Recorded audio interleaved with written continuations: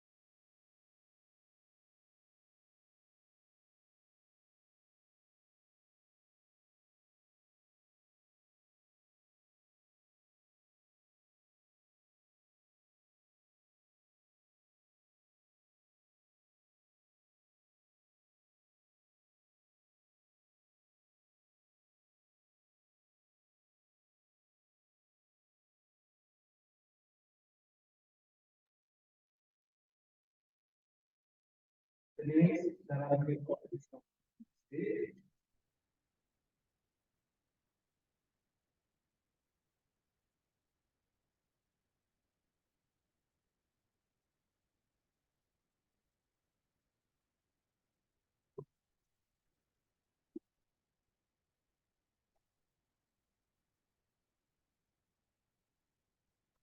participants in the debate, we participate.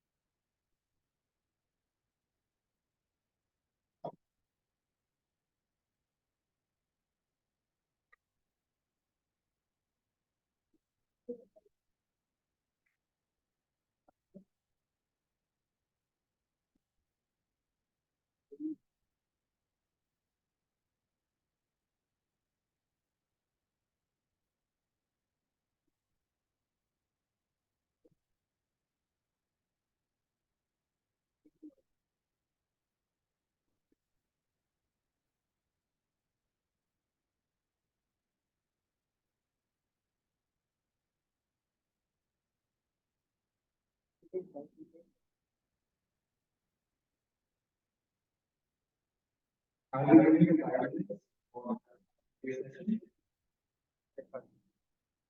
Each participant will get 2 minutes.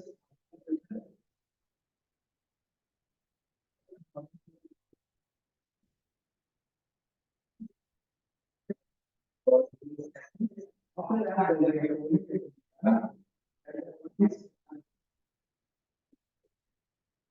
portion will be done to scan the QR code. The QR code will display on the page screen.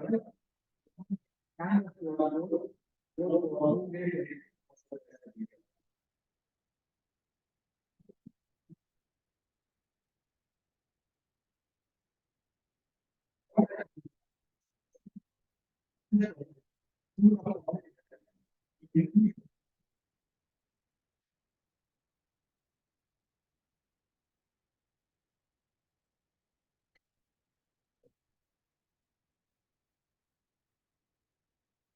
So, good morning, everyone. Our esteemed judge, Dr. Manish Leka, welcome. He is professor in academic medicine, which is American College of Management.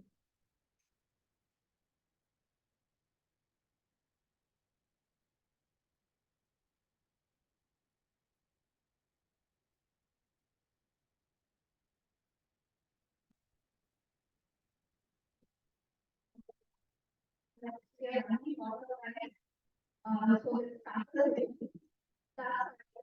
academic Dr. Manish Dr. Abhinav, and Dr. Manish, who is 18 for chemistry, and Dr. Ravi, who is academic chemistry. Yes, and the topic is gender leadership.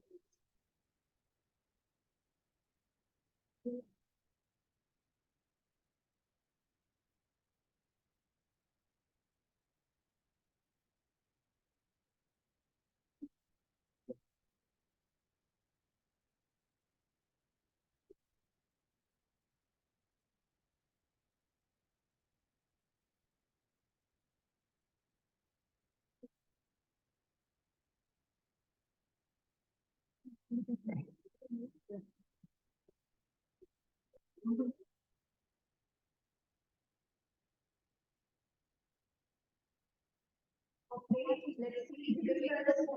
Finally, let's see how the groups start. We will be given 2 minutes.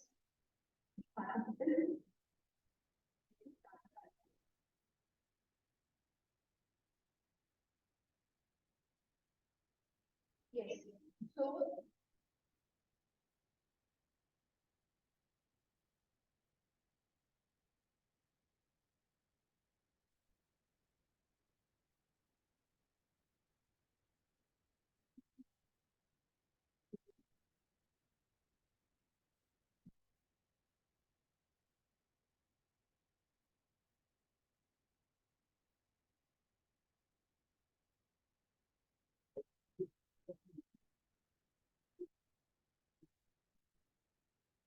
So, first, will be taking follow the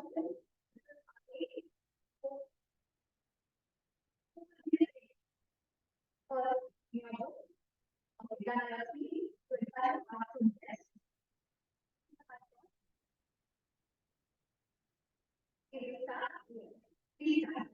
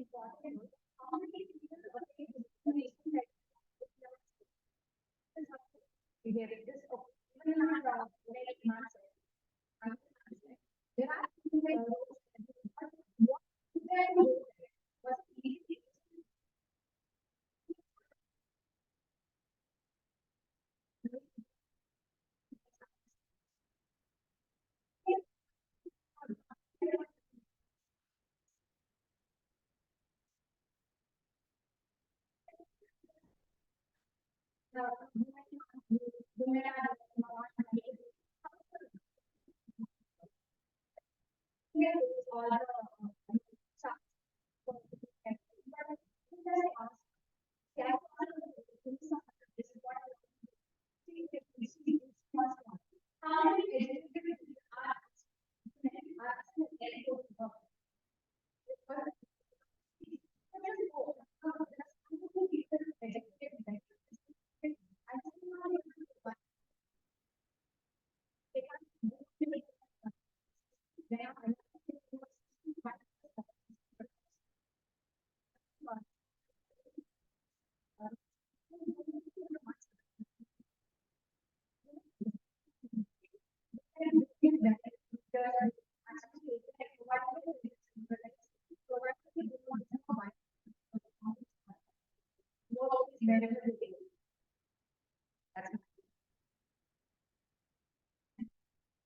now,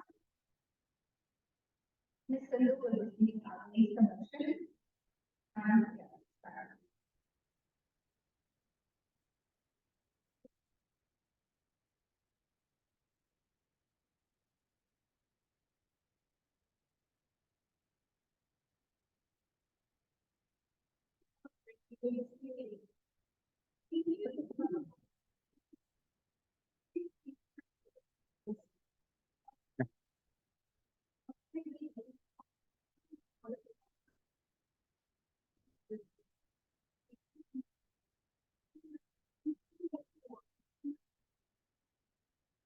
but anyway, we will anyway, on directly, it's a part of the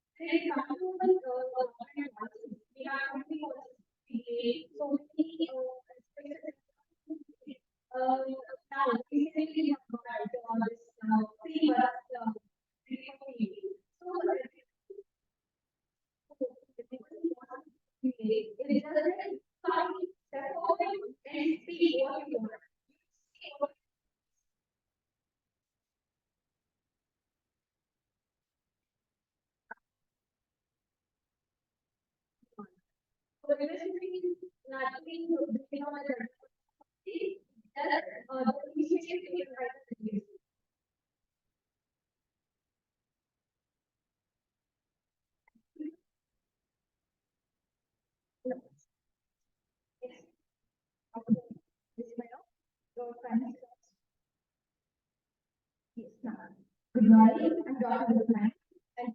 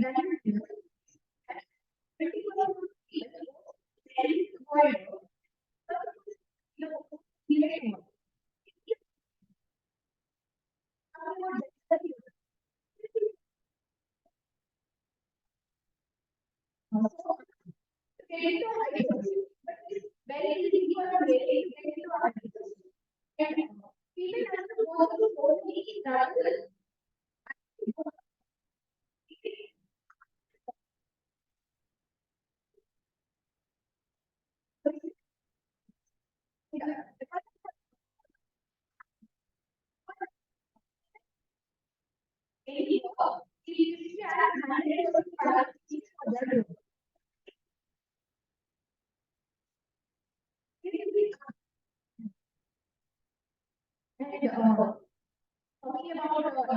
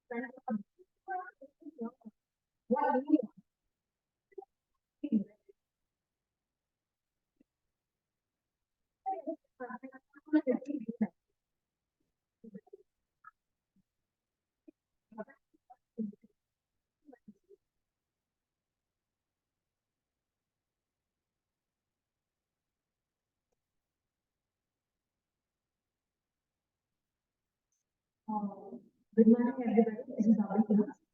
I was joining class in leadership development. So I was started because I like music. My basic gift and abilities are they're really awesome on this.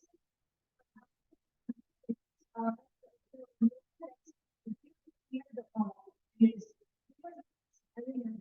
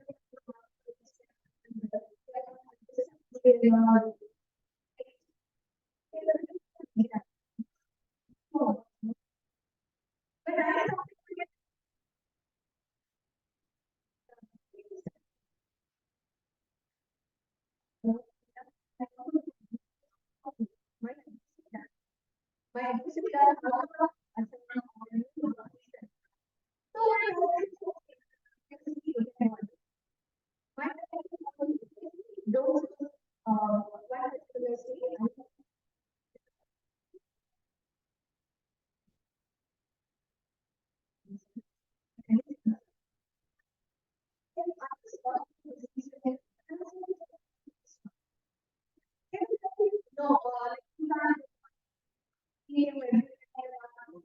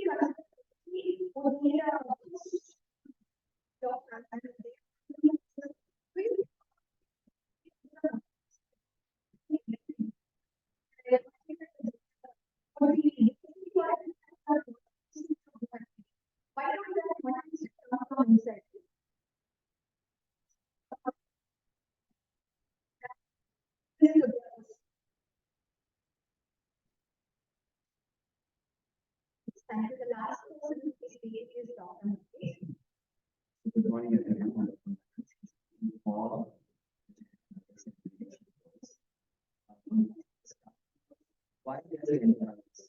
Because the climate is relatively popular in years services from the states. The stereotype in my view is strong. And somehow it's about why does gender feel that? It is because these conflicts impact the daily normalize the society. So gender can normalize the start it starts from school, it starts from home, and then it goes on to the office and workplace, and then it starts at the leadership position when you have to choose this female or male candidate for that position. So now by coming statistics, 70% of ladies are very first level and 79% of ladies are very top level. Whereas coming to the leadership position, there are only 30% in first level and 21% in top level. But it is in top level and top level because I think it's that 30% of the men are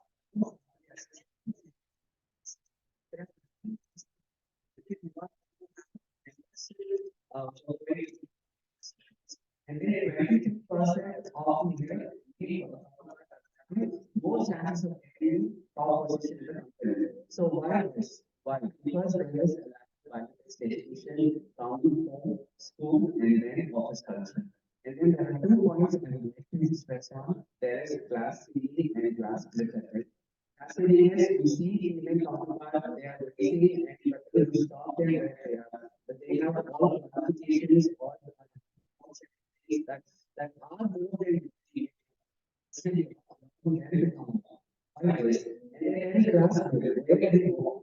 you push them to the cliff, and you see them take the risk and take them because they can't do it.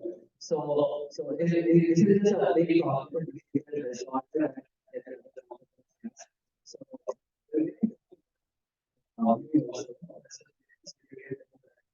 things that is happening, things is happening. So I think we should not think we have statistics to go for the leadership roles that there is set up. So thank you. Last 2 minutes.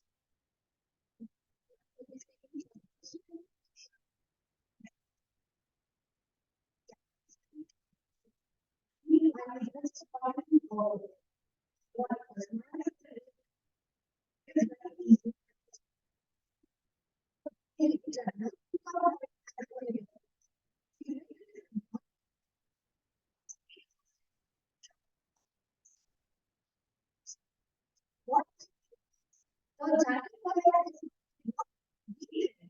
it is like that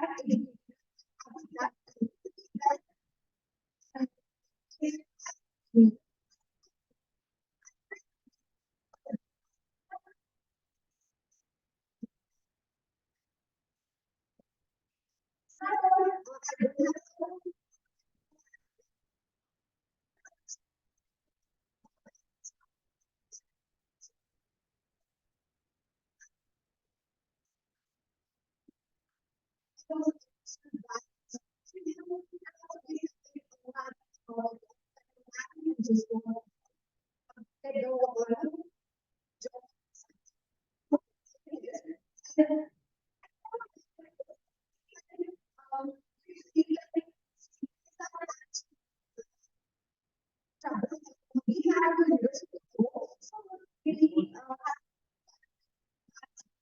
so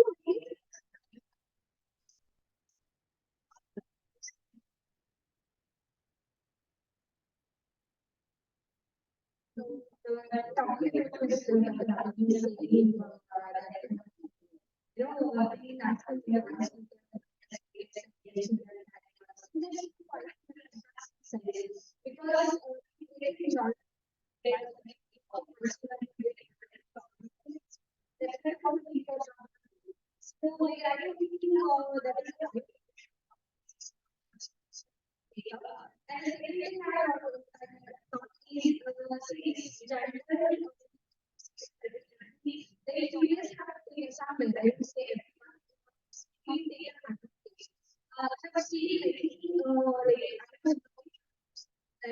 so I got will have but only you care.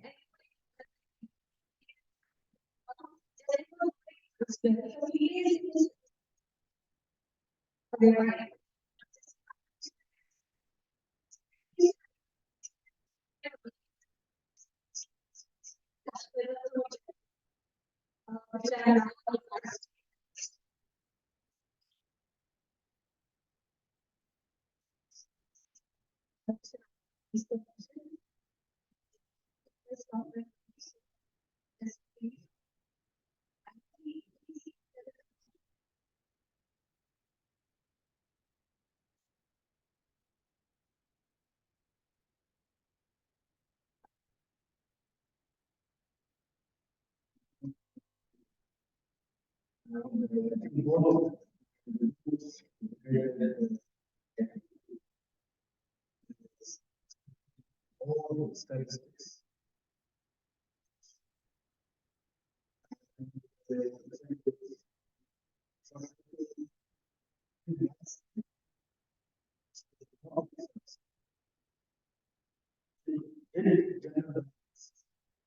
Exists before? Does it exist now? Is it likely to exist in the future? Did gender bias exist? No, that it did. Is it there now? It is still there to a certain extent.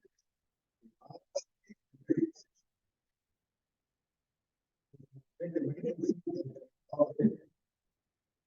If I see a lot of students,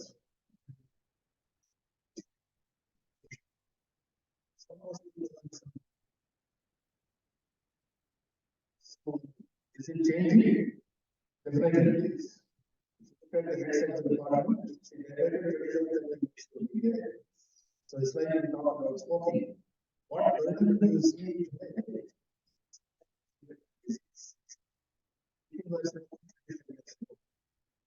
Same thing with violence. What you see today? So the effect of today's change in the gender, you will see in another 2 or 3 decades. That time maybe people will be saying that when are they going to stop this? So we see more women in this time. Slowly it is changing. There is more acceptance.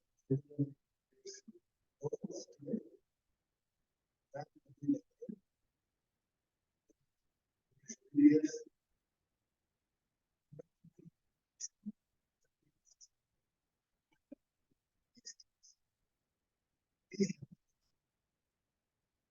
They were about 3 to 4% of the basic. Now we have more women. This is just about medical field. So it is all about opportunities. It is all about acceptance in the family. What we can happens. It is due to the social behavior. And different countries have adopted. Is gender bias not there in the West? It is still there. So they put in and very more about that. So it is still there in every country in the world. Only in India. But definitely you can say that it is changing. And I suspect in the next 3 to 5 decades, people may argue that there is no change. This is my point when I say that women will truly be able to men. People talk about household activities. I come from a household where my family 8 to 9 as a doctor. We still great component in morning vegetables before and his younger brother was the dean of medical, the longest serving dean. He will get up at 4 o'clock, finish all the household work, clean the house, clean the utensils, clean the bathrooms, water the garden, cook before his wife gets up. So that is how they are important. This is a different group of people. But more and more, you will find that men will take more active participation. It takes time. women are more trained now. But if you see, my wife is already talking about my son, who's 10 years old. So he need to be taught about how to wash his clothes or take care of himself. But it's changing. So it was there. It is still there. It's much better now. Maybe it'll take every 3 decades before you say that it's almost not there. That's my take on the topic. I think both of them did quite well. I have no statistics from Magesh. In that, to go in a little bit more depth than just examples, to actually look at what is the problem, the root cause analysis, I would say. Yeah.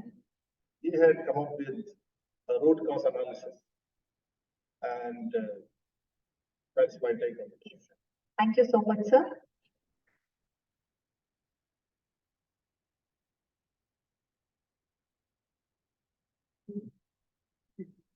So we have total 8 participants here. One will be the. It's a small technical glitch. We thought is an app where we can use it for polling, but suddenly they have limited the entries for polling. So there are not more than 10 people can poll. So we are replacing this scan code with the WhatsApp group link, which when you we will display it, which when you click on it, you'll enter a WhatsApp group. There we will, after everybody enters, we will announce and then we will put a polling message, because in WhatsApp you cannot see the previous messages. So once we put the polling message, then you can click on the participant you want to vote. This is the link that they have to scan. Please do scan and join the WhatsApp. Thank you. Thank you all for a very good participation and good debate. Thank you all. You may.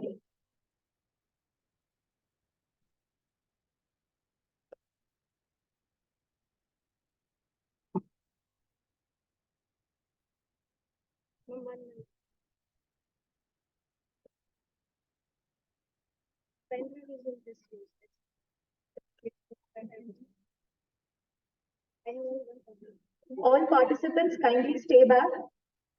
Kindly stay back, all the participants.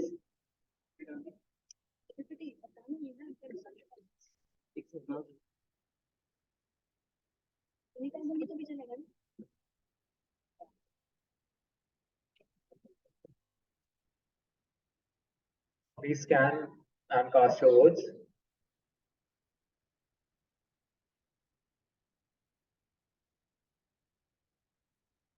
Okay, all the participants will be appreciated for their acknowledged for this debate competition. They'll be given a certificate to acknowledge what they've done. Now I'd like to call upon Dr. Mahesh P. Sir to hand over the certificates to our participants.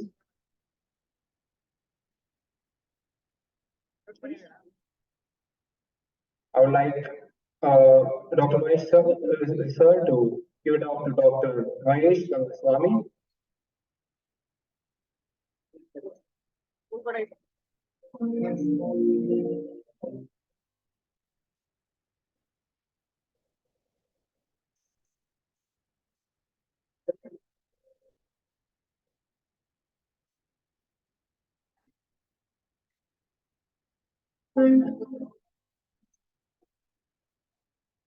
Next, give it to Shita Rai.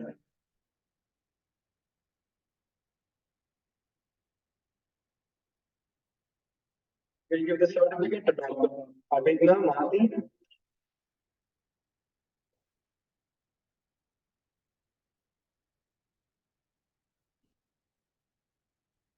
The next certificate will be given to Dr. Divya.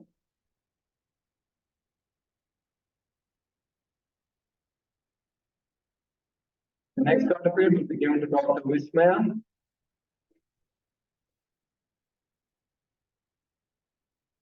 Will be given to Dr.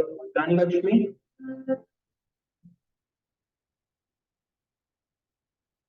For the next will be given to Ms. Sindhu.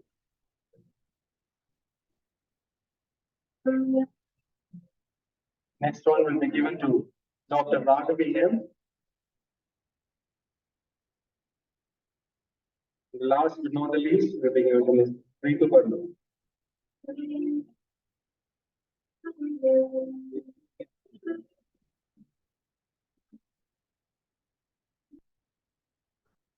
Now, I would like to have Dr. Smita, Associate Professor, Department of Community Medicine, hand over the memento to our moderator, Dr. Mahesh P.S.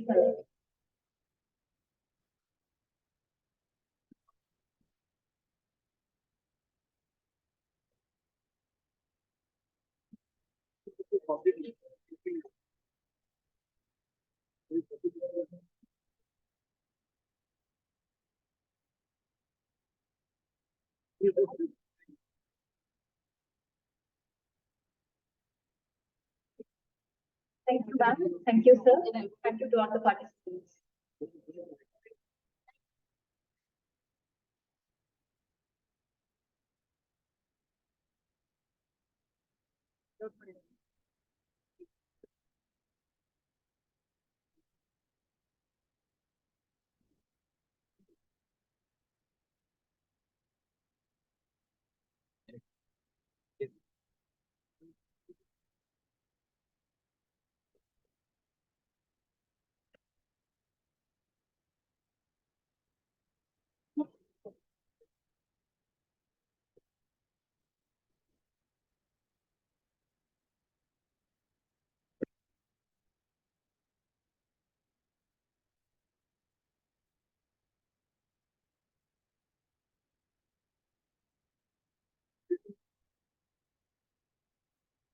We now, soon after the session, because it takes time to join and then you will all be following it, your cast.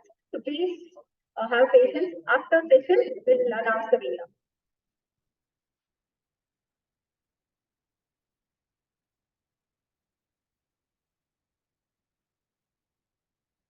Now, we are beginning with the scientific session for today to speak on acceptability and feasibility of inspiratory muscle strength training for improved balance and cognition in middle-aged and older people in Mysuru, India by Dr. Kalkar.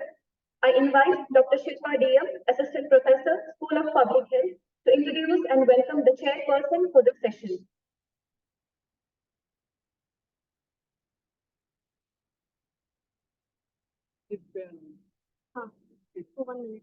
Good morning, everyone.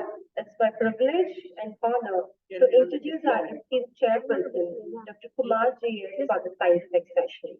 Dr. Kumar is a pediatrician turned public health development professional with more than a decade grassroots experience in the sector. He's currently heading the health sector of Swami Vivekananda Youth Movement, a national development organization engaged in health, education, socio-economic empowerment training and research interventions by adopting a novel combination of human and social capital approach to the development. Currently, he is a member of capacity building working group under HCLTI, a multi-country research collaborative led by Department of Biotechnology, India, National Institute of Health Research, Canada, supported by WHO.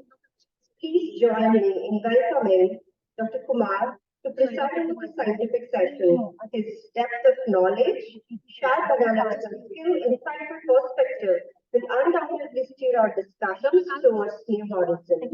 We are privileged to have him guide us through the session. We are eagerly looking forward to the valuable insights he will share. We welcome you, sir. Yes, right? Yes. Okay, that's fine.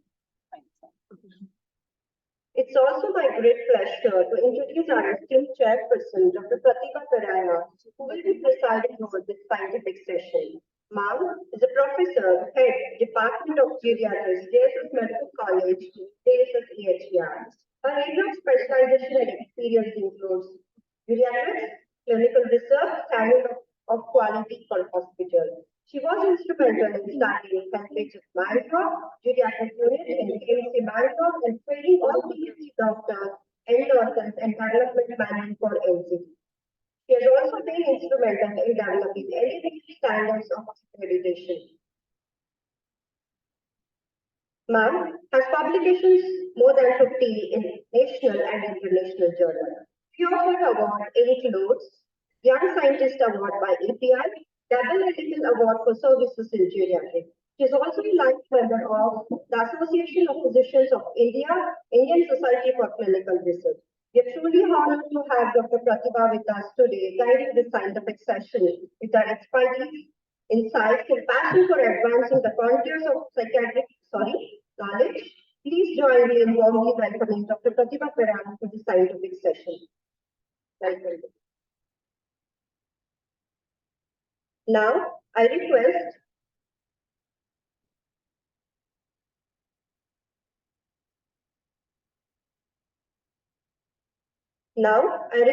Dr. Pratibha Perari to introduce our guest speaker of the session. Over to you, ma'am.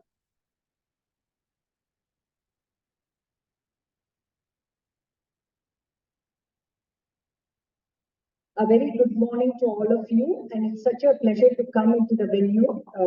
It's green and it just calms you down. Very well done, very well done. It's beautiful, and it's very nice theme.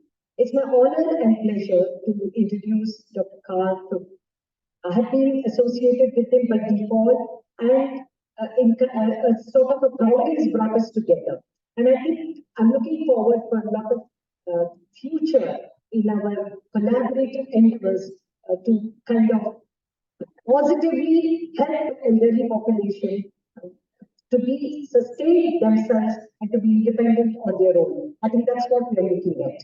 Let me now introduce him without wasting much time. Dr. Carl Cook, MSc PhD, is an assistant professor in Division of Public Health Practice and Translational Research in Med and MA Zuckerman College of Public Health at University of Arizona, Phoenix. He has been involved with public health in disadvantaged communities in the US and India since 2002. His earliest work focused on childhood asthma among African Americans in San Francisco public housing. For the last 15 years, he has been working in India on the social determinants of health and non-communicable diseases in slum and rural population. His research on HIV prevention, maternal health, primary and secondary prevention of cervical cancer, vaccine hesitancy, and cardiovascular disease has been documented in more than 87 peer-reviewed publications, including AIDS, BMJ, Vaccine, International Journal of Cardiology, Journal of Medical Microbiology, BMC, Infectious Diseases, Journal of Adolescent Health, to name a few, and many others. Dr. Cook holds a bachelor's degree in communication from the University of Minnesota, a master's in public health from London School of Hygiene, and tropical medicine at London University. His PhD in public health from Florida International University. Dr. Cook's current research focuses on blood-based diagnostic for cervical and breast cancer, health disparities in urban slums, bioethics, and healthy aging. Dr. Cook received a Global Healthy Equity Fellowship funded by NIH, National Heart, Lung, and Blood Institute, and Fogati International Center, and most recently received a Fulbright Scholar Award to examine policies for creating age-friendly cities and communities.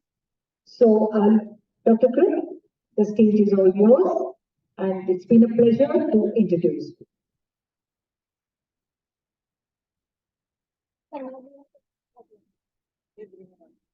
No, what?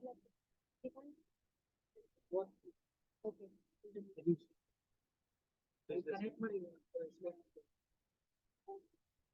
No, I can do this one.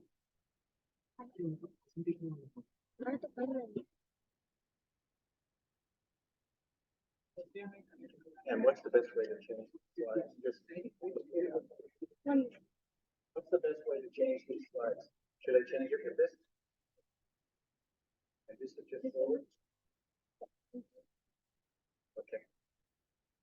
Okay, then let me first thank Dr. Pratibha for her introduction, and if it was by happenstance that we met and we're working together, then I'm a much better. So I want to thank you for that. let me start out. The Swamiji, the management, and the faculty of JSL. All of these people that are here today, and the people that are sharing this particular section. I want to start out just by, I'm looking up here and I took this deliberately. I want to tell you why. Get into that in just a minute. Can anybody tell me which country has the largest number of elderly people in the world? Anybody? I can't quite hear it. Okay, Japan is interesting because it has the oldest people, but it doesn't have the largest number of aging people in the world. That right now, that honor is held today by China. But tomorrow it's going to be held by India. Why is that? It's because our population here is growing quickly. We are now the largest and most populous country in the world. And that means we're going to have the largest number of aging people in the world. Now, how many people is that? Well, right now it depends on how you define aging, but it's between about 85 million and 100 million people. That's larger than the population of UK or Germany. It's huge. And yet we're not even aware that India has this enormous population.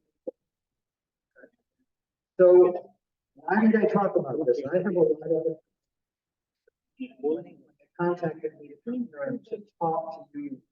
I had to decide what I wanted to talk about. Just give us a title. Why did I talk about aging? Why did I want to talk about information that I have for trying to reverse aging, especially in frail people? It's because of you. Okay, we have a massive problem that's coming down the pipe to us.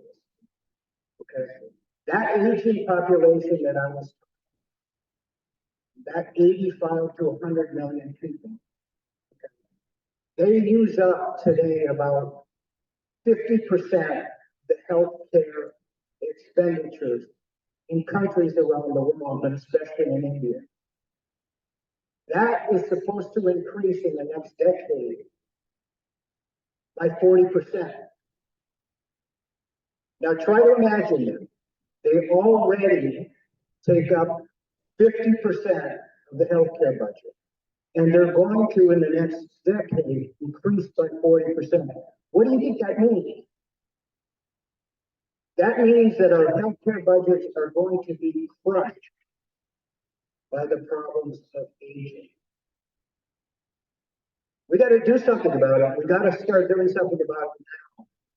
And since you're the next generation, I decided to come to you and talk to you about why aging is so important as a healthcare topic, why it's so important as a public health topic. So I chose this intervention, and I was originally going to present it myself, and then I thought that's not really fair. I do a lot of work. We have a wonderful organization here, PHRI. They really execute on a lot of the research that I do. And so I decided that I would come and introduce and talk about the importance of the topic. But then I'm asking two of our research physicians, Dr. Robert and Kieran, to come up here and to actually talk about the intervention itself. So I've warned somebody to let me know when 20 minutes has passed. I'm not sure, I'll guarantee that it'll stop, but I'm going to try to stay with your time. He said Dr. Raghu. So one of the things I want to warn you about is this presentation is dangerously oversimplified. Okay? And I do that for a deliberate purpose, and I apologize to the people that work with me. It's important to acknowledge that I've oversimplified everything. And what I will invite you to do, if you become more interested in aging, is invite me back. We'll talk about the nitty gritty of aging, in epidemiological terms or pathophysiological terms. We'll get much more specific. Today, what I want to do is I kind of want to lay out the general outlines of what aging is about. So I've got an outline here. I'm going to talk to you about what it is, the confusion we have in the field about how we age, what happens to us when we age. And then I want to talk about some of the measures that we use, some of the objectives, okay, down at the cellular level of aging. And then I want to talk about a really fundamental question. Are we just screwed, or is there something we can do about it? Okay, and I'm going to put out the hypothesis that we don't have to age at the speed we age. We don't have to age with the amount of morbidity that we do. We don't have to die prematurely. We don't have to do that. There are ways, okay, not only that we can slow aging, but we can actually fundamentally reduce aging and reverse it at the cellular level. So that's my hypothesis. All my work concerns that basic idea. Okay. And then I want to talk about what longevity is and what our potential is for it, what we need to do in terms of thinking about it. So there are a lot of different people that have theorized and done research on aging. And they've sort of set up the paradigm that we lived with in research and in medical care and for how to treat aging people and how to take care of it. Okay? Now, Pritzinger had the idea that aging was pretty much programmed. We start out as a baby, okay? We make a lot of noise, we don't know a lot, then we stand up and we take control of our environment, and our cells grow and they multiply and we get larger, okay? And we get, our movements get more refined, okay? Our activities get more refined, our cognitions get more refined, and then we reach a period that starts in our adolescence. And it's the most productive period of our life. Okay, it starts in the middle of our adolescence, when we reach a reproductive phase, we reproduce, we have families, we get jobs, our expertise in every area of our life, it increases. Okay, we maximize in our life the potential that we have. But then Pritzinger said, well, what really happens though is we're programmed. So at age 25, we begin to decline, okay? And we go on this long decline from age 25 to about 70, and then we die. Pretty simple. It's, there's a certain amount of time we have. Our cells are good for a certain amount of time. They do what they're supposed to do, and then they expire. Now, Medawar had a little bit more sophisticated idea.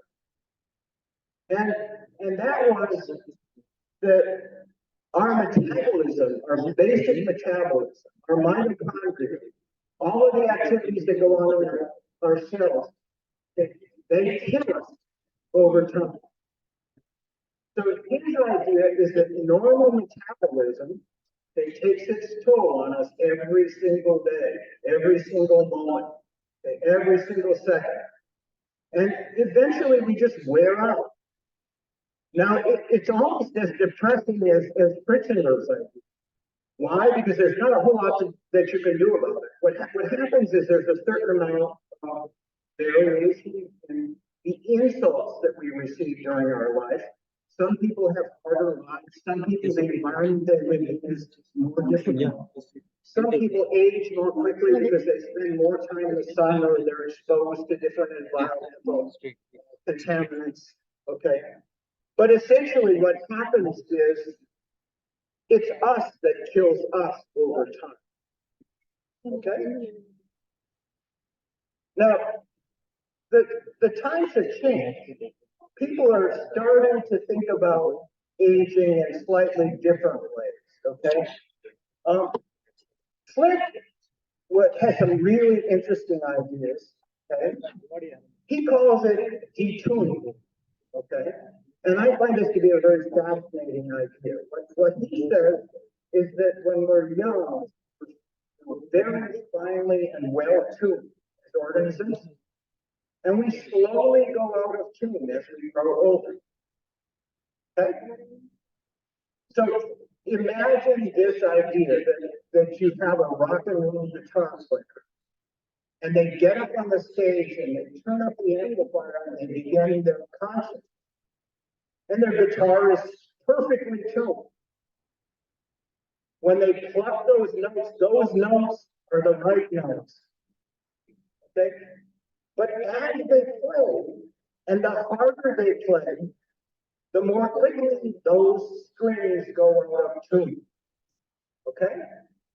And what happens with a rock and roll guitar player, and you'll see it about halfway through the concert, they'll either be sitting with their guitar trying to furiously tune it for the next song, or they'll change guitars.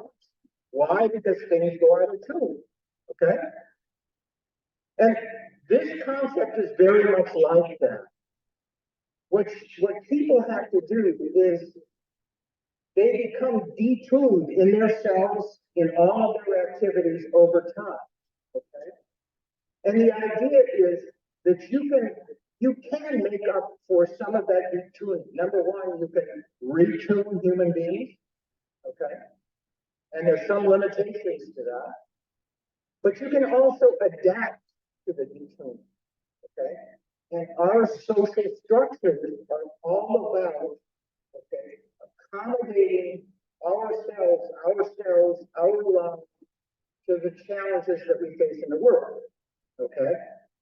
So there are ways that we can retune ourselves or adapt to this detuning process. Now, the theory that's become much more prevalent over the last millennia is really promoted by William Rose. And he said basically that aging is about a persistent decline in age-specific fitness. Okay? So we start out as more fit organisms, and our fitness slowly declines. Okay? Now, why is it important? Let me just ask you, why is it important what aging is? Why should we care about it? Anybody? Well, there's a secret to knowing and to believing in a certain idea. It determines what you do next. If you think that aging is inevitable, then you're not going to do anything. Right? Why should you do anything? Because you can't do anything about it.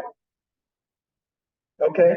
If on the other hand, so that first picture there, the matches that are burning down, if you think life is a process where you start out as a pristine match and then you slowly burn down until you're just carbon, there is no reason to try to fight aging, to try to help aging people, to try to improve their lives. Why? Because aging is an inevitable process that will eventually kill you. Right? Now, if you think that people are becoming detuned, right, and that you need to adapt to this detuning. Now, this middle picture is really interesting because they're doing a lot of interesting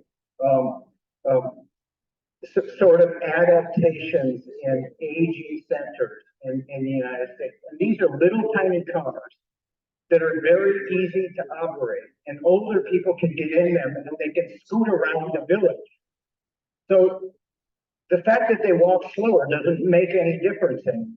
Why? Because we've helped them to adapt okay, to the obstacles they face in their life, right? We've given them this little vehicle and now they can become mobile, okay? On the other hand, if aging is about fitness, then what we need to do, we need to get more fit, right? Aging people have to become more fit.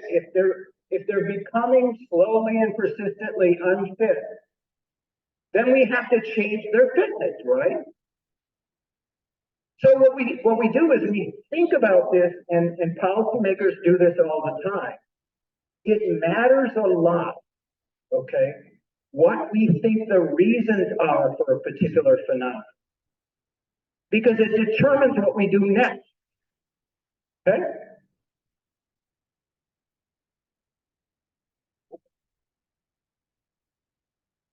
So there are a lot of different ways we measure aging, and some of them are good and some of them not so good.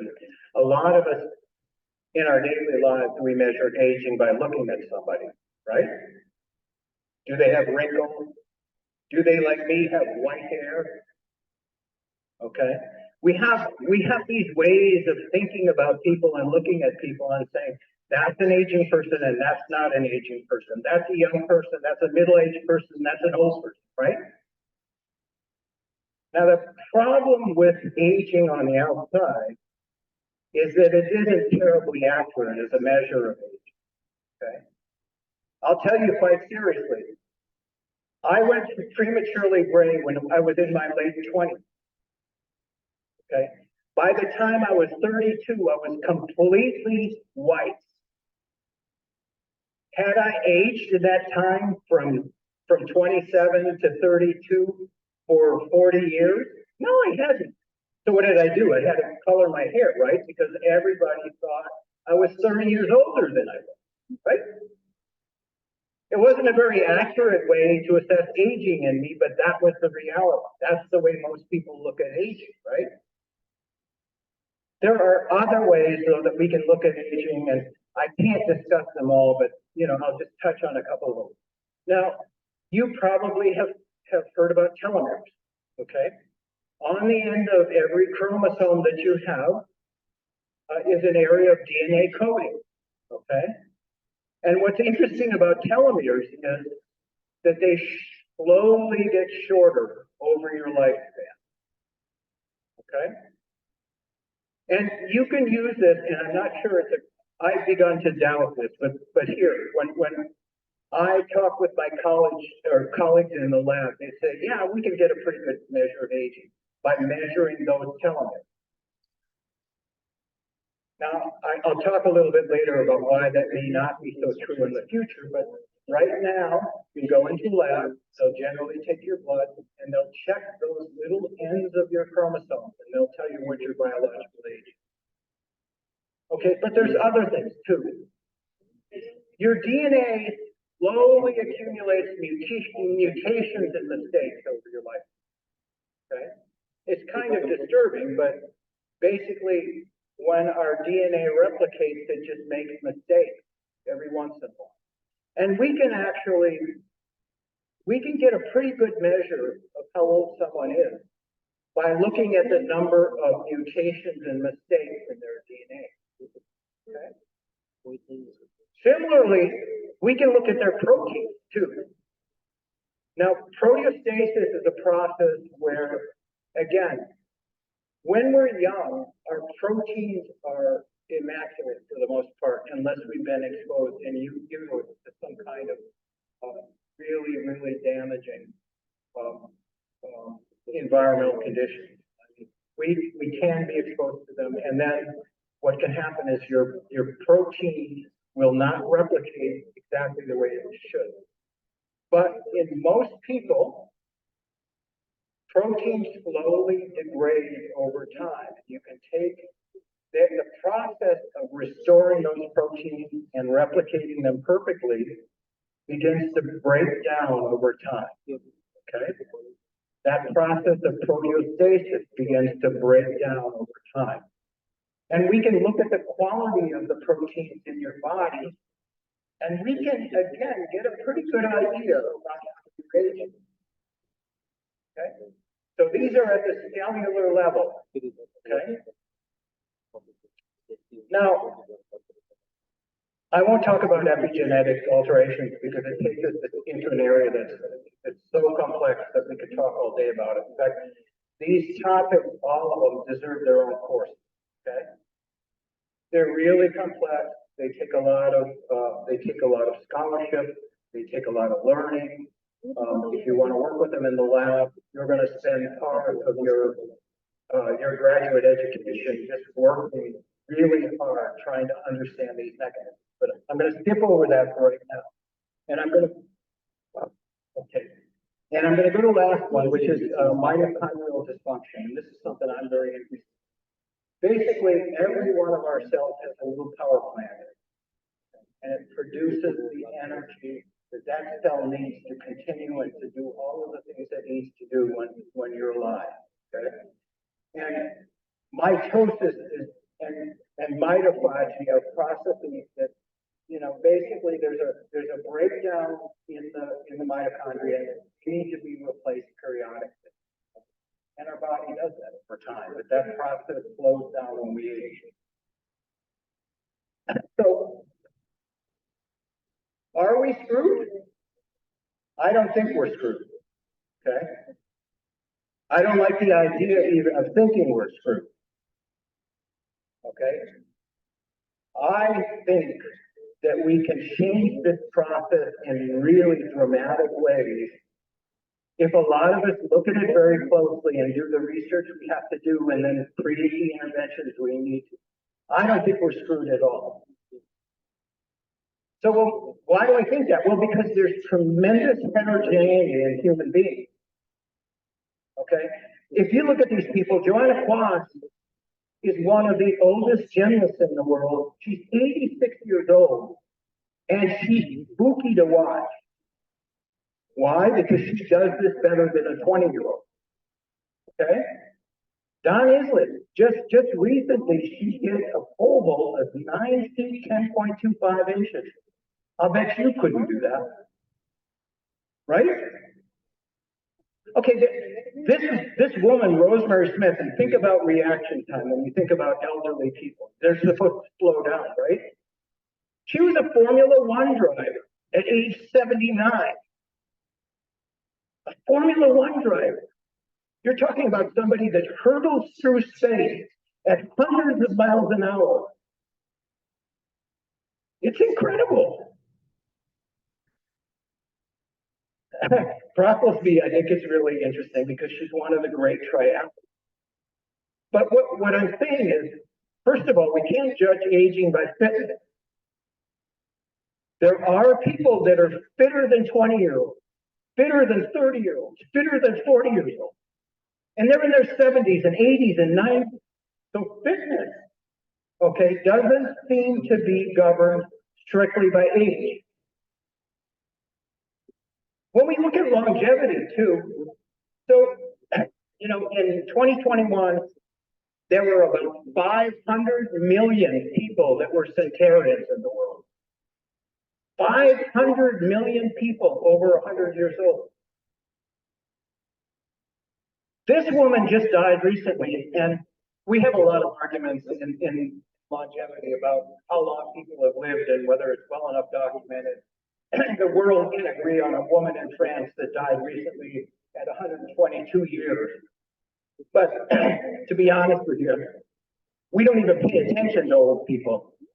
So do we know how many really old people there are? Probably not. Are we measuring it well? Probably not. This woman, the Chinese say, was 135 years old when she died. So longevity also varies tremendously over a human life, okay?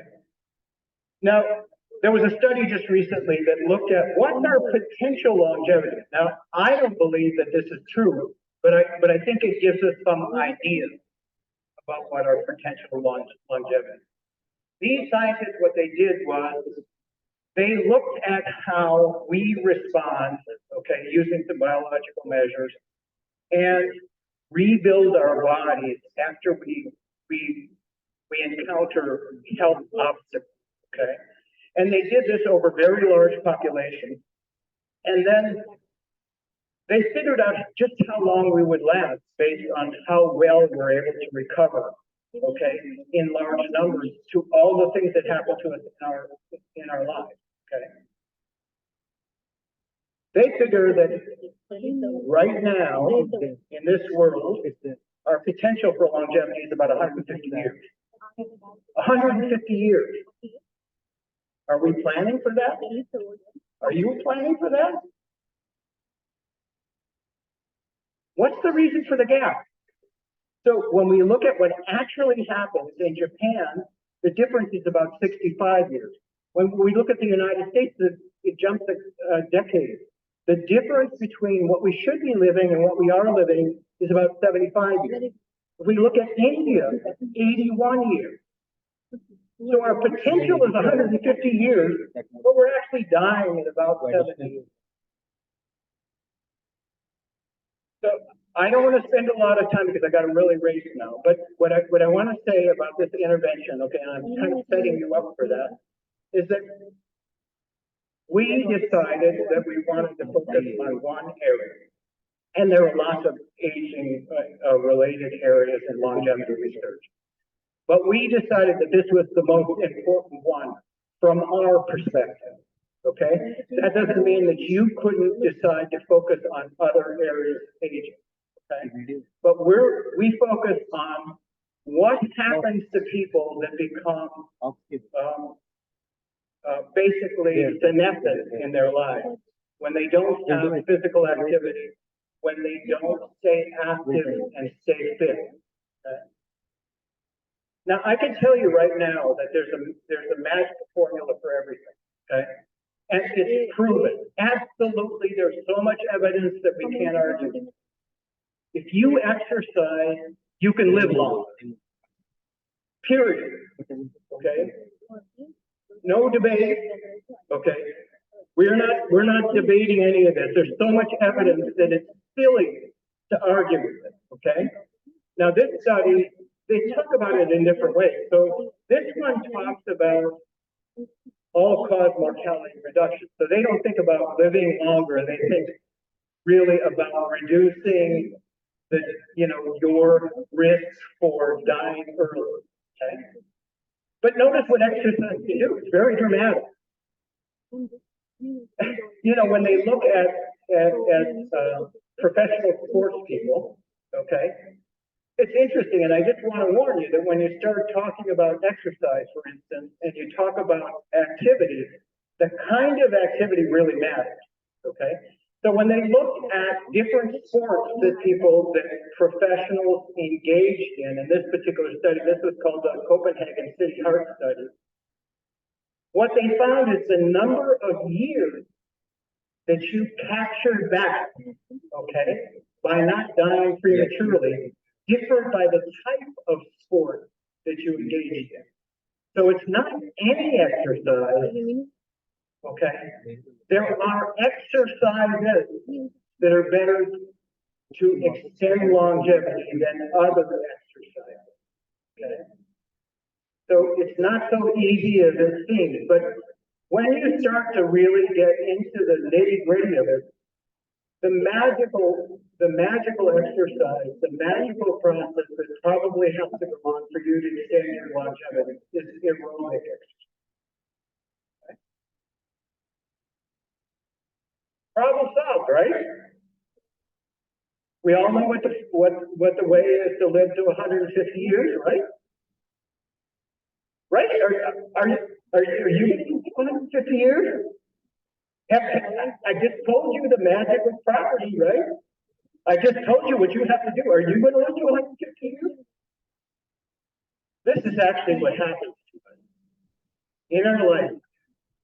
Our activity levels start up there and they go down to there.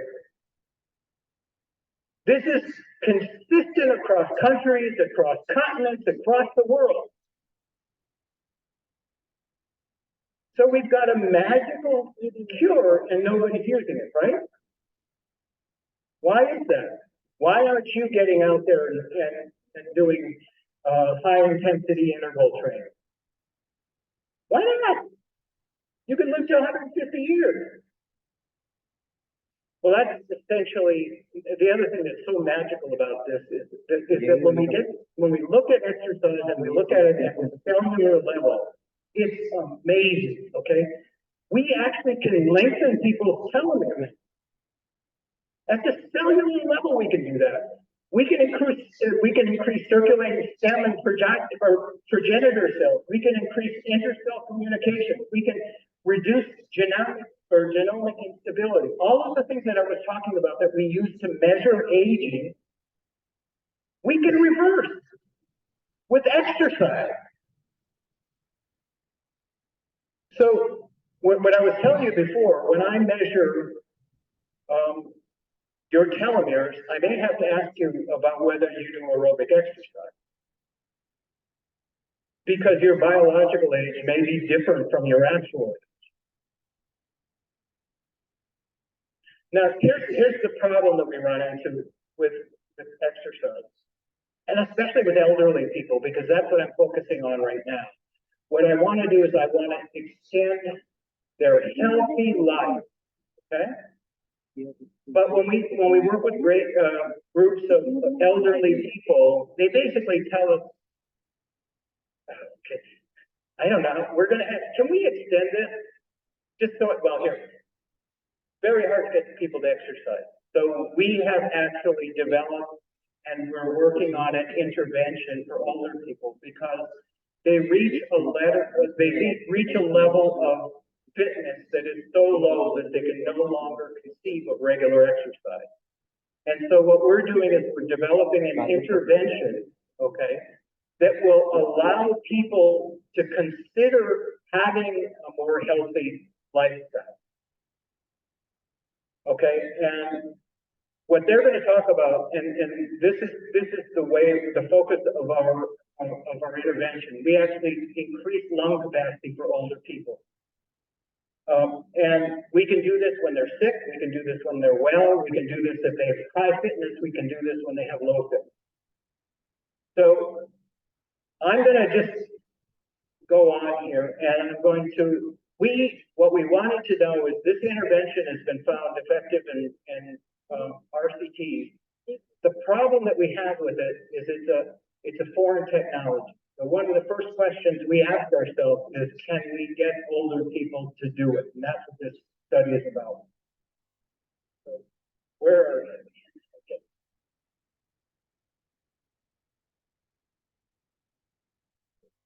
Yeah, we conducted the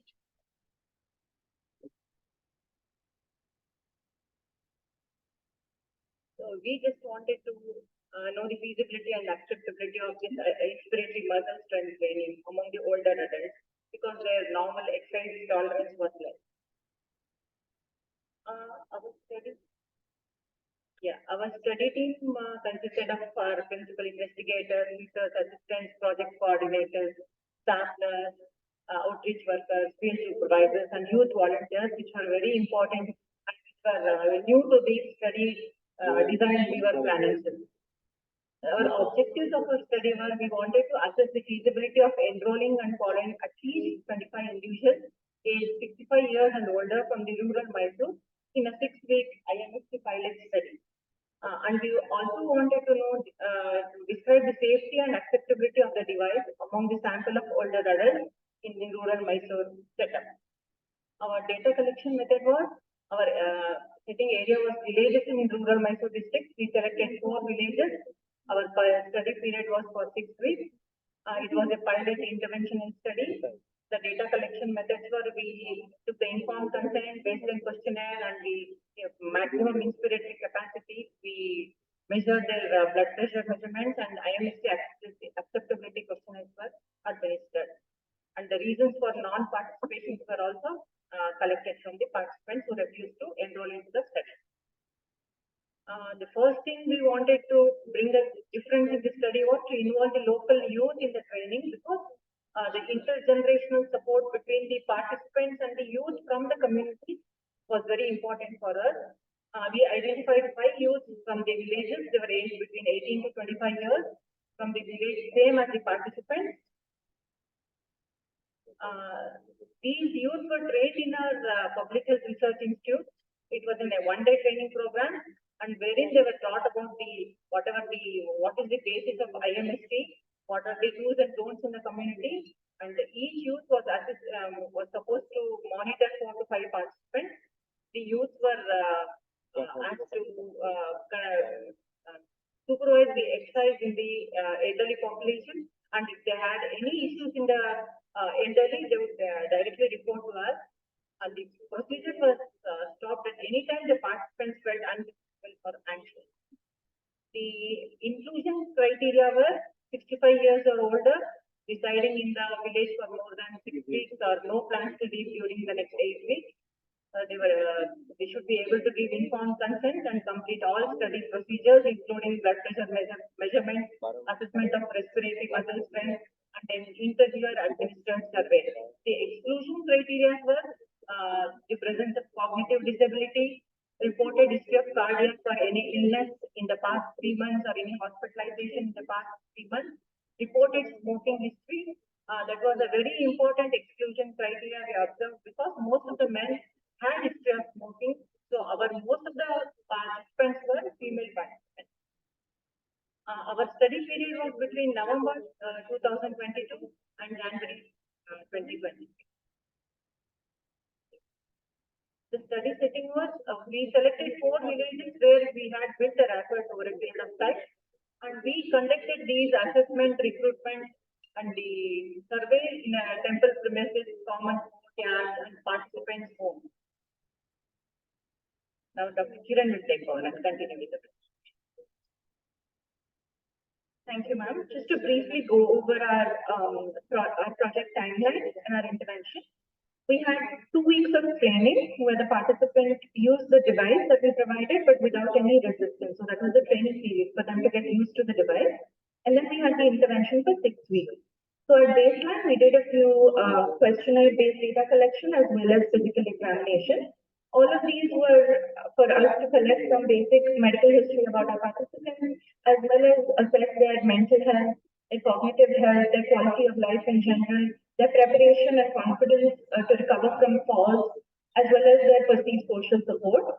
And physical examinations included blood pressure measurements, the maximum inspiratory pressure, their physical measures, waist circumference, as well as a short physical performance battery, which is a measurement of their lower extremity strength, balance, and gait.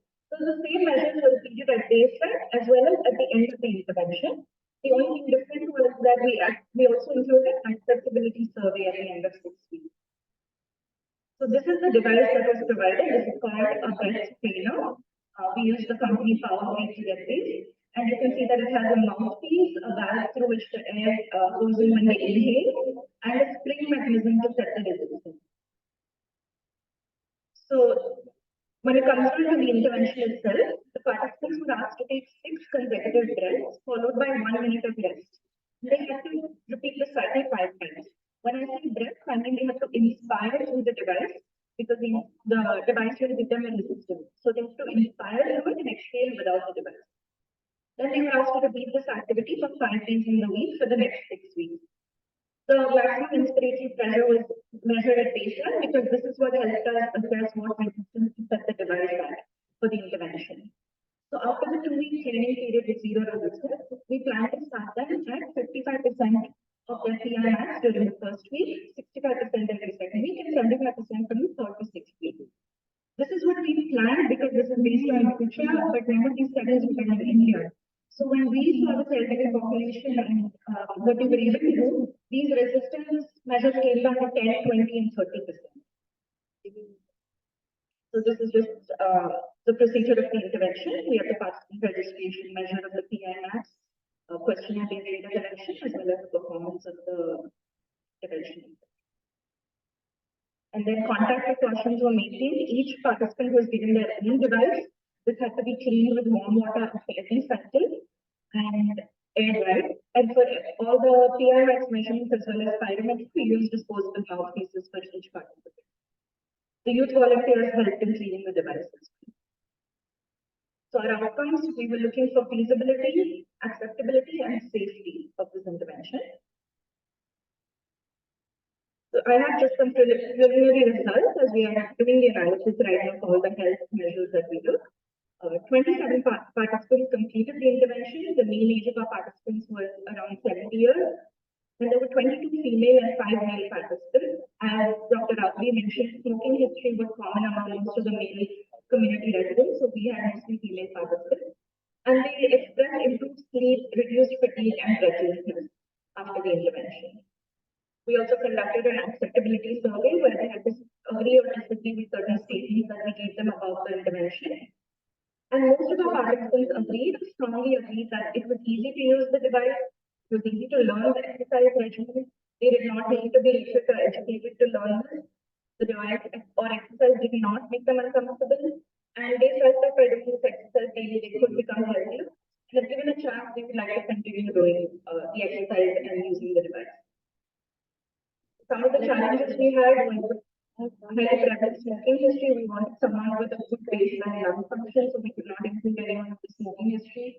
Biometry was a little difficult to comprehend among the older participants. We had to repeat some of the procedures for them.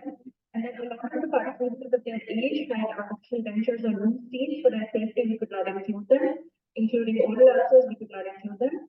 And then the youth, because they were at the age of 18 to 25, this is when they were transitioning from either studies to job or undergraduation to post-graduation. So they had changing schedules and we had to accommodate that. And then the device, we use a medium resistance device, but we realized that for a lot of participants, we need to use a beginner's device. And some of the strengths are that this is the first study to explore IMSC in a community setting in rural India. And they also have to do the intergenerational social support and capacity building of the youth and the communities. Some of the limitations, as mentioned, were mostly female participants, and we needed a control group, which we are planning to do in the future. Thank you. I think it was an excellent presentation, and I think that you brought up the essence of why it is important to look at fitness. So it's just that it's a mental thing that you look at anybody, okay, they are old. And next thing is over dependence on medication. I think everything can be solved with medication. You look at simple things like diabetes. They don't believe in diet, and where do they believe in exercise? So the whole time it is adjustment of HbA1c and medication. So adapting very well to if you have a disability. So disability does not mean frailty or incapacity. Frailty and incapacity, you become more fitter. So I think we need to get these things very clear. Where do you adapt? I have a disability, I need this adaptation. But if I'm not disabled, then I have to get fit. I think you brought that out very, very clearly. I'll give it to my colleague to take further of what you had. Thank you, and the speakers for a wonderful presentation. And you brought up a very important issue of aging. And one of the key factors is how do we determine people are aging? That's one of the key challenges. People presume that they are aged at a certain point in time, but how do you really identify whether they're aged or not? It's a very challenging thing. So before I probably open the floor to the question, I had just one, wanted to take clarification with respect to the study. So why did you specifically add smoking as an exclusion criteria? Why didn't you consider indoor air pollution or passive smoking also as an exclusion criteria? Any specific thought? Well, I think in aging research, one of the big challenges is to separate the effects of disease and actual aging. So that's one of the real challenges, and we erred on the side of saying we need relatively healthy older people so that we can judge the impact of the intervention on aging as opposed to on the pathology of their disease or on the kind of disabilities that they'd already accumulated because of, say, chronic smoking. So I mean, that's kind of, it was a choice, results. So this is just a very initial study. I would very much like to include people with sort of those lung problems that you see with smoking, people with COPD, people with asthma, because I think they can actually benefit quite a bit from the intervention that we're using. I had just to relate with smoking because you took rural population, so they are farmers, so they are exposed to farming areas, so where they will have some sort of farmers lung, and women are exposed to biogas. So that is where we were thinking. It almost amounts to So, but anyway, you said it's a preliminary study, excellent. And maybe the parameters you look for is sleep and few parameters. So I didn't see, but I think it's a way forward, and larger studies will definitely go a long way. Lung is the reform. I think what we're getting around right now, people accept it. And we found a lot of interesting things. Dental issues were a really big issue in the village, the villages. So a lot of people couldn't grip the device. They couldn't close their mouth around it. They had a lot of problems with it. So the thing about feasibility studies, if you're taking an idea that you have and it's very initial, and you're trying to see who can actually use this intervention, and is it even possible for somebody that's 80 years old to do this type of intervention. But I can tell you, and I didn't get to get into it, our focus was most people as they age lose pulmonary capacity. Okay? And there's lots of different ways we can measure this. But essentially what happens is their lungs, from the time they're around 30 to the time they're 70, the capacity they can decline to as little as 60%. Okay? And if you can just imagine, think about how much air, how much oxygen you have for living if your lungs are at 60% capacity. So what we wanted to know is, even if they have these sort of lifelong problems, will they use an intervention? And we haven't asked the question yet because our intervention isn't long enough. Can we dramatically change their level of fitness? And that's really the next step. Maybe we should begin off with what is called as pre-G or pre-geriatric, touch them early at 50 or 55, and then see whether this intervention, it's now open. Anyone? So I think Dr. Mahesh will be.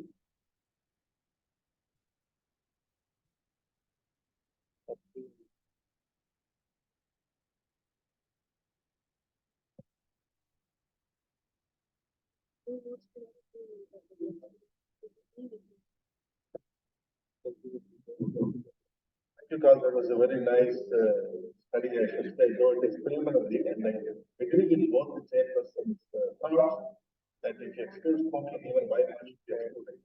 Because I'm sure Naveen will say that the biomass is the next smoking. So, but as a feasibility study has said, giving you a lot of inputs to plan larger studies. Now, for a country like India, what is important is to do these things without device. These are expensive because most people will not be able to afford them in the rural area. That is where I feel Indian system, for example, yoga, can do the same thing without any device. There are so many yogic maneuvers that if you see, can exactly do this resistance maneuver, but without the help of anything. And I have seen quite a bit of these yogic teachers and yogic practitioners live for a long time. And Dr. Shivaram Dhanam did excellent example.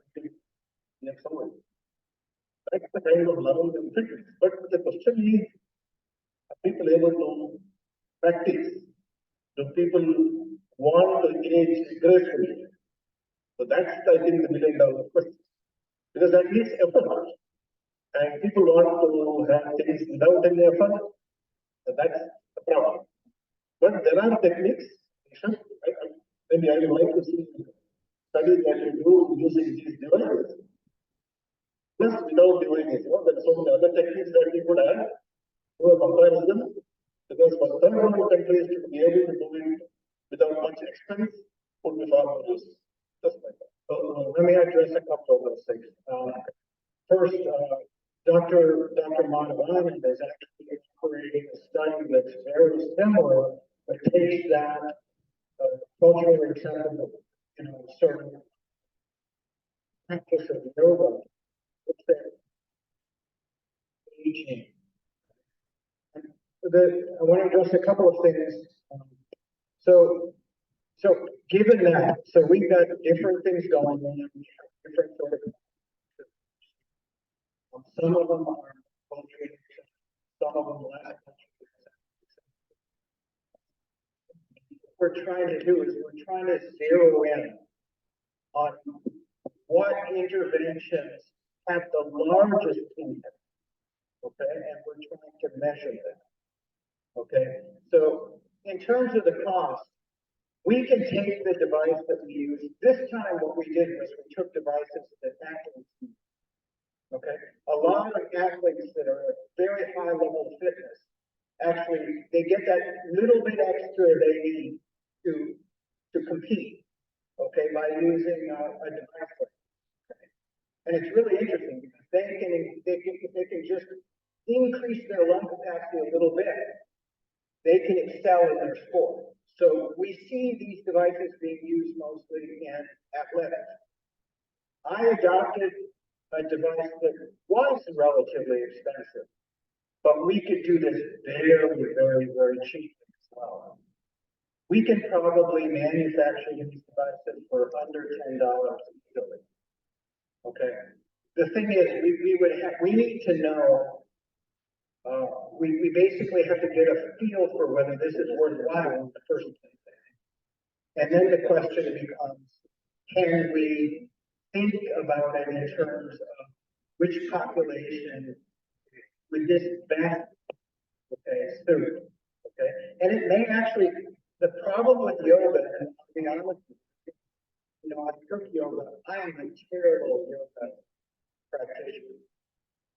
I can tell you why, I actually run on HIIT every morning. I run on a treadmill, so I do 4 miles a day, okay? And I do weightlifting, okay? I'm terrible at yoga, though, okay? So every one of us has preference as well. And I suspect that there will be some people that one intervention will suit really well, and other interventions will be more appropriate for other groups. So I don't think it's either or. I think we need to develop these interventions on all fronts. And then we need to refine them and figure out which ones work, and then we need to figure out how we target them. Anybody else? Anybody else? Hey, Carl, how are you doing? So, absolutely amazing. Of course, it has an national perception. Something that got my attention. Well, at a time when people are looking at their phones into their app and claiming to get healthy. For example, this app called Healthify Me has received a funding of over $100 million already. So, what I was wondering is, there was, a slide which you showed, which said by looking at the cell, you can tell how old you are, isn't it? So do you think we can enhance the feature of any of these apps by just letting people know how well are they aging?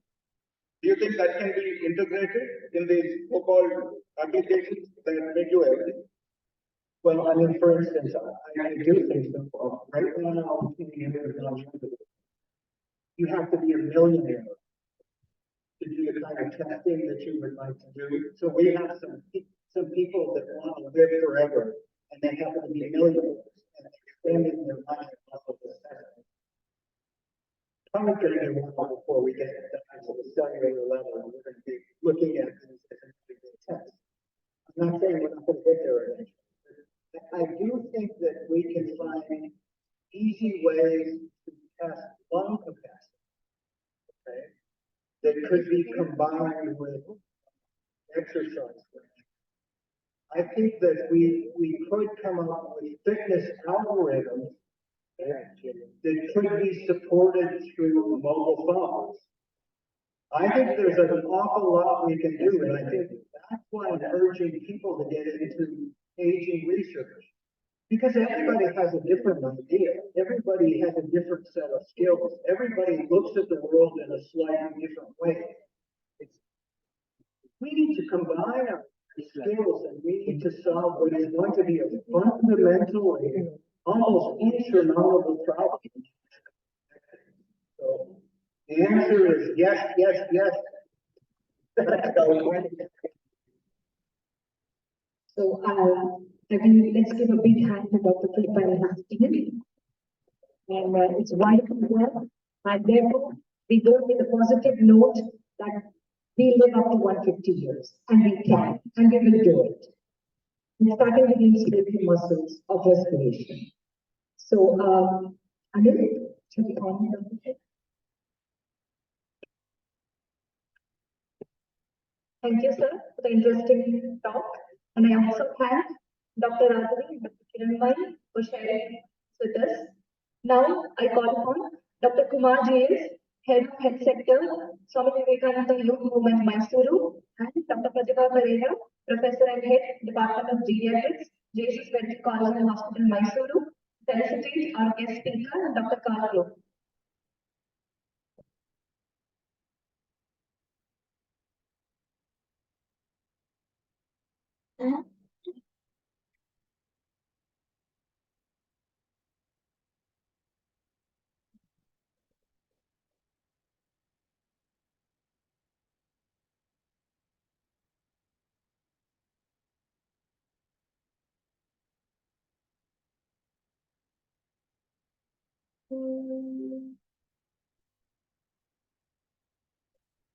I also request our chairperson to hand over our documents now to Dr. Radhavi and Dr. Kiranbhai.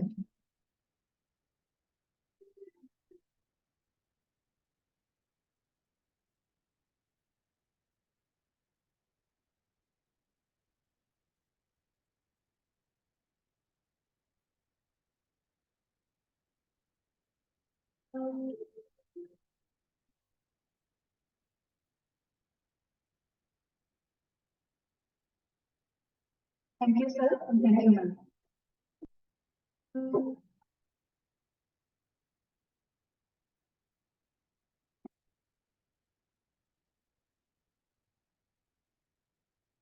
Thank you, sir. Thank you, ma'am. Our next session is on health policy and systems research by Dr. Prashant and Srinivas. I request our chairperson, Dr. Kumar G.S., Head Health Sector, Swami Vivekananda Youth Movement, Mysore, to introduce our speaker. Thank you.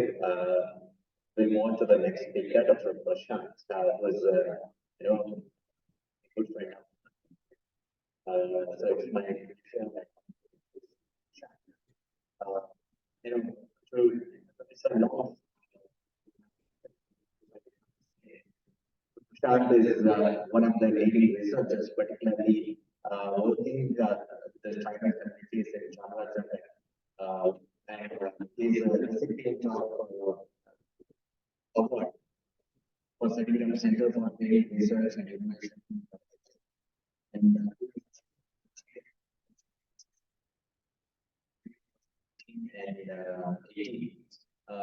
And currently he's an assistant director research at the Bangalore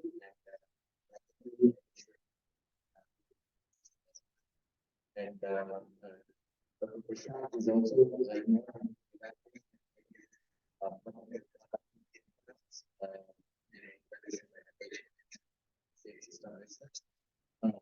he is also an system research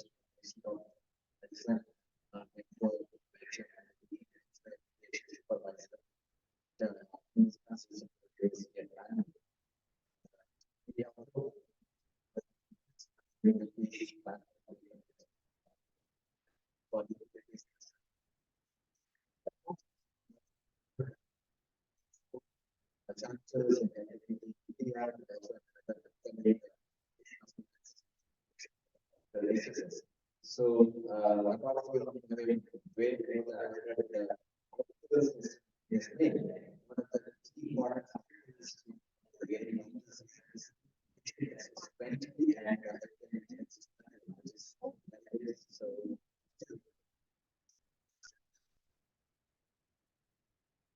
Thanks.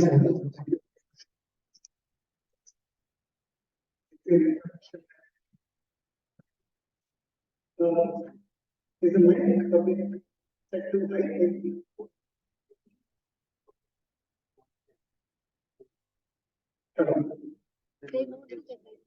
Okay.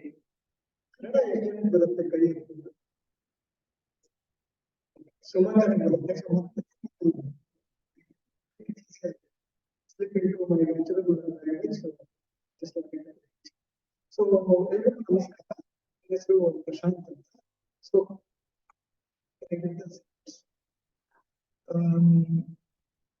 time 50, may I request when I need to leave my presentation? 40 minutes. Before that, maybe I will so that next. Okay, so 11:40. Okay, fine. So this presentation is a bit of mix of work that we do in Chamaraj and a few other places on social inequality subjects. But it's also a bit of a perspective, although and especially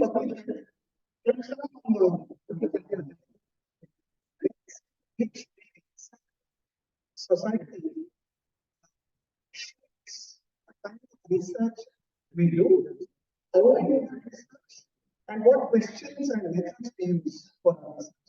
And often our training doesn't really tell us why we take a certain research method for a certain research question. Often our research methods are guided. Any guesses? What guides our research methods? And I'm going to make a series of provocative assumptions here. So you're free to argue after my talk. But any idea what guides choice of research methods in this petition? Funding. Yeah? Whether you like it or not, or what kind of research is there money is typically done, what kind of research method is being used. Very often, what do I mean? I'm a researcher. I can do good activities. Yeah? And then I'm going to find research questions or scenarios or issues that I can turn my method into. And for a long time, many of the speakers will also agree, for a long time, this kind of an approach has shaped science and knowledge in a way that it provides answers to questions that are catered towards comfort of research and researchers and the science community.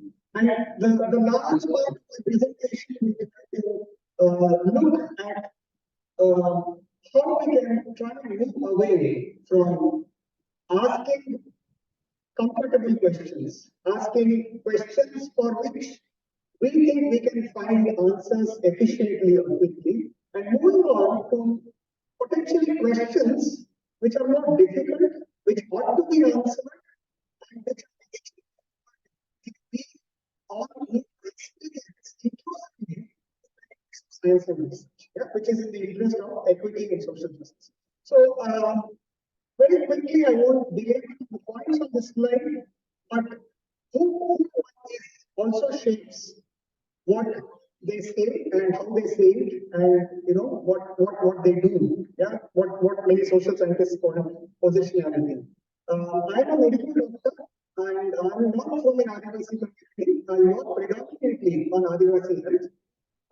I have had fairly privileged access, I would say, to various kinds of technological and scientific benefits, which has also shaped my thinking in a certain way. And perhaps something else to quickly declare is that I have a very strong interest in understanding what makes individuals, including, for example, the previous session, we were talking about people who might be experiencing frailty, people who might be experiencing what we might call vulnerability, individuals. So individuals, various individuals with various communities and various social groups, and all these members, we can see sometimes people are more vulnerable than others. So my research work examines what brings about this, and especially tries to examine where this arises outside of individuals. Because it's very easy for us to say this person is frail, or this person is illiterate, or this person does not have knowledge, but we forget that there is a larger system, historically and socially, which sometimes brings about this vulnerability much more strongly than individuals would choose to be in a certain way. So some of this, for those of you who are interested, this is really a pitch of an editorial I wrote, which I'm shamelessly putting it in a slide. If you're interested in examining more how individual journeys might also shape research questions and what we do and how we do and things like that, you can look at this editorial on trying to understand and unpack individual versus systemic contributions to achievements and the notion and ideas of grit. Again, something that started out to be very certainly medical community among many kind of WhatsApp groups which have now become, I would consider as toxic environments for the discourse and debate, but something certainly you so the idea that health is socially determined is not new for India. There have been many Indian scholars also who have said this, but in English Western textbooks, a lot of this is traced to this man who I think maybe most of you are community medicine. He comes from a day and age which I really appreciate. He comes from a day and age when being a generalist was considered much more profound than being a specialist. Somebody who is somebody who speaks many languages, somebody who can do a lot of different things. So in his age, Martha was a physician, an anthropologist, pathologist. Today, finding a pathologist doing anthropology might be just extremely fantastic. But in his case, Martha was not alone. He was not an exception. And he was and also studying and doing ethnographic work and trying to understand why and this kind of breadth of knowledge, breadth of intellectual kind of search is something that I feel in the way we are constructing our education we are using. My medical school, I studied in Mysore as well. I studied in Mysore medical from 1997 to 2003. Sadly, in my medical education, this was not discussions around, for example, evolution or natural history, anthropology, etc. were not something that would advance in medical school, but it's unfortunate. There are some things changing. What's very, very clear that the origin of disease patterns is socially determined. Yeah? What the WHO and others call social determinants of health. Why I really like Workhouse work and the wider framing of social inequalities is because we often in community medicine and public health tend to locate effects or problems in individuals, and that has really driven a lot of research methods. Yeah. For example, the staple research method, research tool, let's say, not a method, is a survey questionnaire. And a survey questionnaire is designed to connect data at individual level, right? So we ask people about various things. And typically, these are knowledge attitude practice kind of stuff. When we say, okay, do you know about this? Do you know about that? Are you aware of this? Do you have an Aadhaar card? Do you have this card? Do you know this scheme? What the exact behavior? What do you do when you fall in? Where do you go? How do you do, etc. And then we create a whole body of knowledge based on individual awareness, individual information, etc. But what we forget is the elephant in the room. Yeah, the elephant in the room, which is the social structure. And this is extremely important. without an understanding of social context within which people live, we end up making a lot of conclusions. I'll give you an example. And I'm just borrowing from the previous session, which was very, very interesting on elderly people and physical activity. And just as an example, if you go in, even Mysore, but I mostly depending on the Bengaluru. So Bengaluru example easier. Bengaluru, Jayanagara. How many people here are from Bengaluru? Very few, sadly, maybe less than 1/3. Okay, you'll have to survive through my Bangalore examples, unfortunately.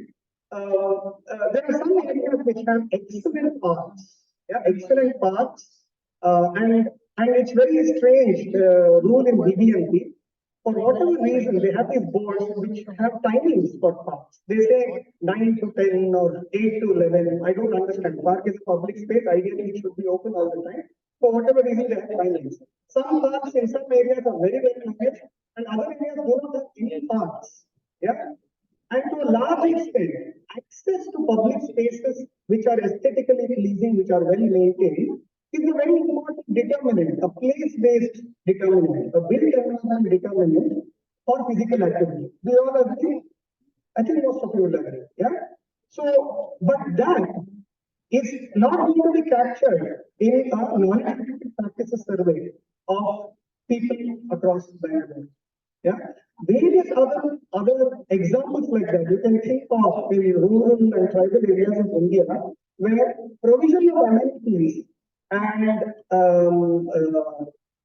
various other social disadvantages which are often historical have shaped built environment. This is called a neighborhood. I mean, how many people familiar with the word built environment? It's a very large body of work that landscape ecologists, architecture, geographers, etc. work on. How certain environments become a certain way. Why are certain neighborhoods a certain way? Why are some neighborhoods dirty and some others are not? The immediate kind of instinctive response is that, okay, these people in this neighborhood are probably not interested in cleanliness. It's often wrong. Dirty neighborhoods are not because people there are illiterate or that they are not liking to live in a clean environment. If you deeply examine, if you do focus group discussions, oral histories of the place, you will realize that some neighborhood level disadvantage creates vulnerabilities in people. And these are not able to be studied through individual interactions. So the point of this is that one of the important contributions that the social determinants of health framework from the WHO has been the ability to try and lift or elevate our scientific inquiry from individuals to systems, individuals to policies, individuals to social structures, individuals to higher level orders of locating our inquiry. And there was also some discussion among the chair in the chairs about disability, and there is the amount of consciousness raising that people in the feminist movements and disability movements have done is amazing. You might have heard the famous, I forget who is the person who says it, but when I am using a wheelchair and I come to a place and I find that there is a staircase there, the disability is not because I am using a wheelchair or I don't have feet. The disability is because you chose to build a staircase, right? Because if there was a ramp, I would not have been disabled in that scenario. So sometimes the design creates the disability. It's not the person who is disabled. And this kind of thinking will actually spur a different way of asking and answering questions, which broadly some of us locate in the discipline called health policy and systems research. How do you problematize the system, the structure, and the environment as opposed to problematizing individuals? Yeah, something that I developed in that paper. So, how do we do this? How do we really problematize the system as opposed to problematizing individuals? We do this by trying to pose research questions at the level of the the structure or the system. For example, to maybe give an example, one of the commonest predictors of maybe I take my own example because sometimes taking an example from someone else feels a bit. So we had done a paper called determinants of anemia. Determinants of anemia. It was obviously India determinants of anemia in rural India, and one of the very common predictors of anemia, malnutrition, many of these important conditions that afflict so many children in lower and middle income countries will invariably be what we call, any idea, any guess, what will be a common predictor across anemia, malnutrition, tuberculosis? You can shout out for lack of time. Anyone?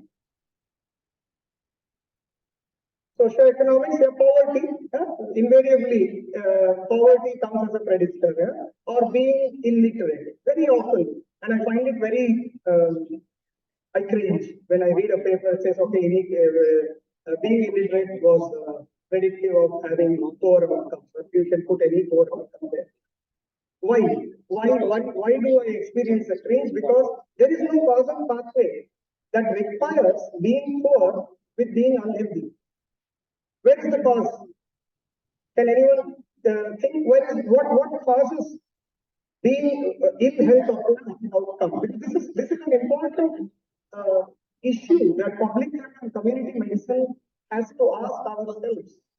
We are the ones who are tasked with explaining causality in populations. What is causing the kind of patterns we see? And one of the patterns is inequity, right? I think all of you will agree social inequalities or socioeconomic status could be caste, could be sex and gender, could be disability, could be various other social vulnerabilities are patterning our society, whether we like it or not. And we are tasked to use our science to create explanations as to why these are causing. And if you try to gather a group and say, why does being poor result in lower lifespan? There was also in the previous this very interesting slide on longevity. Yeah, you saw Japan, you saw US, you saw many high-income countries, and it's a globally important matter. Why do people in high-income countries live longer than us in India? Even within India, let's not forget, being born into a scheduled caste or scheduled tribe family, automatically you lose 8 to 10 years. Good quality government data says this. Yeah. So why is that? What is the cause? What is the cause? The cause is invariably in the system. Because it is foolish to imagine that being poor makes health-seeking behavior a certain way that against your own interest, right? So it's quite possible to designing that results in more you being poor malnutrition, you being poor and higher amount of children. There is no other reason. And of course, this is a very broad, high-level assertion, and I think our inquiry needs to tell us how and why our health system is failing, rather than saying why the individual is failing to become more healthy. Of course, there are many individual level determinants too, and all I'm arguing here is our research need to be able to take systems to task, to examine the contribution of health policy and health systems in creating this pattern, as opposed to looking at what knowledge gap or what awareness gap that individuals. This is also quite important. So, I mean, you can look at several groups. One group, there is a study called the Novichok study published in the Lancet, I think about 6 years back. It is the largest data set of indigenous people's health in the world. The first time I read the Novichok study from India, I think Dr. Abhay from Search and Gadchiroli, he was also a co-author with authorship across several countries in the world, put together the largest data set of indigenous people's health And one of the assumptions they say is behind everywhere. And I think we need to question this because the idea that these people, in this case, Adivasi or Indian are doing something or are doing something that less likely is a false narrative. It cannot be that there is something wrong with individual people. It must be, and there is a lot of work in anthropology and sociology which tells us, and which has not actually been brought sufficiently into head, which tells us that there are historical pathways which have created an unfair accumulation of disadvantage, which contributes to what we publicly start looking at as gaps. So the plea that I believe critically examine this gap and we see that some people have something of a gap that we publicize and so instead of looking at gaps, what is the historical and social reason why there is unfair accumulation of disadvantage among some people, some populations, some neighborhoods, some genders, some group of individuals. So this is the social determinants of health framework. I won't really explain this framework. It's a very popular one. This is the way in which we adapted it for Adivasi context in southern Chamarajanagar, and we have tried to examine how historical pathways outside of the health sector have been limiting the agency of tribal people in being able to fully realize their health. Sometimes it's also that, right? Sometimes it is quite possible that you are a vulnerable person, you have the awareness and knowledge, but you do not have the agency within your specific setting. It could be a single mother raising a child, it could be a grandparent raising a small child, it could be someone who is a victim of intimate partner violence. Various which are very complex in society, which can result in you not being able to exercise your awareness in a way that can impact your health positively. And I think it's very important for us to examine using methods that are available in the social sciences, as well as using methods innovatively in our work. So for those further interested in this, in the idea of stepping back and taking a systemic view, we know this title we can catch up on beyond behavior and choice, but want to expand understanding from social science and health research, which basically explains a bit in greater detail what I was talking about.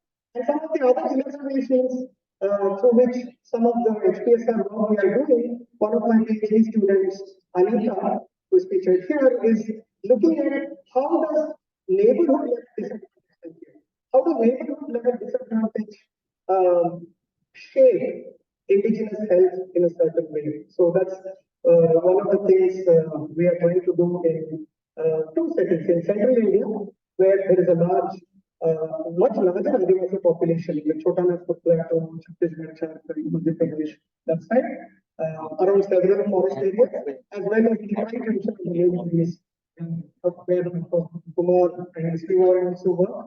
But our work is much more in Chamarajanagar, where too you have several indigenous people.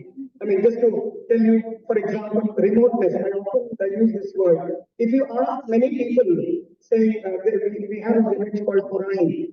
Purani is in BRX Tiger Reserve. It's about 90 kilometers from here. Not too far. Mysore is quite, it has a lot of amenities, the highest of technical services, etc. But Purani is one of seven Soliga road indigenous communities with whom we work. There is no road there, right? And if you ask people, what is the reason people in Purani have such poor health? You will say, Tumba Tapu, sir, Tumba remote area. And there are many others. You ask district level officers, you ask state level officers, Kashta Papa, remote area, Vedapuli is another village. Very, very remote. On the other hand, we have built roads that can go to Badrinath and Kedarnath and Gangotri, where there are amazing, shrines and structures. We have bustling tourism in these places. So then we may need to ask, how come Purani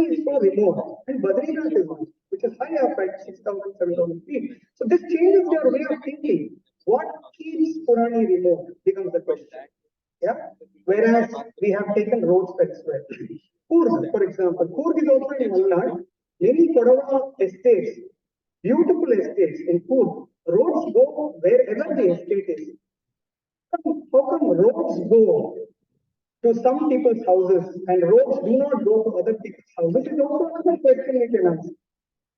Instead of saying open defecation rates, we say open defecation. People are Charles has this terrible distinction of having high open defecation rates. Of course, we can rework the way we calculate indicators and make anything go away, right?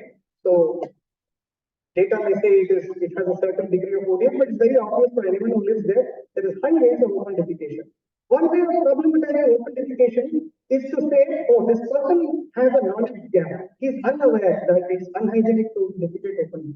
Another way is to say, where have the water pipes gone and how much water comes to these places?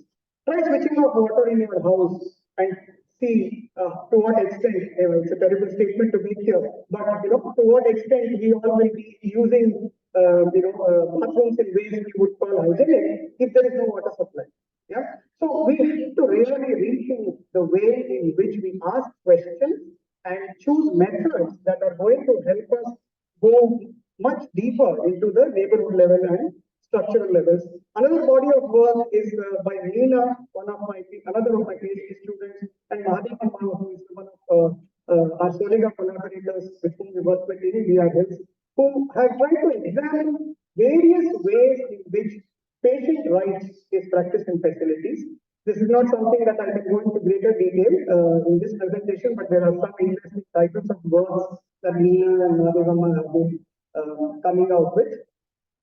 So before I probably am in the last one or two slides, I would, for those of you who are interested in further trying to see how can I pursue this kind of systems level research, you can look at this reader. One of the chapters there is something that I wrote one of the chapters in this reader where this framework is done. So the idea is how do we move our inquiry into problem-driven approach? So instead of saying, okay, I have a scientific method that I think I can use, how can we say what is the problem and what is the method available in any of the sciences, economics, social sciences, political science, anthropology, history, which I can take to answer the question that needs to be asked, and also being aware of the typology of questions. Yeah. See, often we are doing descriptive questions. We are describing prevalences. We are describing patterns. That's on the top there, right?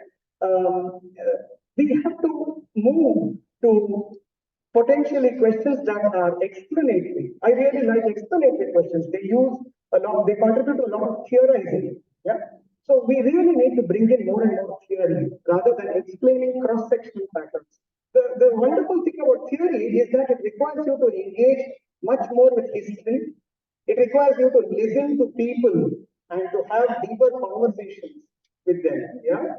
So unfortunately, we can't really go into this. There's a lot of resources that are available in HPSR. One of the things is called the HPSR. Are interested in pursuing HPSR, you can apply for this competitive fellowship where we teach how to do some of this. I think this is something that we already spoke about. The idea is why and how are systems failing versus looking at why people are failing. Okay? Yes, this is done. Yeah, this is the one I was talking about, the quotation. All my life I have been told that I can't get into my neighborhood restaurant because my legs take me upstairs. Now I know it's because the restaurant owner will not build a ramp. So this is something that many people in the disability movement have constantly been reminding us that it is the design which has failed and not their feet or something like that. Yeah. And we are full of systems that equalize, that don't equitize. For example, primary health centers in many of the tribal areas that we work with do not make a distinction between private and non-private. The distinction to be made is not for the purposes of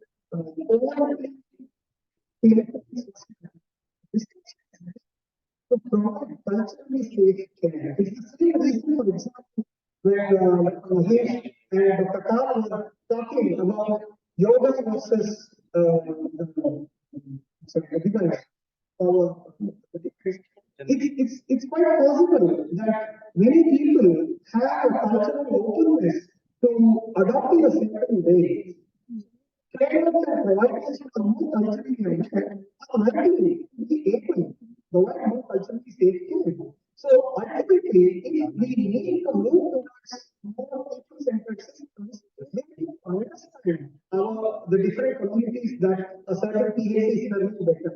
So if I am a private officer, have half of my information for community, being aware of what is culturally acceptable may be able to deliver quality services.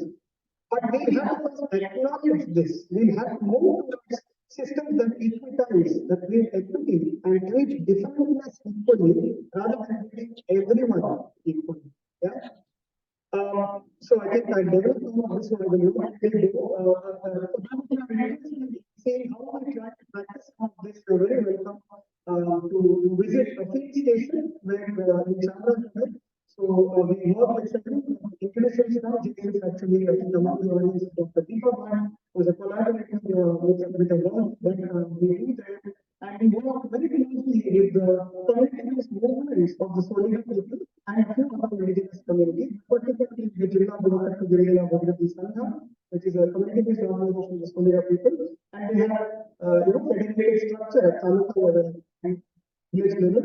There's a bunch of work where we try to work more at the policy, problematizing the policy rather than problematizing individuals. Some of this involves methods that are requiring group level participatory kind of approaches as opposed to engaging only with individuals. So the first really in HPSR is to create what we call transformational knowledge. Knowledge does not automatically transform. Knowledge needs to be generated in a way that it gives a life of its own. That's when it really transforms. And for transformational knowledge, we cannot only be publishing papers. We cannot only be delivering scientific insights. We need to build coalitions and collaborations with a very wide range of actors in order to create that kind of knowledge, to co-produce that knowledge with a bunch of people for that knowledge to become normal into daily services. So that's really the kind of quest. And for those who are this kind of knowledge publishable, and it also it's for health policy planning, for which I to invite those who engage in health policy systems research or call it what you will, but research that looks at systems and structures. You're very welcome to submit your articles there. And of course, you're very welcome to visit our field station, which is not very far from here, about 1,800 kilometers from here, where we do some of this work. And of course, thanks to colleagues, Dr. Deepa Bhatt and Dr. Rajesh, I think is here today to our collaborators in the center that we are. Thank you.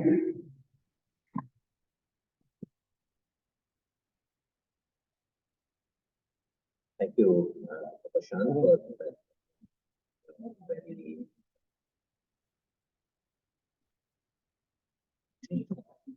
so just before I open up for questions, I just wanted to probe you more. Isn't it the system that is created by the people?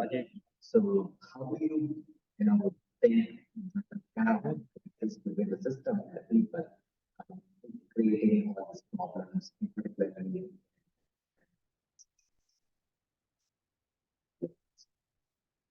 Yeah, I completely agree. In HPSR, we have one we call a few tenets of HPSR. One of the tenets is that this is the one we have created this knowledge system, so we can shape it in any way we want, and that's really the idea. If our knowledge system is shaped in this way, and we would like it to be influenced and moved in a certain way, I think we must do so. But on the other hand, people have also created the health system a certain way, and it's not only, for example, governments which are to blame, right? It's also all of us as a society. It's very easy to blame the entire problem on one government or political party. That's really the big we get stuck with, right? We get stuck with, okay, this government did help better. We have to move away from that distraction because we also shape health in a certain way. But the only thing is that all of us do not unfortunately have an equal voice. Okay? So some of us have more social networks and access that allows us to shape health much more, and many others don't. So one of the ways that I feel research can help is if we can try to bring new and fresh voices and people into the research community so that they also benefit from this kind of social networks. Thank you for that. And to point out, it's not creating an equal system, but a system which to create an equitable system, we need to provide an opportunity to raise concerns or myself, the voice of the people. Researchers can move towards that. I think so. Any questions from the audience? So I really appreciate your this. And I think one of the things I noticed teaching in public health, and I appreciate that you speak a little bit more about the importance of using mixed methods, and particularly in terms of empowering communities and bringing in voices that might be marginalized or not being centered in what's being done, which you can expand a little bit more and start talking about this. Yeah, thanks. I think it's very important because our training in mixed methods, particularly qualitative methods in medical colleges, but also in public health schools, is very poor, and that's very unfortunate actually. And because I think while numbers are very powerful, for example, I keep going back to the previous Dr. Khan's presentation because it's just material that is pedagogically easy to access. No reason. Dr. Khan showed this graph of what happens if you increase physical activity. Now, those kind of graphs are amazing because anyone who sees it immediately understands that the line moves a certain direction because there's data under the line. That's the strength of quantitative data. Unfortunately, qualitative data, when I asked several doctors, epidemiologists, and even people in public health, they think, oh, that is subjective. Qualitative. Oh, you're asking people's perceptions and, subjective experiences. That's not science. Because I think we don't understand the power of social science inquiry, we reduce qualitative data to perceptions, beliefs, and opinions. Whether we like it or not, out there in society, norms, values, perceptions, opinions are driving the realities. People are living in a social reality that you may or may not agree with, but that is shaping real world decisions. Rarely are people saying, what is the most healthiest thing I should do today? And I mean, someone spoke of an app, for example. How many people who follow those apps are really saying every day, today I will make this healthy choice? Let's accept all of us are not as rational as we would like to be imagined or like to be perceived. Each one of us. And so ultimately, the power of qualitative inquiry and mixed methods in sort of being able to describe life experience, lived experiences, and journeys that we as researchers are familiar with are very important, especially in research on health inequities. For example, as a was not in that neighborhood, how do I understand what does it mean to grow up in a resource project? Invite me to live the experiences of what is it, what is it to be. I will never understand it fully, but I can begin to make a sense of it. For example, families that behind us, so many men, and the offices of prayer, you have a family six professors, male professors from the leading institutions speaking on maternal health. It's bizarre. How can we get there? How do we, for example, if I'm a male person and I want to understand menstrual pain and menstrual hygiene, how do I do it? By doing the non-academic practice study. I can only do so by having long and honest conversations, discussions about this with several women. So there's no doubt that mixed methods research is really the kind of thing that we need to talk about when we talk about this kind of problem. Thank you so much for a wonderful presentation. I want to actually agree with you that we should be doing more mixed method studies, and I am going to train everybody all my studies, not my experiments. I go a step further in completely based action research. So I always tell people those numbers mean a human being, so let's be mindful of that. But I think the other piece that we didn't talk about, we talked about the social determinants in the health disparities framework. What about the environmental determinants? What about the political determinants?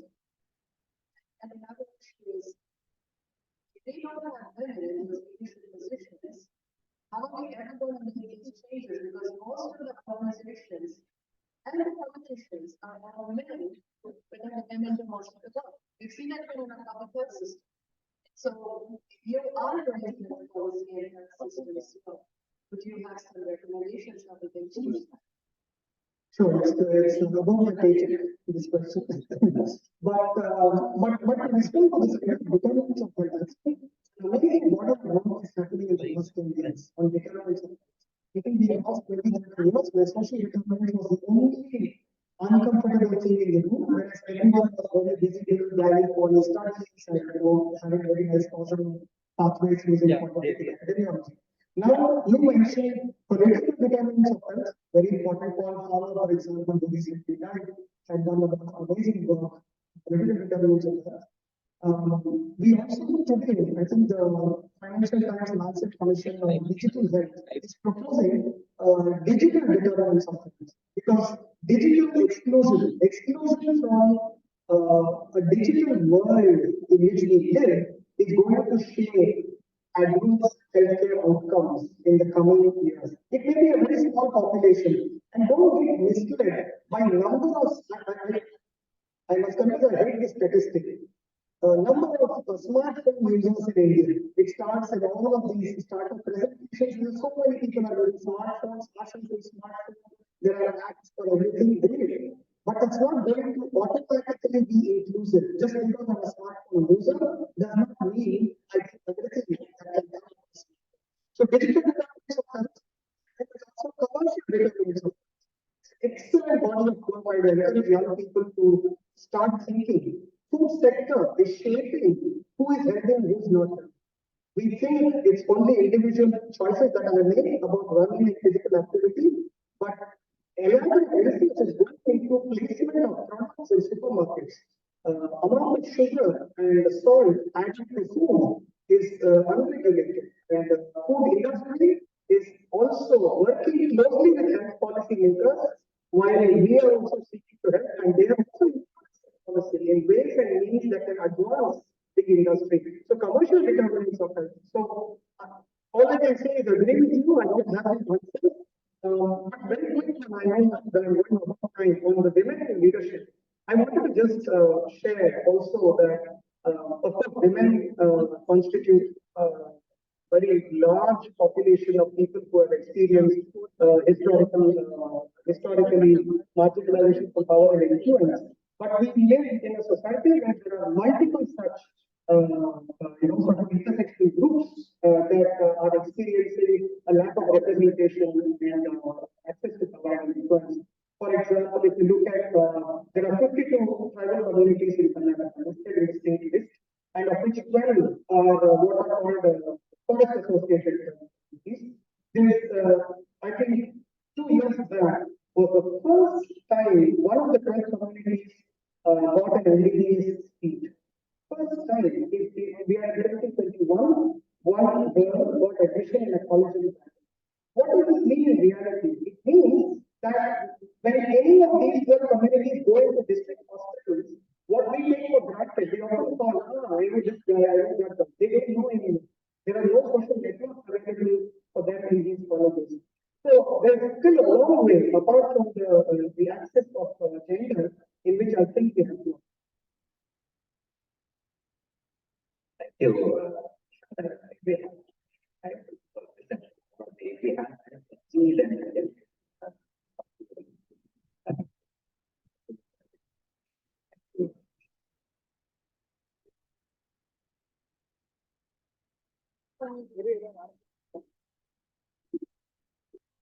Thank board and organizers, as well as the team members for this live session. Now I would like to call upon Dr. Kumar Girish, Health Sector of Swami Vivekananda Youth Movement, Mysuru, to felicitate our guest speaker, Dr. Prashant and Srinivas.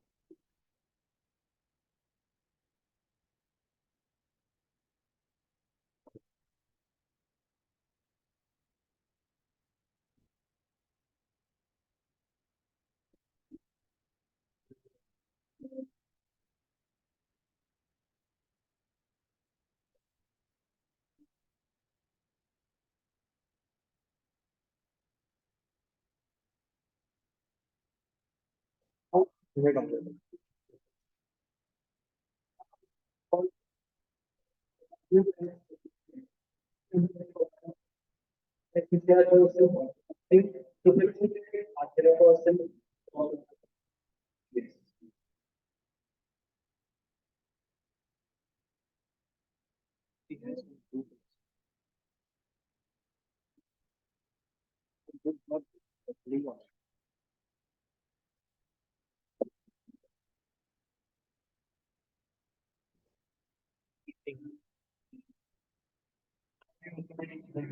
This session, we have 10 minutes of scheduled time, but please do come earlier so that we can start the session faster and continue. Within 10 minutes, you can all join us and I'll get informed about you with the help of Ben, which will be done so that you can inform you with the questions. Thank you.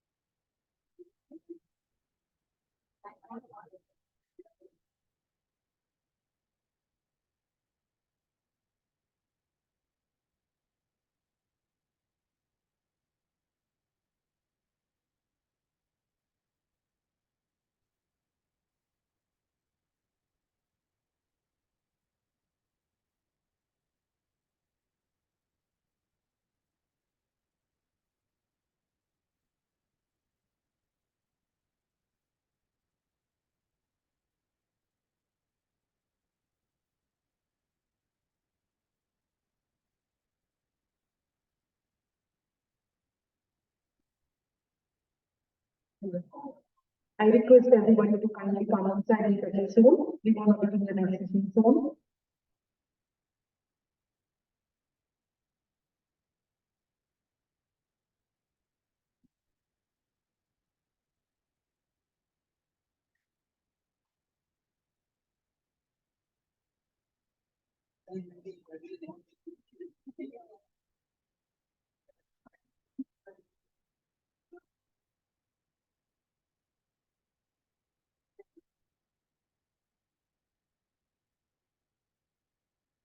Hello, welcome back from the cafe.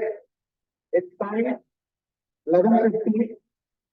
We got some chairpersons, graduates, students coming and speaking to us that the rest of the time too.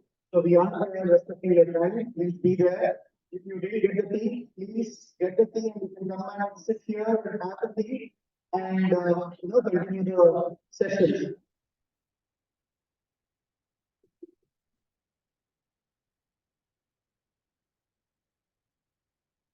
I request everyone to kindly settle down.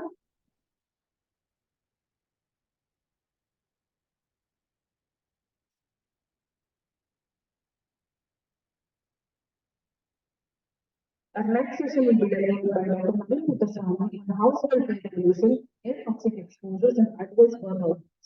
To this, I call upon Dr. Manasa, Organizing Secretary, to welcome and introduce the chairperson for the session. Over to you, ma'am.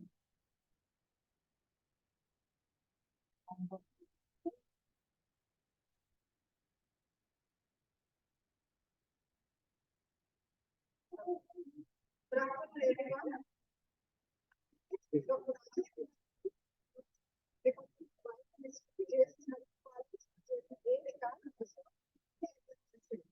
Dr. Rajesh, MSc for Biology, previously from CSIR.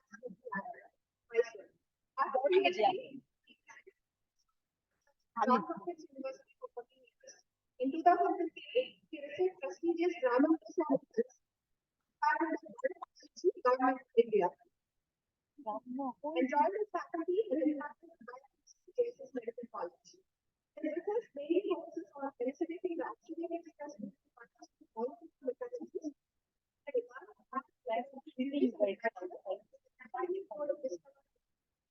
diagnostic markers and mitigating these diseases. He has around 70 research publications and patents. We welcome you, sir.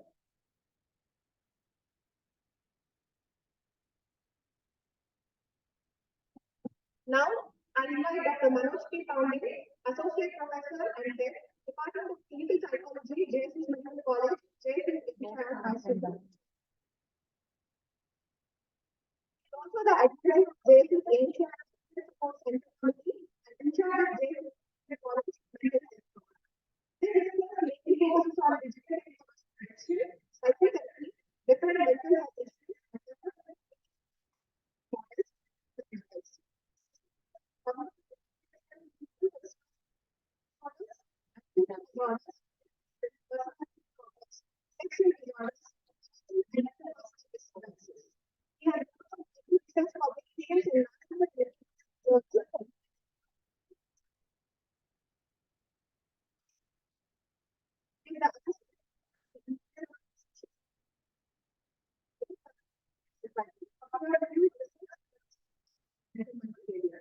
He's also the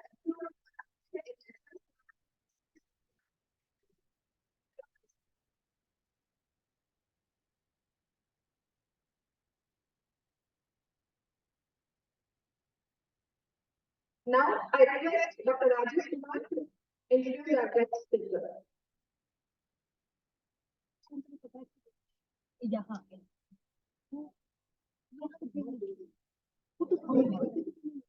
It's my pleasure to introduce Dr. Madhu Putaswamy, Assistant Professor.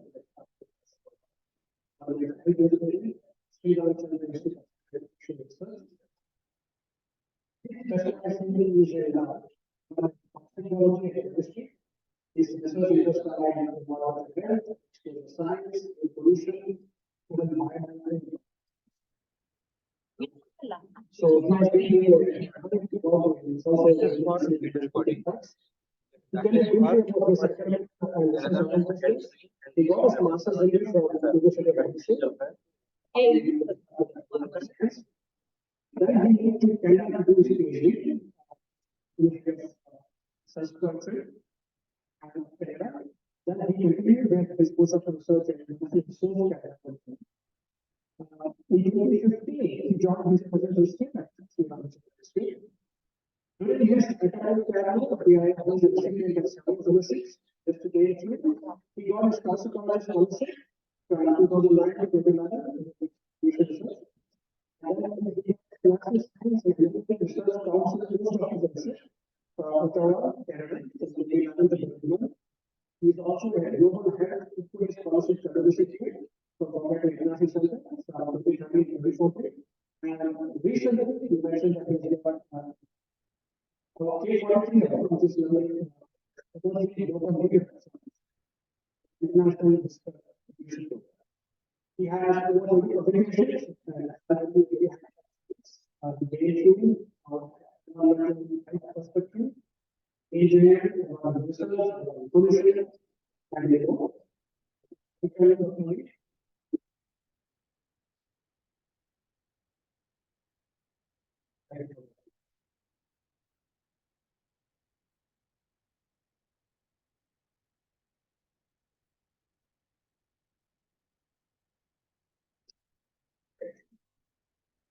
So, very happy to be here. Positive, everyone about age, just very easy to touch upon the case.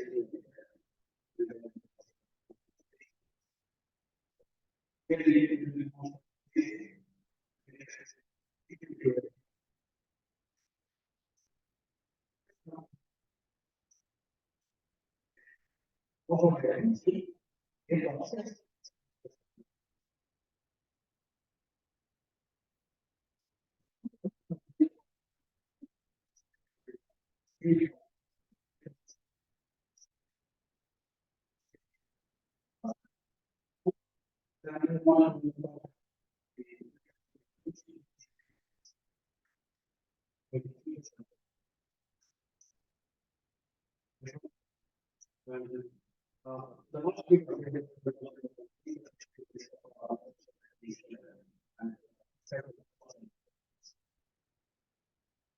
so just very briefly,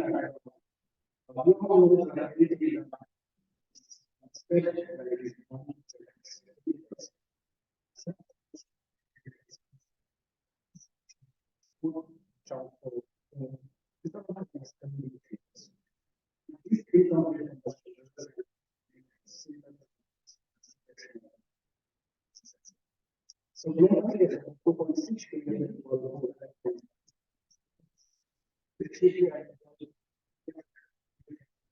people.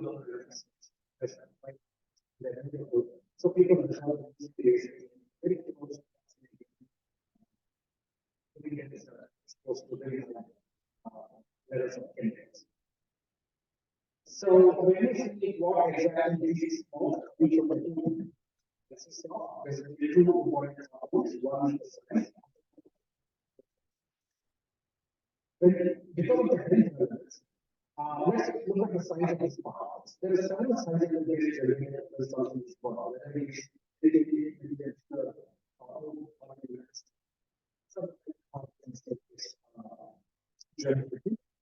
but what technology we have is that we can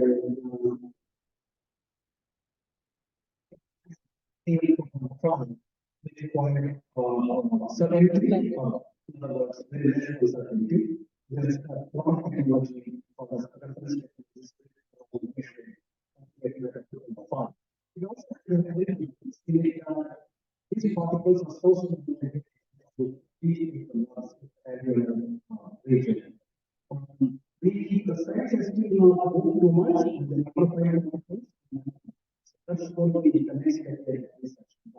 Today, a lot of area researchers they only use calculated called speed. So I'm going to tell you everything before. to get things in perspective, at a single medicine,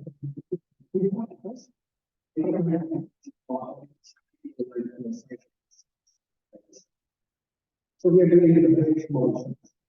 On one side is the science that matters, on the other side is the chemicals that are sitting on these particles that are so very, very important. These are some of the chemicals that are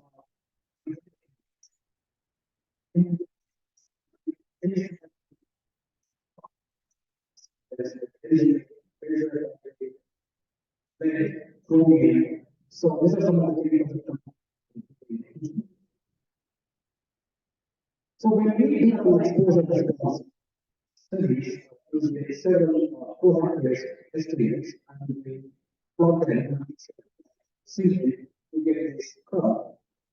In this case, it is to do with the area reflection two. Each of the study of the cohort study, cross-section, on the x-axis is the concentration.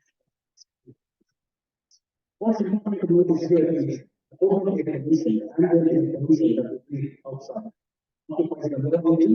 Second-hand smoke, if there is a smoker at home, then people exposed to second-hand smoke have the relative risk of between 0.5 to 2. But the household air pollution occupies the highest relative incidence of onset of air arrest.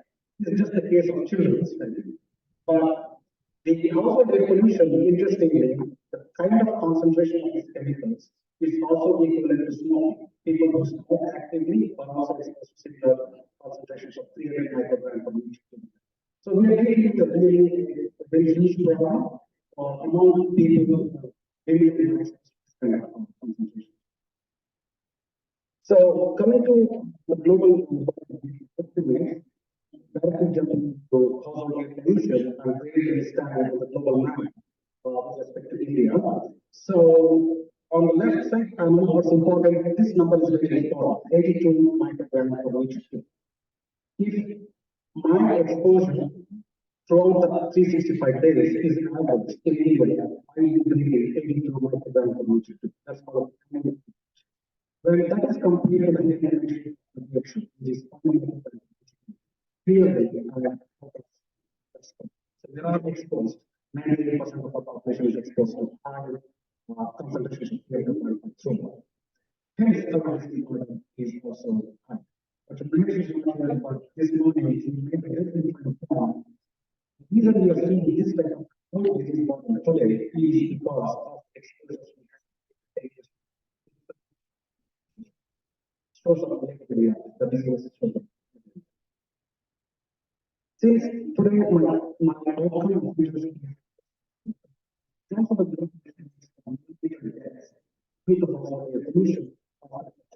several components in the nutrition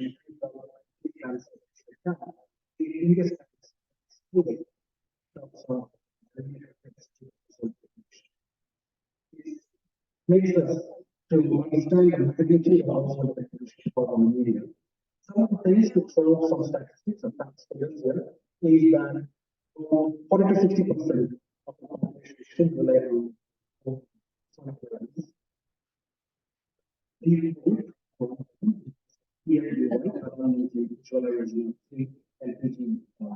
distribution. But since the prices of LPG have gone up, the subsidies are really hard on these communities, so people are switching back to the dirty fuels or the non-clean fuels. And the kind of burden that comes from only residential biomass is quite high compared to other sources of pollution we have in our country, whether it's industry, overburning, or kinds of consequential factors. Another big problem is about 25 to 52%. Really air pollution, what is in Bangalore is coming from fossil sources. So let's assume a scenario that we exclude all the ambient sources like transportation, urban industries, then 50% of the pollution in India outside the homes will be coming from inside the home. So we have a problem here, also a really easy solution for this, because it's easy to fix the point sources that are burning of biomass, then worrying about fixing the non-foreign sources, which is the vehicular production. Hence, the PNU-1 program, it aims to mitigate both household solid fuel use and its effect on women's fertility, as well as the animal health. So this PNU program from $890 but due to the price is subsidies, or sorry, subsidized products, the big things were really switching back to using biomass. So that's kind of the background, but I also want to touch on how these articles, in a lot of state or a new cognitive deficit to what kind of mechanism. These are all again generalized pathways. Between each of these arrows, there will be multiple intermediary steps. But in essence, particulate matter 2.4 has a lot of chemicals on top of it, chemicals that are absorbed in 2.4, such as PAHs, organic compounds, metals. These generally the mitochondrial function and the inflammation activation, both the systemic and as well as metabolic activation. As a toxicologist, studying the chemicals, I believe the third pathway through metabolic activation is more common because lead to understand the endogenous benefits that present in the system. Some of the new chemicals that get into the system, they just do double oxidation. Once the double oxidation phase one happens, experience, which are here reference, we need to understand how we take and how we can accept the difference. It will report molecular plots to become stable. And which condition developments of how we can change it. That's where these chemicals happen. And through oxidative damage from pathway, we have several mechanisms that get damaged in their structural function, leading to cell injury. So this is generally an understanding of how PA-related oxidative stress leads to this. When you look at same pathways in carrying the treatments, again you will see the oxidative stress there. There is also a so ultimately this condition markers mediators lead the constriction of these vesicles going for the restriction of oxygen and nutrient carrying capacity to the well figures. And this is caused again by the chemicals and just the pathway. They need to treat up and blood restriction. So when we have to design a study for studying the bottom, in this case, just with lower weight, but the same actually it's important to understand what are the susceptibility ratings. When should we do a measurement when everyone is different, when exposures for the pregnancy? If your interest is to look at central nervous system, you can talk about diseases, but it's not related to the aspect of the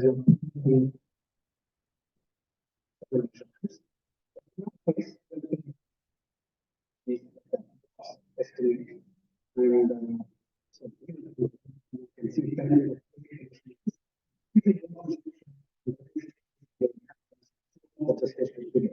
so we have to make measurements of the criteria distribution, not all the criteria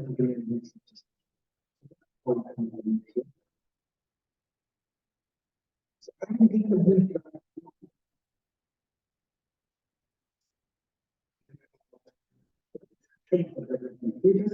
like to move to what we so we have four main key areas of evolution and evolution, automatic studies and human evolution.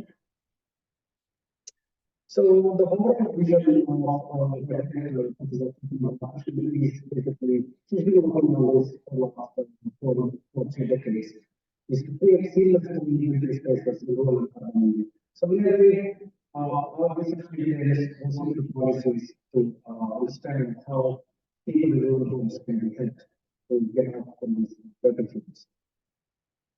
So then, output from our research group that was published in the National Pollen Disease. This is exclusive to India.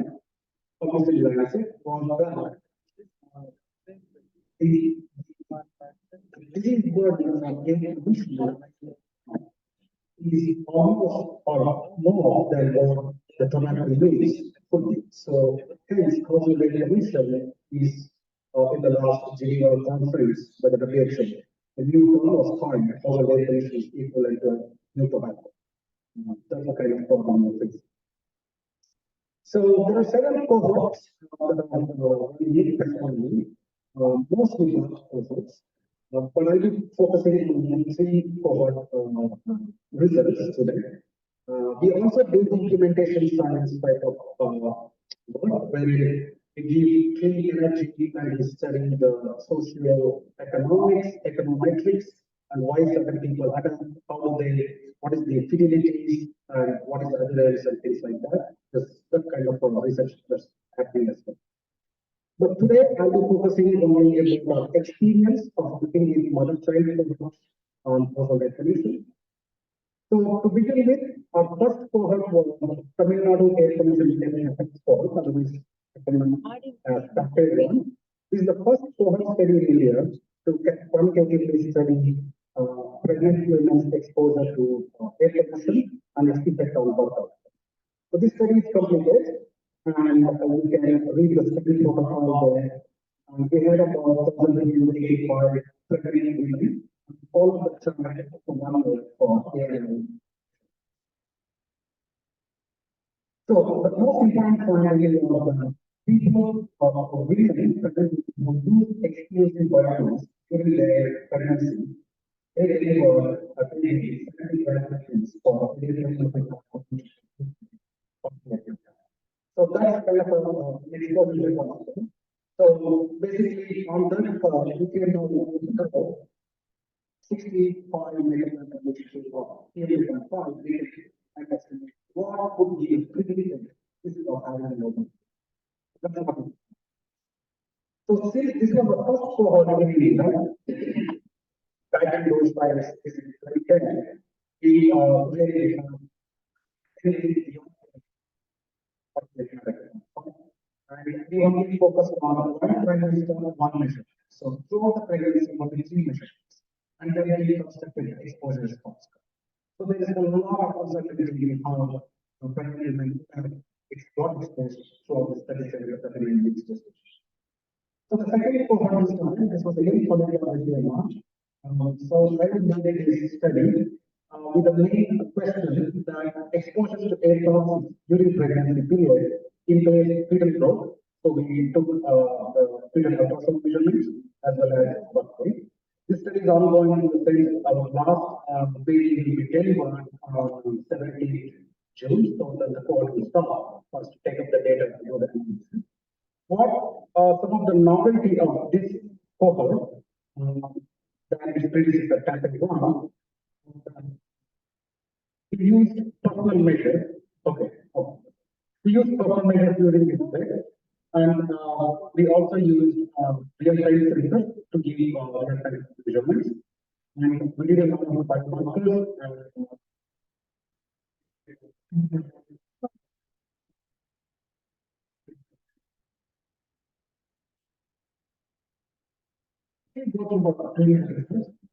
so I just want to put one point here. Pregnant women spend in India most of the time, 98% of the time indoors.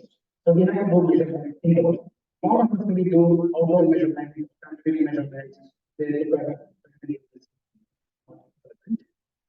and these numbers all show a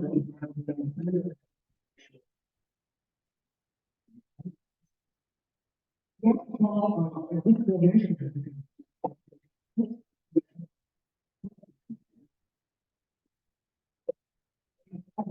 We will have a in which we just have to do one thing.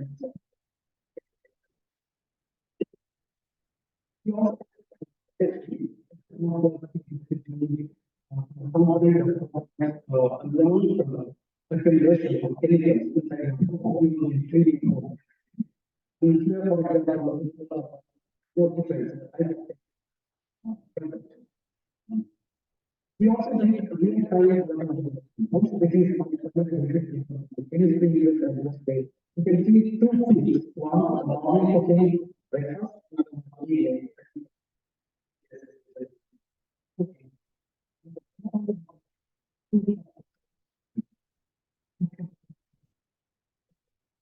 Okay.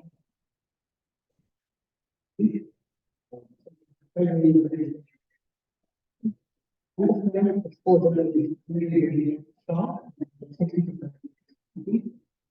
You see not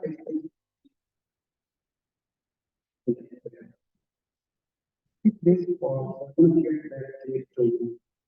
interest of time. So this is one of the two study. The first study on the whole four countries were involved. Here and so just completed so each country has 800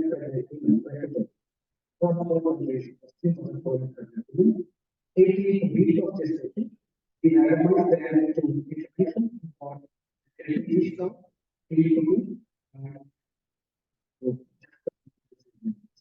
here we can see more expensive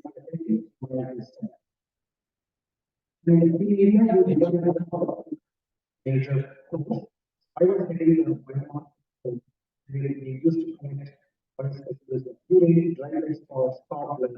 So how is for future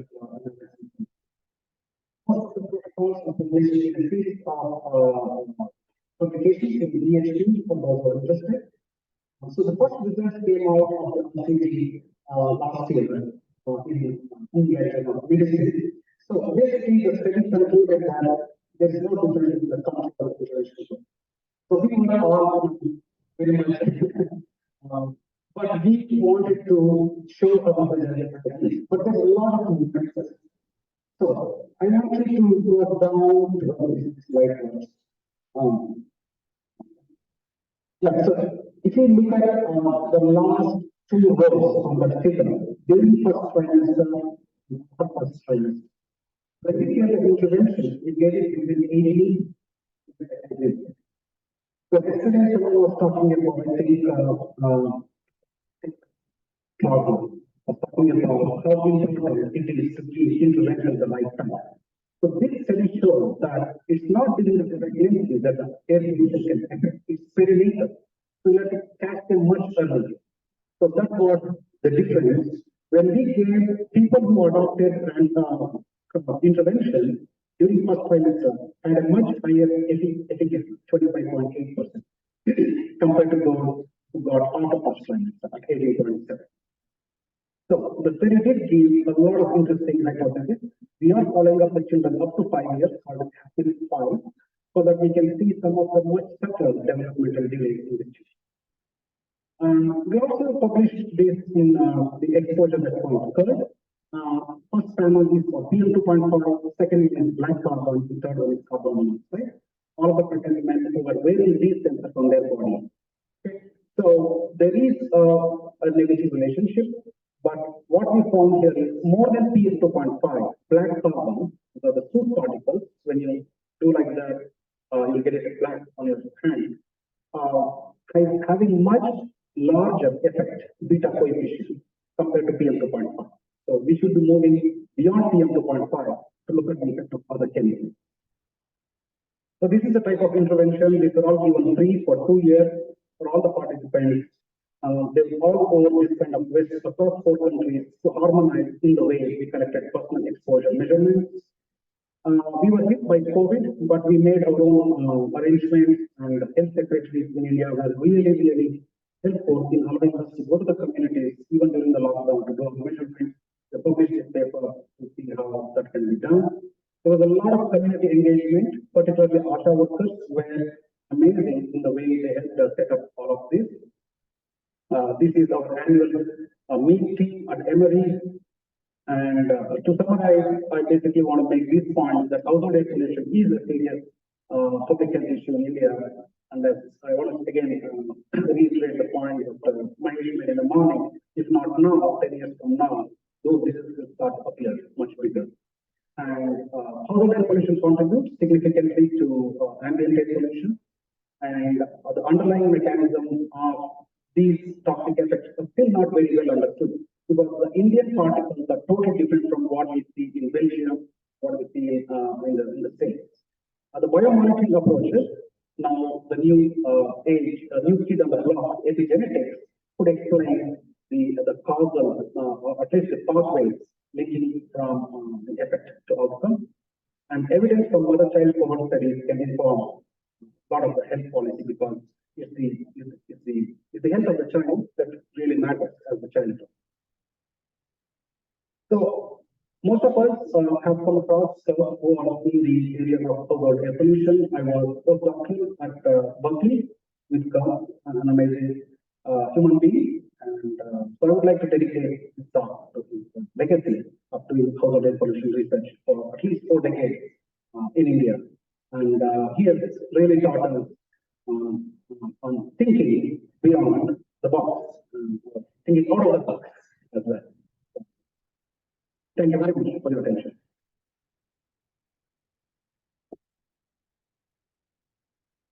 Thank you, Dr. Ravi. It was a great talk. I really liked it. All the data was really insightful.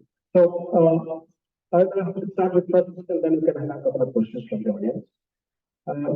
Has there been any study in cities, something like metropolitan cities like Bangalore, Chennai, where you have compared the first outcomes with indoor air pollution along the vertical axis in terms of apartment buildings?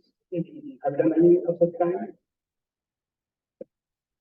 Yeah, so first cohort happened on the rural urban cohort. So we have published studies in environmental research where there is a difference in the effect size compared to urban and rural. Rural being but the campaign two, which I was doing the study, was entirely urban focused, but we started to see a different type of effect. It's what we measure. So we left out to measure something. So in the city, we find more chemicals, but in rural areas, it is a homogeneous particulate matter.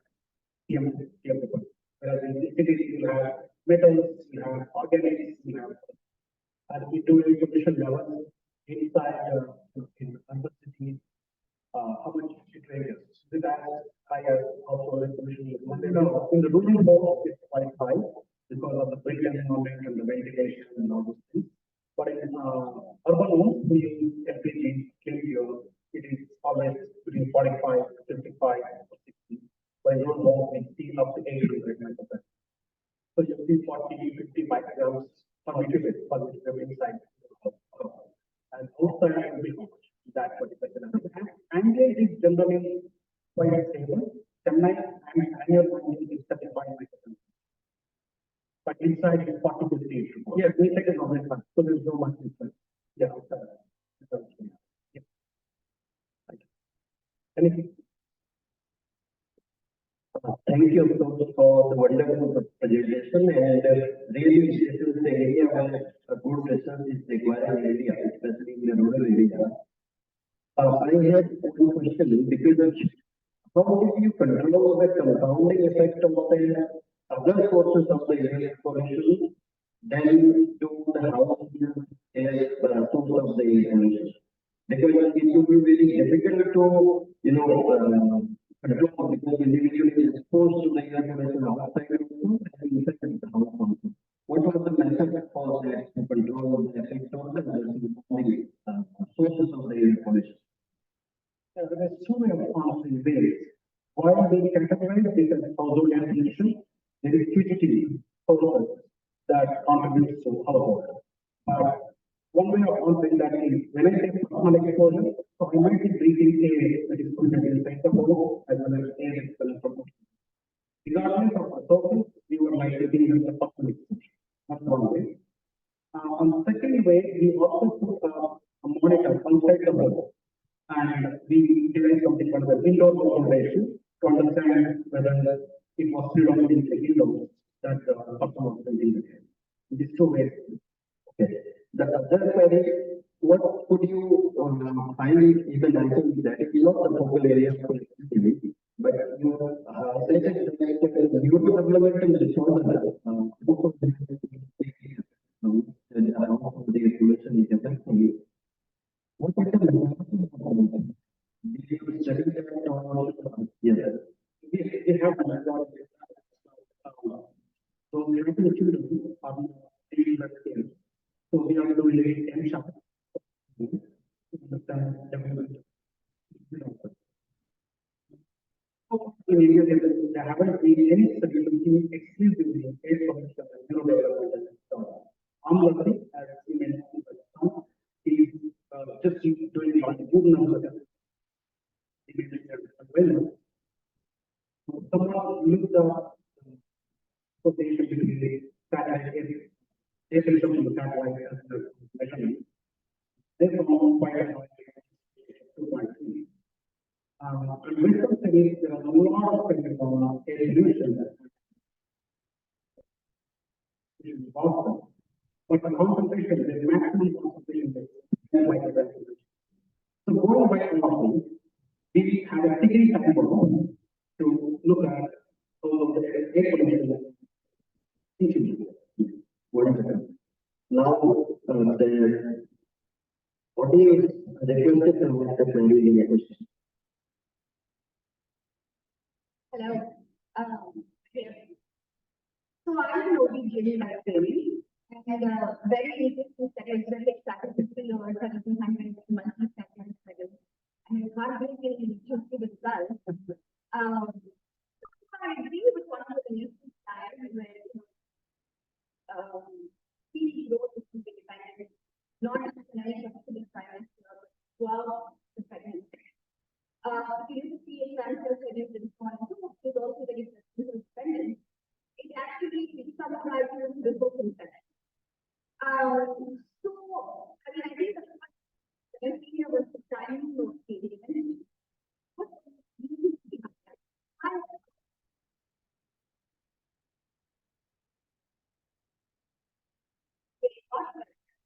What do you think behind that study?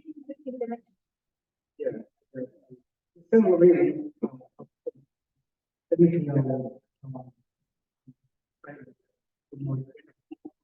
interesting in the case. But from what I understand in Indian context, when women are pregnant, they go to the primary health only after like 16 weeks. So there is no order we would know when they have a reach of their homes, then on the hospital. So they were mechanical person. We are currently we call it where we direct to new leaders and very for opening. Finally, in India, 1.2. So there will be too many. Yeah. I can always develop the big.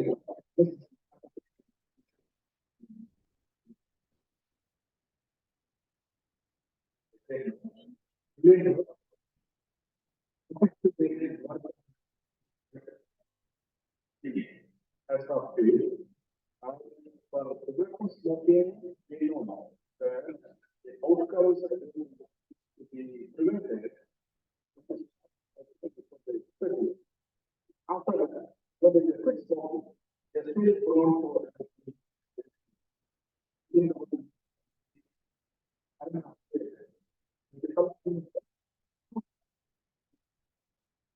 It's something that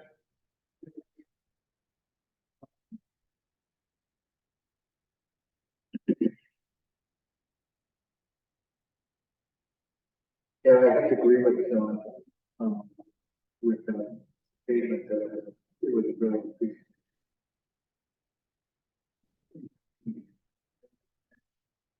The size, the shape, and the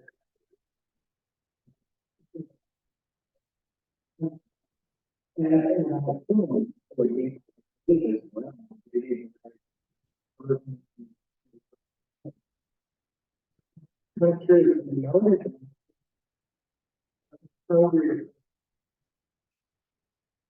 is it a number? What kind of implications can we draw? Okay, so.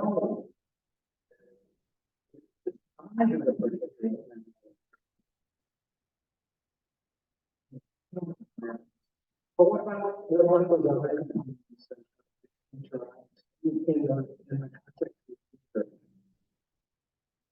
good, thanks for the question. So the science and the aerodynamics of it in the innovation route and path is very, very low. You might say segregation, but that's the physics of the science. The composition, when it says failure, you're right, it is failure in religions. They want to failure in the cell now implementation. In the period of now, we show people who use the biomass, the wood for the biomass, they get this industrial wood, the packing boxes, which are coated with TPR, chromium, sulfate.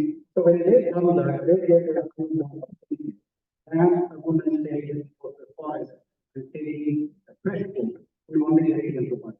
So that's where this chemicals come into play. So if I'm sourcing my wood very close to the industry, say, some of our plants, we get a lot of minerals in that wood because of the nature of things the wood has accumulated those chemicals. So hence the final chemical signature of the smoke, in various smoke, we have the different varieties of chemicals. Even though they are rural or urban, they still the different varieties. Hello. Hello. Dr. Nadeem, thank you very much for the wonderful presentation.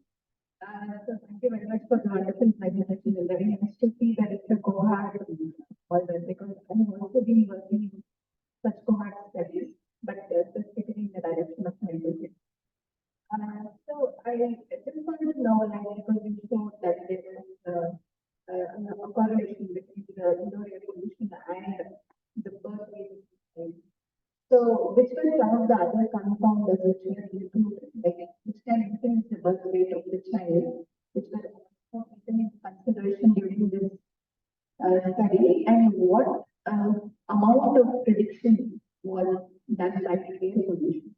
Like, to what extent did that contribute compared to what was done? That's a very good question. Again, for the healthy,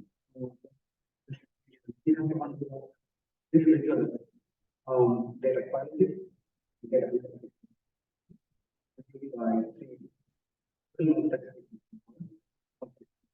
so we captured across all the 4 countries both cultural relevant variables, nutrition, diet,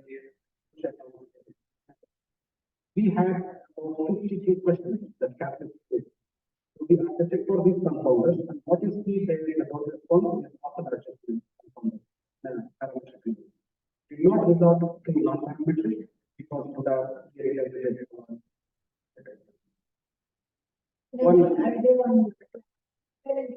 air pollution contribution in the other confounders. This is of the effect that we're showing here of after controlling for all of those, but exclusive to air pollution. One last question, madam. Keep it brief, please.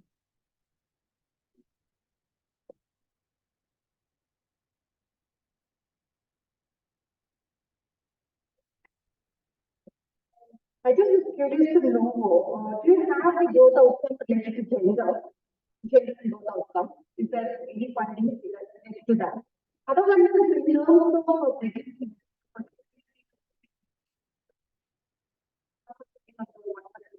the third one is how do you really being an individual? These are our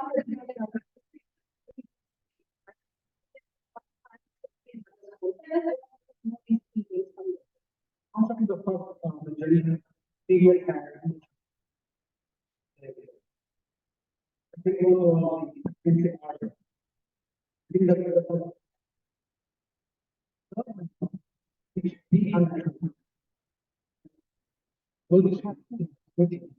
if a woman would like to go for a mother,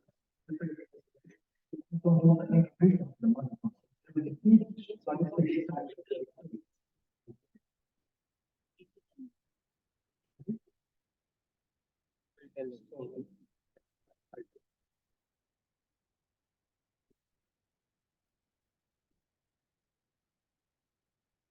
Thank you.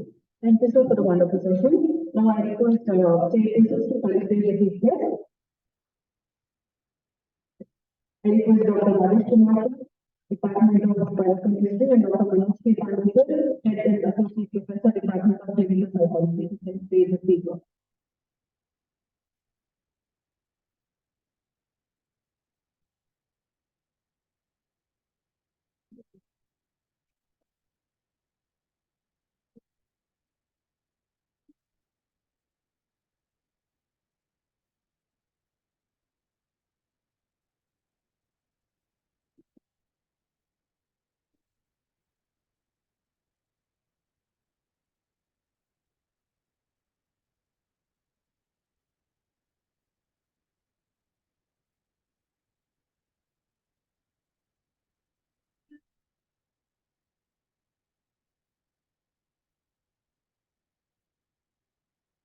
Thank you, sir. Now I request Dr. Manoj P. Pandit to invite our next speaker, Dr. Dylan Peterson, who will now speak on now and what's next, who should take in everyone's country, long-term implications. It is not a privilege to introduce a well-known social reformer. Why are you talking social reformer? He has a lot of work on gender issues and violence against women. There is a long just a pinpoint few of the major things. Currently, he is a professor of psychology in Florida University. And along with that, he is affiliated to the other institutions like Center for Women and Gender Studies, Latin America Indian Studies Program, University of Toronto Center for Research, and a lot of awards are there against her name, like Excellence of Multicultural Psychology Research, and distinguished contribution to the teaching and mentoring qualitative inquiry awards that was given by one of the prestigious organizations, association in psychology, that is American Psychological Association. Other than that, he got Excellence in Research Award by Florida International University. She has completed more than 200 projects and a lot of research publications are in our name. I will just quote the journal's name, Journal Ethnicity and Health, Journal of Interpersonal Violence, Journal of Community Psychology, Journal of American African Studies, Journal of Black Sexuality and Relationships, and a lot of others. She has published 2 books and her 4 research areas. I already discussed about that, the culture and influence of the sexuality transmitted infection and transmission and gender-based violence. That's why I named her as a social reformer also. Now, over to you, madam. Thank you so much for that intro. That was such a warm thank you. And I appreciate you acknowledging that I do view myself as a scholar activist. You're just going to take my glasses off and on because I'm getting used to glasses now. I'm fighting the fact that I can't see properly, so please be patient with me. I'm really excited to do this presentation today because it's sort of building into a next stage of work. And it was actually, I'll talk about why it came through. And so what I'm looking at I'm presenting is called Now and What's Next. And it's social health and emerging adulthood. And the reality, when I'm looking into the audience, that's probably about 70% of you. This directly reflects on who you are. I do want to start off first by saying thank you. People that know me know that I love to throw parties. I love having events. And I introduced that because I see how much time and care was put into this conference, especially in terms of creating a space that is warm and welcoming. And the time that it took to do all of this work here when we first walked in, we didn't recognize this building. I'm here for a study abroad. I have 24 students from America visiting. And we've been coming to this building for the last 3 weeks. And when we walked in, my colleague, Dr. Hall, was like, this isn't the same building we went into with the beautiful waterfall outside made out of banana leaves and then the nest made out of leaves and all of this. I can appreciate how much time and care and thought went into every little detail. So I want to thank you for taking this extra time to make this conference special and also showcasing your skills and also some very specific cultural identities. So I want to first start off by thanking you for that.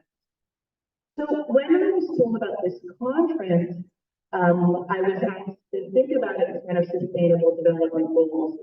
And I come from psychology. So we do similar work, but we think about things slightly differently. So when I was looking at the Sustainable Development Goals from the United Nations and UNICEF, what I did was I looked at the ones that were of interest to me based on the type of work I've been doing. So as you talked about, my real interest is actually in sexual health. I do a lot of work around sexual empowerment, sexual health literacy, gender-based violence, and particularly in communities that are low resource, and I think it's important referring in terms low resource, which I want to also thank, and I hope I don't mispronounce the name wrong, is Dr. Srinivas. I hope I said that correctly. I asked that question about qualitative because I actually was excited. Communities are not low income, they're not poor, they're low resource, meaning they don't have the resources or the same level of power and privilege. And so it's important about language. And so I do work in low resource communities, in vulnerable communities, and marginalized communities. And I look at health inequities, not health disparities. Disparities mean something about the communities. It's about the way of inequities, not equalities, but inequities. And so when I think about this, I think about that in terms of constructions of meanings and behaviors. And so that's really where my work is shaped. And the two that fit along, the two goals that sort of fit along with what I'm doing and what I want to talk about today is good health and well-being and gender equity. I'm very into gender equity work because gender equity work, it's not just about equity around women, but also equity and how it affects men. Because not all men are the same. Just because you're a man doesn't mean you have privilege. And I'm going to talk about that a lot more too. So also women primarily, but also the ways in which gender. But what's something that was interesting, and I was trying to find points of commonality even on my work, is that one of the major issues that when you're looking in the news today is around, we're talking about mental health. And I was talking with colleagues, and I was surprised to find out that Minnesota has some of the highest rates of suicide among young adults, and they talk about that term. In the country. And the state of Karnataka is one of the highest in the country as well. Now it's regional, but one of the reasons why they're explaining that Mysore has such a rate is because of academics. And of course, Mysore has a lot of universities, so that's going to pull up the numbers. But as well, the relationship, who you're in love with, whether it's a love marriage or who you're going to choose. And so those rates, what age group is affecting if you think it's because of academics as well? How old are you? Who's going to be upset about their love relationships and academics? How old will you be? I mean, young adults, right? Because that's when it matters. So when I look at this, part of that's really important. And the focus has been on mental health. But mental health is a broad term because there's clinical mental health where it's something that's diagnosed. And then sometimes it's other forms of mental health like depression or anxiety, which is also diagnosable but might come and go. What I'm really interested more is in the concept of social health. Because social health is really what we're thinking about here. Now, most of the work on social health focuses on children. And they explain it here when you're looking at the definition. It's a child's ability to form secure relationships with others and develop trust so they can so they can feel safe to explore and learn. This ability is closely connected to their emotional regulation skills. And so this is nice that we teach children, and this means with their parents. But we don't talk about it as we age. Does social health only affect us when we're young? Is that the only time where it's important? Well, there is a lot more research around social health now that's focusing on it as we age, in particular with older populations. And one of the things you're finding is that it's really about human connection. So we talk a lot in research about finding support and mental health and well-being. But what we don't talk about as tightly is connection. I can link on Facebook, when I look at people, they have 2,000 friends. Does that mean that person is mentally well? Or does that mean that person is not lonely? We hear stories all the time about people that live in big cities and don't know anyone and haven't seen anyone for years. While people who live in rural areas where there might be just a few people see someone every day and are well connected. And that's the difference between just looking at support, but thinking about it in terms of social health. And social health is really tied to the frameworks around our psychological well-being and our emotional well-being and our mental health. And I think the mental and emotional are the two pieces that are important.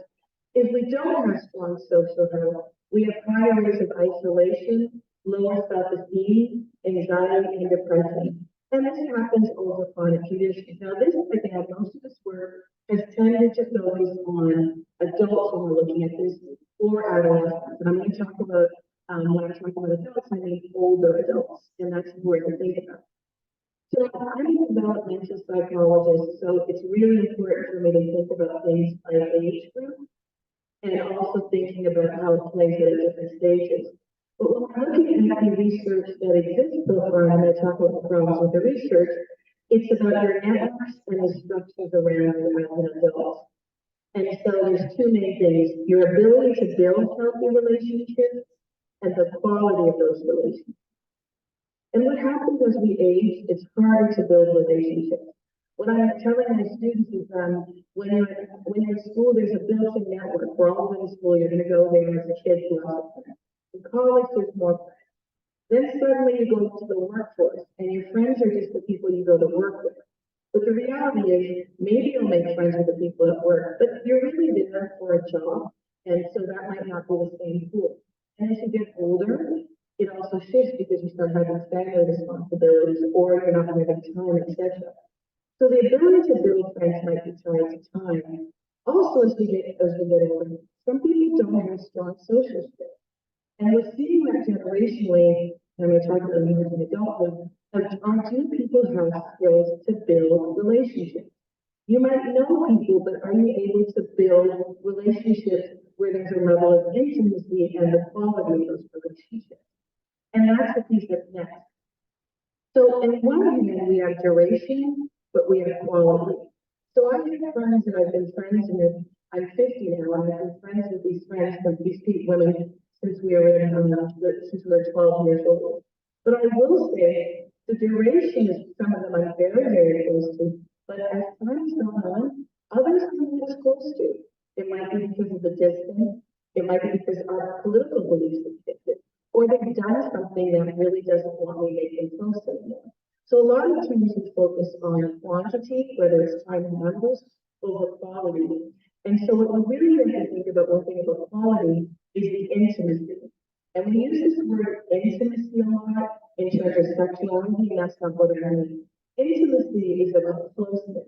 Is this someone that you feel safe with, that you can trust, that you feel valued and comfortable with? And so it's the ability to build a relationship, but also the ability to have quality relationships. And the second piece is the piece that's really critically important. So I brought all of this because in COVID, we're hearing that when I'm teaching, we're being asked to give students a break because they're coming out of this generation where they've been isolated, etc. But the other piece that came out was 10 years ago, as when I first came to India, and I did a project on emerging adults' perception of gender-based violence. And I'm going to talk a little bit more about emerging adults. And this was funded by the NIH through the Global Health Equity Scholars Program. And I was based at PHRM, which is how I got to know this great organization. And the study I did was interviewing college students and also collecting quant and qualitative data. I was trained as a quant person. I do qualitative analysis, optimism, that's what I was trained on. But what was interesting was when we're looking at gender-based violence, the central piece that kept emerging was who are those circles around who you discuss these things with, who was supposed to be part of these discussions around sensitive topics and sharing stresses in your life. And what it came up to was that families were central in this piece, which is no surprise as well. In fact, sharing this information, and this was with emerging adults in India, were essential for also maintaining quality of mental health, and it also affected some levels of psychological well-being. The other thing that was interesting to me was that sisters and other same-sex relationships, so like their female cousins, this was for the females, their female cousins and older aunts, they were also central. Interestingly, the men never got resources. What the men spoke about was hierarchies. And I'm going to talk about the ways in which social norms might be different for men and different for women. So when I thought about this, what's interesting, and this is also you're going to hear peppers of my story here, is that this makes sense to me. Why this makes sense to me is that, so I'm from, I live in the United States, but I'm from Canada, and my grandfather's from the Caribbean. And in fact, my parents are from, my husband is South America, Guyana, which has a high Indian population, which is why I was in the Navy. What I grew up was just like Indian students. So when I came here, I'm successful. But also when I used to sit at PHRM, we talked about family dynamics. And one of the things I always remember one of said to me was, I heard in America that when your parents get older, you put them in orphans. Like, not like that. There's no way nobody's going into the orphans. And they said, when you turn 18, you're supposed to go on your own. Not my family, but when you turn 18, you have to go on your own. As long as you're working, you're in school, you can stay at home. And so what I read about this, a lot of the research that's around family and friends is from a Western perspective, but it's important to note it's very white American cultures. Now, these are for me, what's the good white American, I'm not going to make my first mention. But what I was really pointing to is that when we talk about American, it's important to know who's framing it. There's a great author, I'm going to talk about in a second here, called Sexton, who has an article called The Neglect of 95%. And what the book is why psychology is becoming less American. And what it means is that if you look at the research in psychology, 95% of the research is based on American population. Why is that important? That's psychology, which is one of the largest fields of research in the country. There's so many words and there's so many things. But what it also means is that how Americans think about how we look at the world, the value systems inherent in our research, is really coming from a Western, really white Western framework. And that's really important to think about because it's also going to tell us what's important for social health. Who's supposed to be in our circle? Who are we supposed to look to?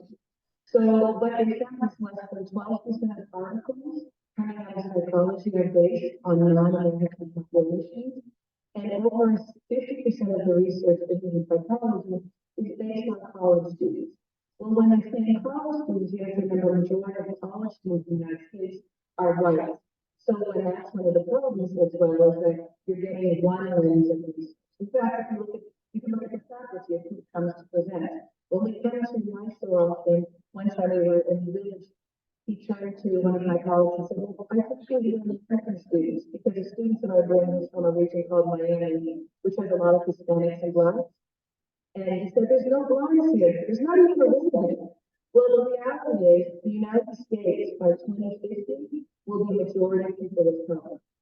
So less than 20% of the population by 2050 in the United States will identify as white.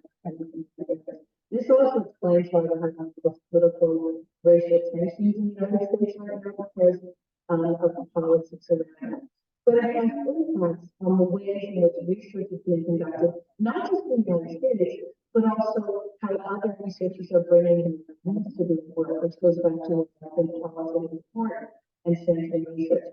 So these are ideas that you can see within cultures. So most of the research is really based on the technical line of culture in terms of how we measure and how we ask questions. And I think that's really important as I move forward. The other piece of work that Jeffrey Arnett does that's very important, like I said, as a developmental psychologist, is that it's mapped out how we look at things at different ages, which is going back to what we talked about earlier. So this is how I was thinking, is that we look at behaviors across the life. And what I really need to focus on is the concept of adulthood. And what I really find is that most of the time we just think of it as adults and older adults. But there's a huge difference between being 18 as an adult and being 40 or 45 as an adult. And so what Jeffrey Arnett has done ultimately is add a framework of emerging adulthood. We've had emerging adulthood in the field in psychology, we've been talking about this for probably the last 20 years, and I know now it's been picked up here. And it's 18 to 30. Now, when it began, it was 18 to 24, then it was 18 to 27, and it pushed 18 to 30. Usually I ask questions, but I know we're close to the time and it is my focus, so that's why I'm asking the audience questions here. I'm close to my glasses, I don't for sure. But it's 18 to 30 now because it's pushing on. This means that when that age group is that people are now in this phase of the life where they're now living at home alone. You're not getting in America, you're not getting married as early, your career is still being lost. People are going to school, things are being extended. And so the third phase is very much in America. In fact, the average woman in the United States is now getting married at age 28. Which would be 4 years ago, it used to be, just like 10 years ago, it used to be 24. So you're seeing that's because women are going to school. Even in India, it's still much lower than the United States, but the age is changing as women are beginning to work and things is happening. But it's also clear you're also beginning to separate from your parents. It's acceptable to be on your own, make your own decisions. And so it's important to think about that in terms of how you live social. And the friendships you make are really important because this is now where they find is the friendships during emerging adulthood set the stage for the trajectory of your long-term social health. Your relationships, how you establish it during emerging adulthood, will predict what your relationships will be like when you're an older adult, so when you're in your 50s, 60s, and 70s. So that's what I really want to focus on, social health during emerging adulthood. What's happening too is that it's, as much as it's an important phase, we're finding that those two pieces that I talked about is your ability to shape relationships and your ability to follow relationships is not been studied widely properly because we're going through so many changes. COVID has really shifted relationships. This has become a big issue. So now we have a body of research is coming out. But the bigger issue is changing employment patterns. Also, people are making friends online. My stepson turned to me once and said, "Oh, there's no need to meet people in person anymore. You can actually meet your partner online and never meet them, have separate lives and just fully date someone online and get married. Have fulfilling relationships." I think that's an experience. But the point is that people are building these intense relationships online without this personal connectedness, and it's becoming a point of discussion. So the other piece is also we're not living in the same places. Historically, I believe even in Native American and Black communities used to live in the same community. Now you go to school somewhere else. Back in the day, I went to school in Toronto. I went to school in so having these friendships are not the same. Not everyone is going to just across the street that you can go over and talk to. So how we maintain them has also shifted the ways in which relationships building and quality continues. Thank you for the time. I appreciate that. So there's very few studies. Oh, my slide isn't showing. Oh, there is. There are very few studies now that focus on individual relations. In fact, there are two areas which are important: the familial people, which is Shakespeare's intimacy, and friendship networks. And so the first one is in terms of when we're looking at from a manager perspective, This is how we look at emerging adult health in France. And so you're very individual when you're entering American emerging adulthood, you separate from your family, you focus on your working career. Then when you get married, then it's about you and the couple, you completely separate from your family and your origin. And then when you have a parent, your relationship is just about that primary family, which is you, your partner, your husband, your wife, and the child. So it's very separate. But if you look at it from an Asian perspective, showing up on the other side, thank you. What I wanted to the Indian perspective, there's a lot of work that ties into the ways in which families really work in terms of how what we're born into, that's going to shape your families as well. So it's important to think about how families even shape who you hang out with, when you hang out with them, and why you hang out with them. And friendships, women particularly their social health is affected by friendships because of their roles and also their priorities. In fact, there was one study that was found, these are all, what I have is the Indian symbol of the map. It is data on Indian populations. What they found is having many children, particularly daughters, is actually worse for your social health for both men and women. Being sonless or childless is also really bad. So the idea is not having a lot of people around you, but having a quality relationship with a few. And again, that was a study of the United States. Friendships, though, are the other things that's really important. And there's very little research done on friendships in India, and that's important. So again, this is a very limited framework of what friendships are supposed to be about. This is how we characterize it in the research. And that is during their friendship becomes a special relationship between two equal individuals involved in making this constituted dynamic. So basically, that you're supposed to be equal and it's specific to that dynamic that's just about those two people. And so what we know from the research is that's not necessarily clear. But emerging adults, I say, is where you establish friendships that are going to last the longest and typically the deepest friendships. And they're able to maintain the best during emerging adulthood if you're at the same social address, meaning the same social status, same educational status, etc., and the same age. And so when you change that social address, it changes. So if you go to college and your friend doesn't, you're more likely to have a schism in that social health relationship. And again, this is how adulthood tends to emerge. But what you're finding is that, again, entering the workforce marriage is the one that causes the most tensions for emerging adulthood. And friendship quality during adulthood is tied to choice and reciprocity. But when you're looking at Indian research, most of the research on friendships focuses on women. I was not able to find any research on male friendships. That does not mean it does not exist, because it could be in another language, again, which is something that happens in research. It's not in English, you're hard to find it. But in the literature that I subscribed, it was mainly women. This study by women was actually done in Bangalore, and they found that friendships among women were really critical, particularly for emerging adult women. And women who have a circle of friends have reduced stress. This is emerging adult women, because they found that their circle of friends was a source of support, non-judgmental safe space, shared gender and cultural understanding. But what they found is that life course, if you're married, if your partner, you have a child, and where you live, play a significant role in maintaining friendships. For men, the life course and where you live did not affect their relationships, emerging adult men's relationships long term. So that's important to think about as well. So at this point, next steps for future support. When we're looking ahead, we have to start doing more research around this, particularly since there's all these concerns about men's well-being and social health. And we need to do it from an intersectional perspective. It's not enough to just say India, but also looking at by gender, by caste, region. We know that, for example, socioeconomic status, and how all of those intersect from an intersectional perspective.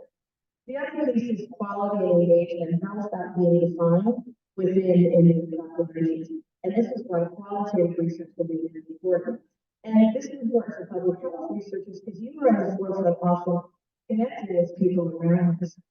The assessments also need to be developed within the context. Instead of just taking American measures and then modifying them for population, which is what we often do, we need to start doing qualitative and quantitative work assessments, look at within group variability, and gather data of the changes of meaning over time across populations, and looking at longitudinally.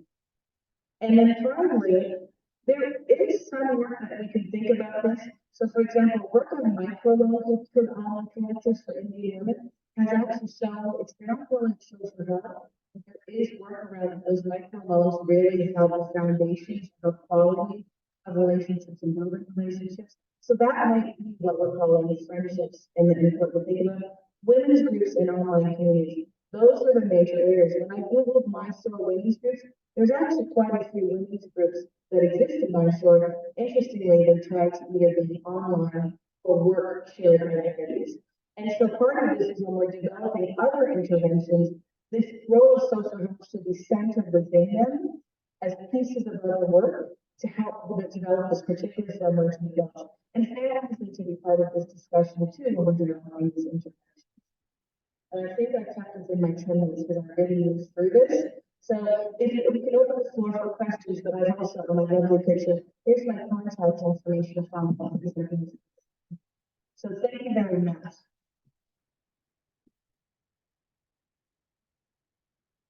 Thank you so much for this wonderful talk. And the purpose of the talk, I just share my experience, what I have learned through my more than 15 years of working in the field of mental health. One of the greatest source of the stress is the relationship.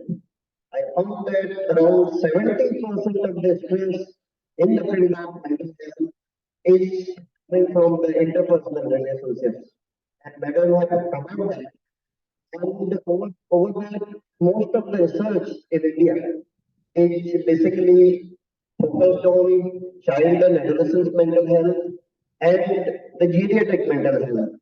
American adult, somewhere we are missing that important portion which Madam has highlighted. I have few queries, but I would like first the audience to have their queries and Madam would like to answer those questions. Yes, please. Hi, so thank you so much for this wonderful talk. I wanted to ask, because I know that you said that entering the workforce causes the most stress on friendships. So I'm wondering, how do you combat this? Like, how can we as a society address this so that we're fostering good relationships while still entering the workforce? Well, I think it's that I think a lot of times what you're happening with emerging adults and the focus is on when they're in college. When you're in college, you get through and then you enter work. But think about how stressful your first job on your career trajectory is.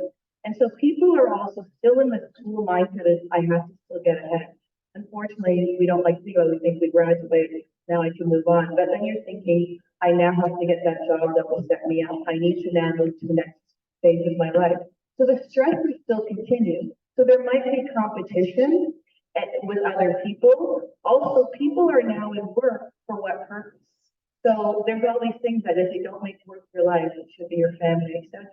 But we spend the majority of our day with people at work. Think about you're at work in America. You're technically at work from 9 to 5.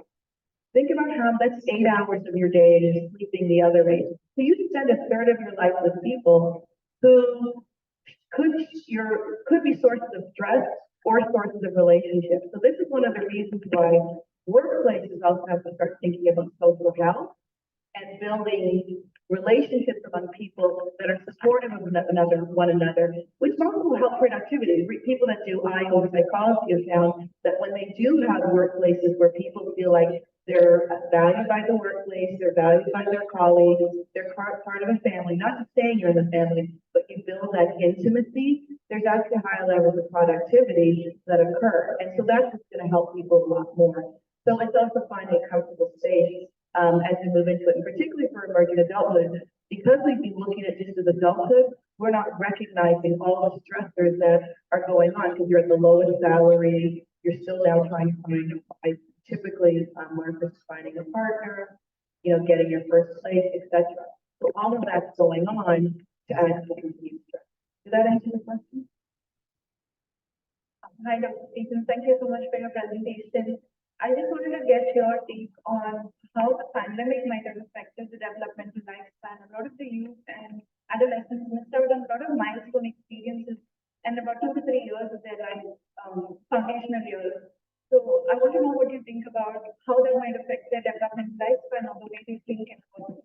Do you see or have you already seen any changes in the generations that have come through? Well, I think it affected when I was schooling, I was preparing, there were so many research, there's so many recent studies about how the pandemic has affected adolescents, focused on adolescents and their mental health. We don't ask adults because I think we assume adults can cope, and we can't cope. So, you know, the isolation is very hard for everyone. But they're predicting this generation that lost about 2 or 3 years of regular interaction during a key stage of emotional development. We're going to see lack of relationship skills building as we move forward.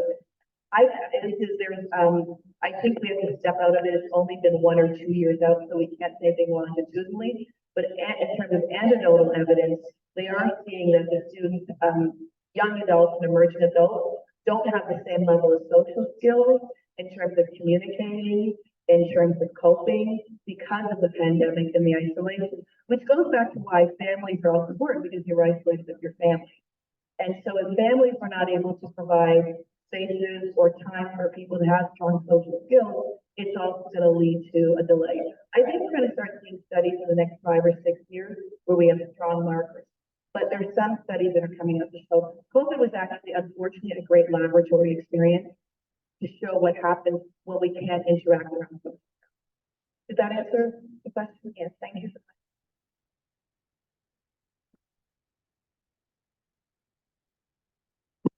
Yeah, so very wonderful presentation, Dr. Dion. My question as an education is how would you see, because right now we are just assessing only the cognitive domain people. So how would you see bringing the emotional quotient, social quotient integration, because especially people from medical background or even in public health, they have to interact with a lot of people. And they just focus on this cognitive domain, what we teach, what skills they develop, but then they're not being successful totally because this is some domain which they lack, and only they get access when they are having some appraisal from the manager. So how would you see as an educationist to bring this into the educational plan? Yeah, and I think it's hard because a lot of the medical, they have a short time to see people and they're already trying to rush through and get what they can do. And I think this is one of the issues. And so, like, I'm using the examples of suicide. That's the end of the line. But how many people didn't reach the lane of suicide? The numbers, I'm sure, are significantly higher around poor social health. I think one of the most simple things, and you see, we have ads all over the United States saying, hey, ask your friends, how are you doing? Just asking a simple question, how are you doing? And the first time, the person might be fine. It might be again, how are you doing? Because a lot of times we don't ask, it's automatic. But something as simple as asking, how are you doing? The research has shown is that people like, oh, there's someone who's actually asking. Not just like, how are you doing? Okay. But asking it a couple of times and seeing if someone says that. And so from a clinical, I'm not a clinical psychologist, but I know people do it. If somebody asks you something 3 times, that's usually when they'll start telling you what's going on. So if you can do something as simple as within that short time, going, and how are you feeling about that?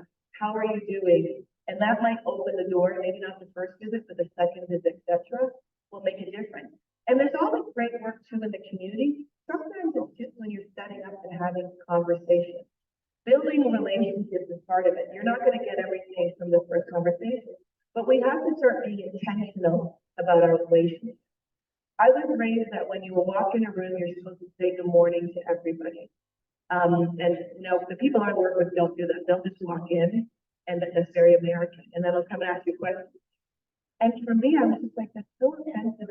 It was because saying good morning is the most basic thing of being polite and acknowledging someone. So just learning to acknowledge people in little ways will help create a space for these communications. And I know these sound minor, but I also appreciate that for doctors, et cetera, they have very little time.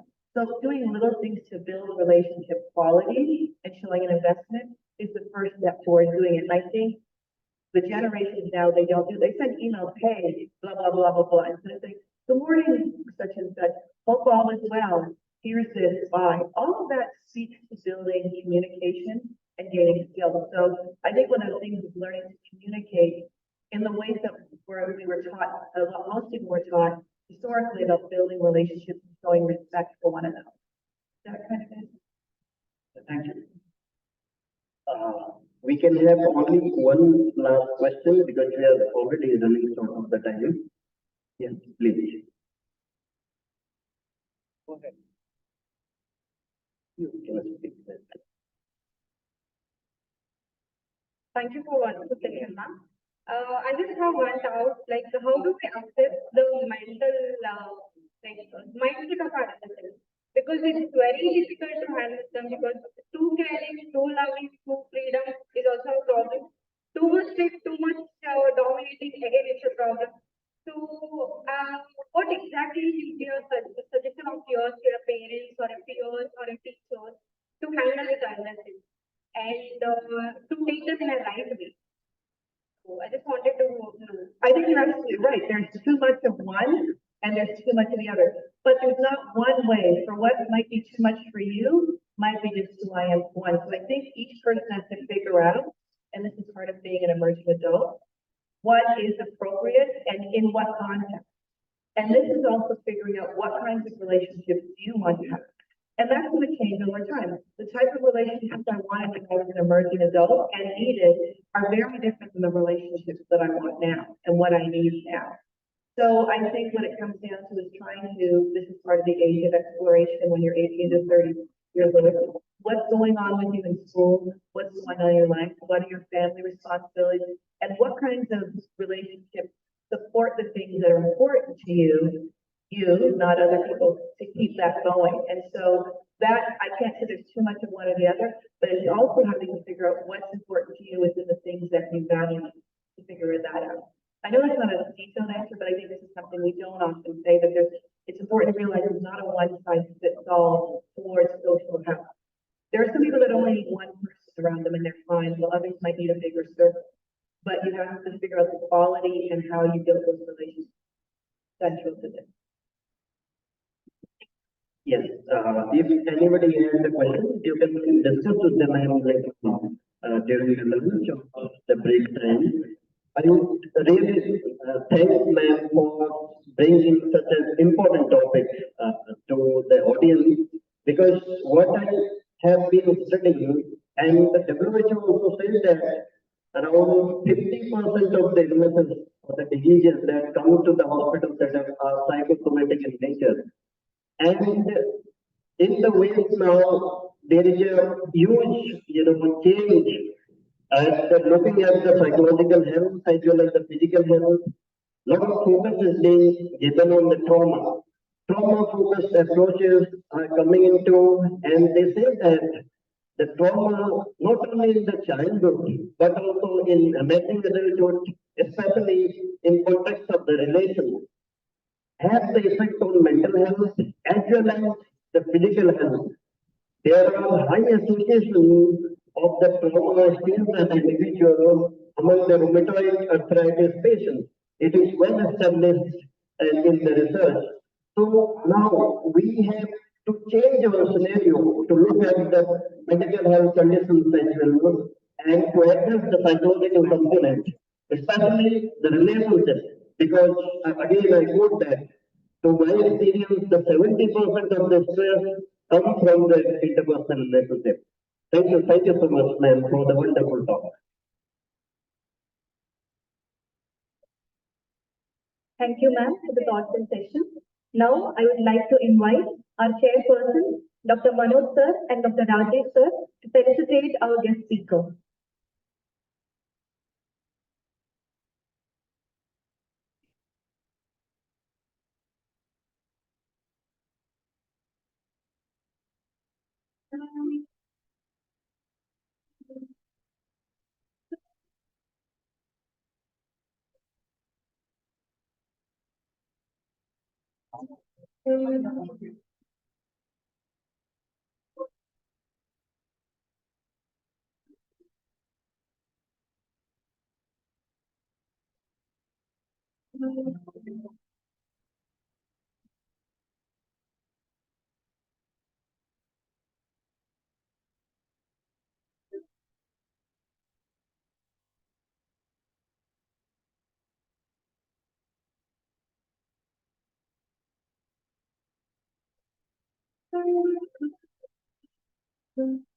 Thank you, sir. Thank you, ma'am. Now, I would like to request Dr. Renuka M., Professor, Community Medicine and Deputy Controller of Examination, JSS Medical College, JSS AHER, to honor our chairperson.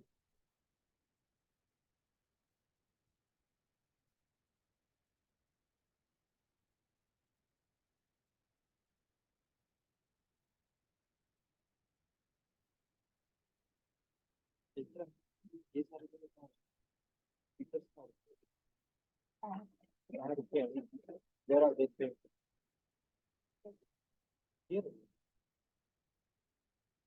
वो पहले से यही थे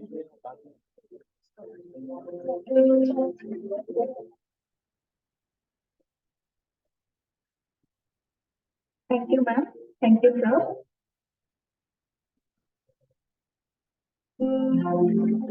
Now, let us all break for lunch. I kindly request everyone to be back by 2 p.m. We have found a lost phone, so if anybody has missed a phone, kindly contact the backstage.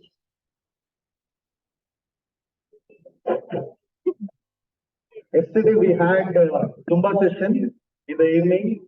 Most of the participants enjoyed this, but there were many delegates who missed it, so don't miss it today. And also there is one debate which will take hardly 15 minutes. We have to fit in inside 15 before the oral or social initiative presentation.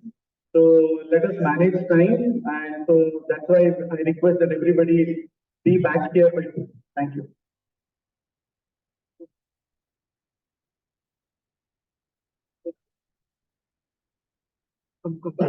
Hello.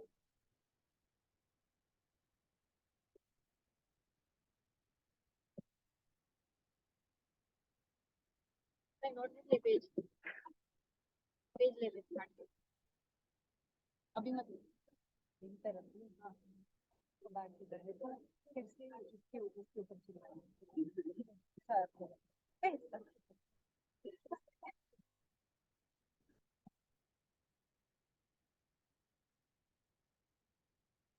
चल चल चल But tell me, are you able to implement who's so controlling or is it silent? If you know, very well and the controlling effort.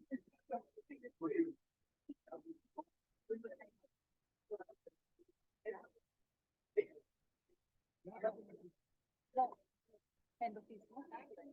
Hello, I want to find out what time is the debate. Okay.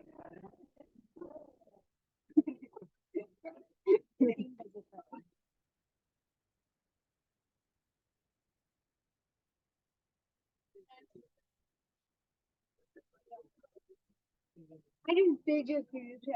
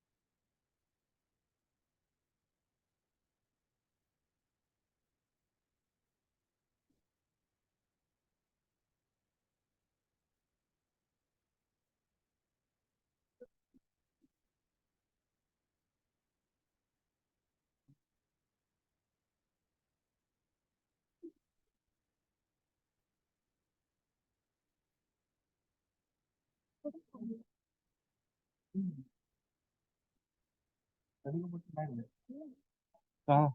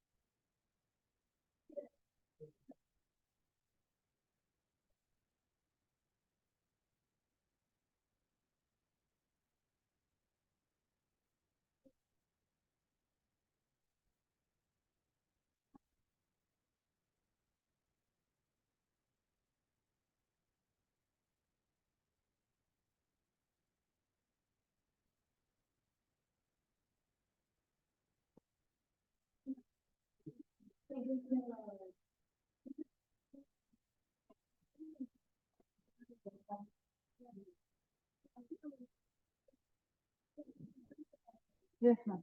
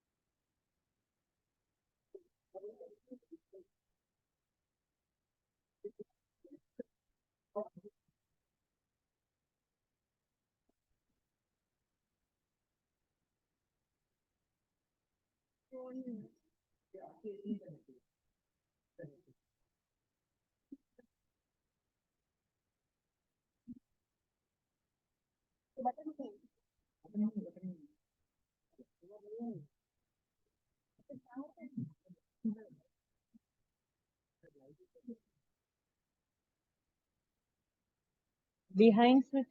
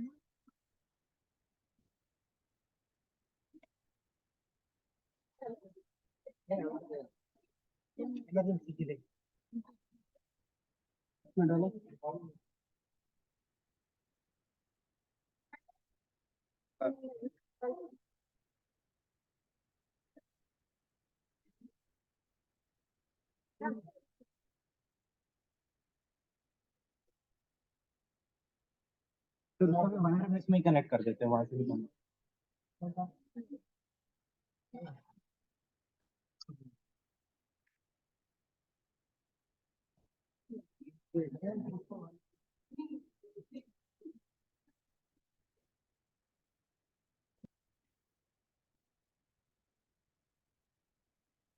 तो लगा दिया जाएगा।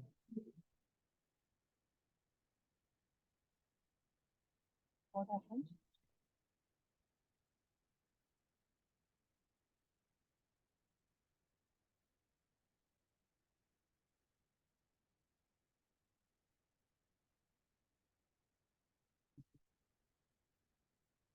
ओंकार, ओंकार, ओंकार, ये गहरा है क्या? ओंकार,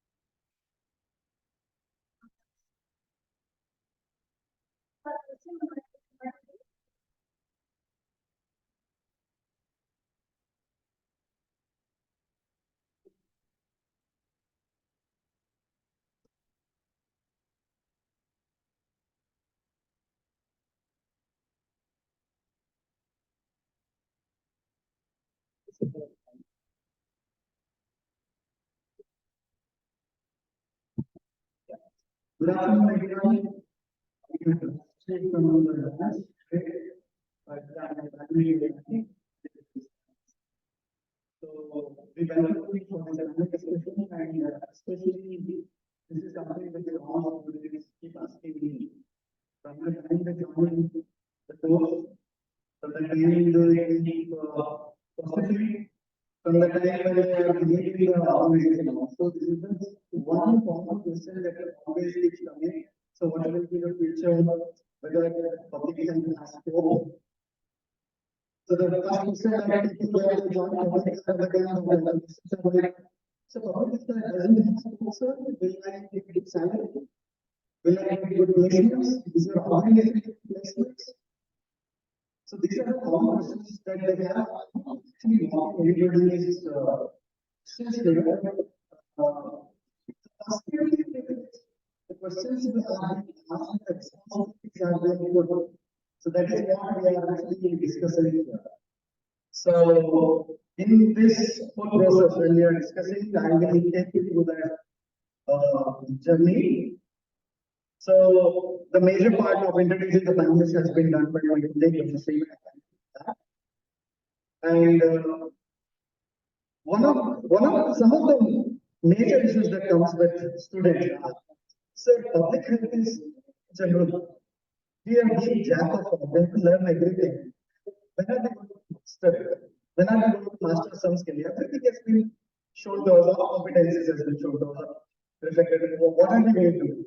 So this is some questions that come to their mind. And jobs, okay, they are ready to do that hard working nature of they're going to put the effort, but the jobs being lucrative, then jobs, when they go back, some of the organizations are so hungry for their basic degree that they have, that is the bachelor's degree that they have. For that, the salary will be somewhere around 25,000 or 30,000, but for the degree, that is the master's degree that they will owe from, I mean, they'll get from public health, that decreases the salary to 20,000. So this is something like ridiculous. Or really looking at these aspects or not? How come you, when you have another master degree, you reduce that salary? So this is something which students have there in the mind. And why should I invest on this? Because they look at it like it becomes an organizational responsibility, institutional responsibility to get them a job. Do you have what is it, campus interview? Do you have campus interview? I was like really surprised. Can we have a campus interview for 10 students, 20 students? I don't know why some organizations would come to just pick up one student from an institution or two students from an institution that works in engineering college. So these are some of the queries that all the students have. I think this discussion should give them an overview of what they can expect, what they cannot expect, and what is the we all together can do to improve this situation. So my first question to the panelists,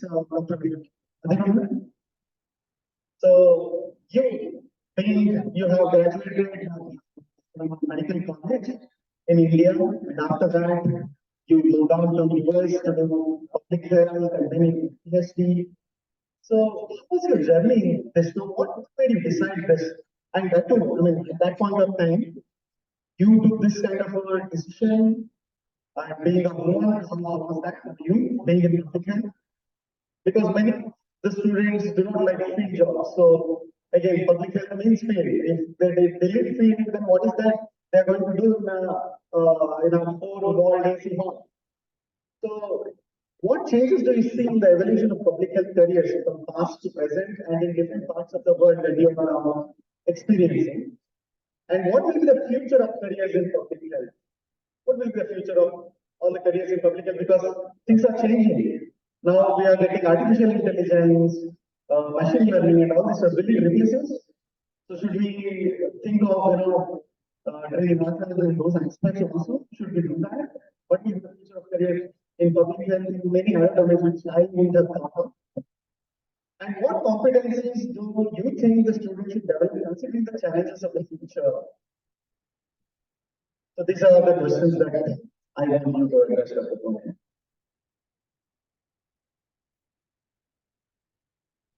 Dr. Anil, how many minutes do I have? I'll give you 10 minutes. Me, a question that would make me like, I had to do a one-on-one counseling with students for about an hour and you're asking me to summarize it in 10 minutes. I don't think that's fair, but what I can tell you about my journey and what are some of the things we should be thinking about in terms of future. So, me going into masters in public health was not something I had planned. It came around very organically. I was, and I am, an alumni of Mysore Medical College, Namma Mysuru. And when I finished my MBBS, my plan was to go into surgery. There a great surgery professor, Professor Mangal Yadav, and he really encouraged me because when he would see me in the OT, he said, you really have a steady hand, you should consider surgery. So I figured, okay, my future is planned, I will go into surgery. Then I started talking to some people and they said, you have to wake up at 3 a.m. in the morning, which is a big no for me. I know it's the Brahminic hour and you're supposed to do that, good health, but I'm not waking up at 3 a.m. for anything except to catch a freaking flight, which I have no choice to do. So that went out of the window. So I'm not doing surgery. So I had no idea what I wanted to do. And I didn't want to just go and do any specialization because I was going to take a seat. I took a break. And when I left Mysore, I had married, I just had a baby, so I was in Chennai. And I was part of this running club called the Hash House Harriers. They basically run us with a drinking problem or drink us with a running problem.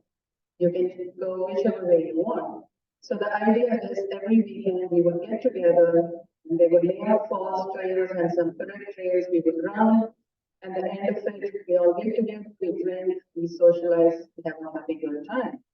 So one of my friends said, there is a doctor who's looking for another doctor to help her. She has a clinic, she can't find doctors. And this was in the late 90s, and I wasn't sure what she was trying to say because I was in Chennai. Chennai is like a medical capital. So it just didn't make sense. Since she was my friend, I said, okay, I'm happy to go meet her. And immediately, that same evening, I get a call, and this doctor calls me. She says, come over tomorrow morning, and I want to really meet you. So I was staying in a place called London, which was literally like 15 minutes from Tinagar, which is right next, very close by. So I was able to get into an auto, go and meet her. And this was a professor who had taken voluntary retirement from Stanley Medical College. She was a professor of microbiology. And she was the one who had found the first cases of HIV in the sex workers around the Bombay area in Bombay.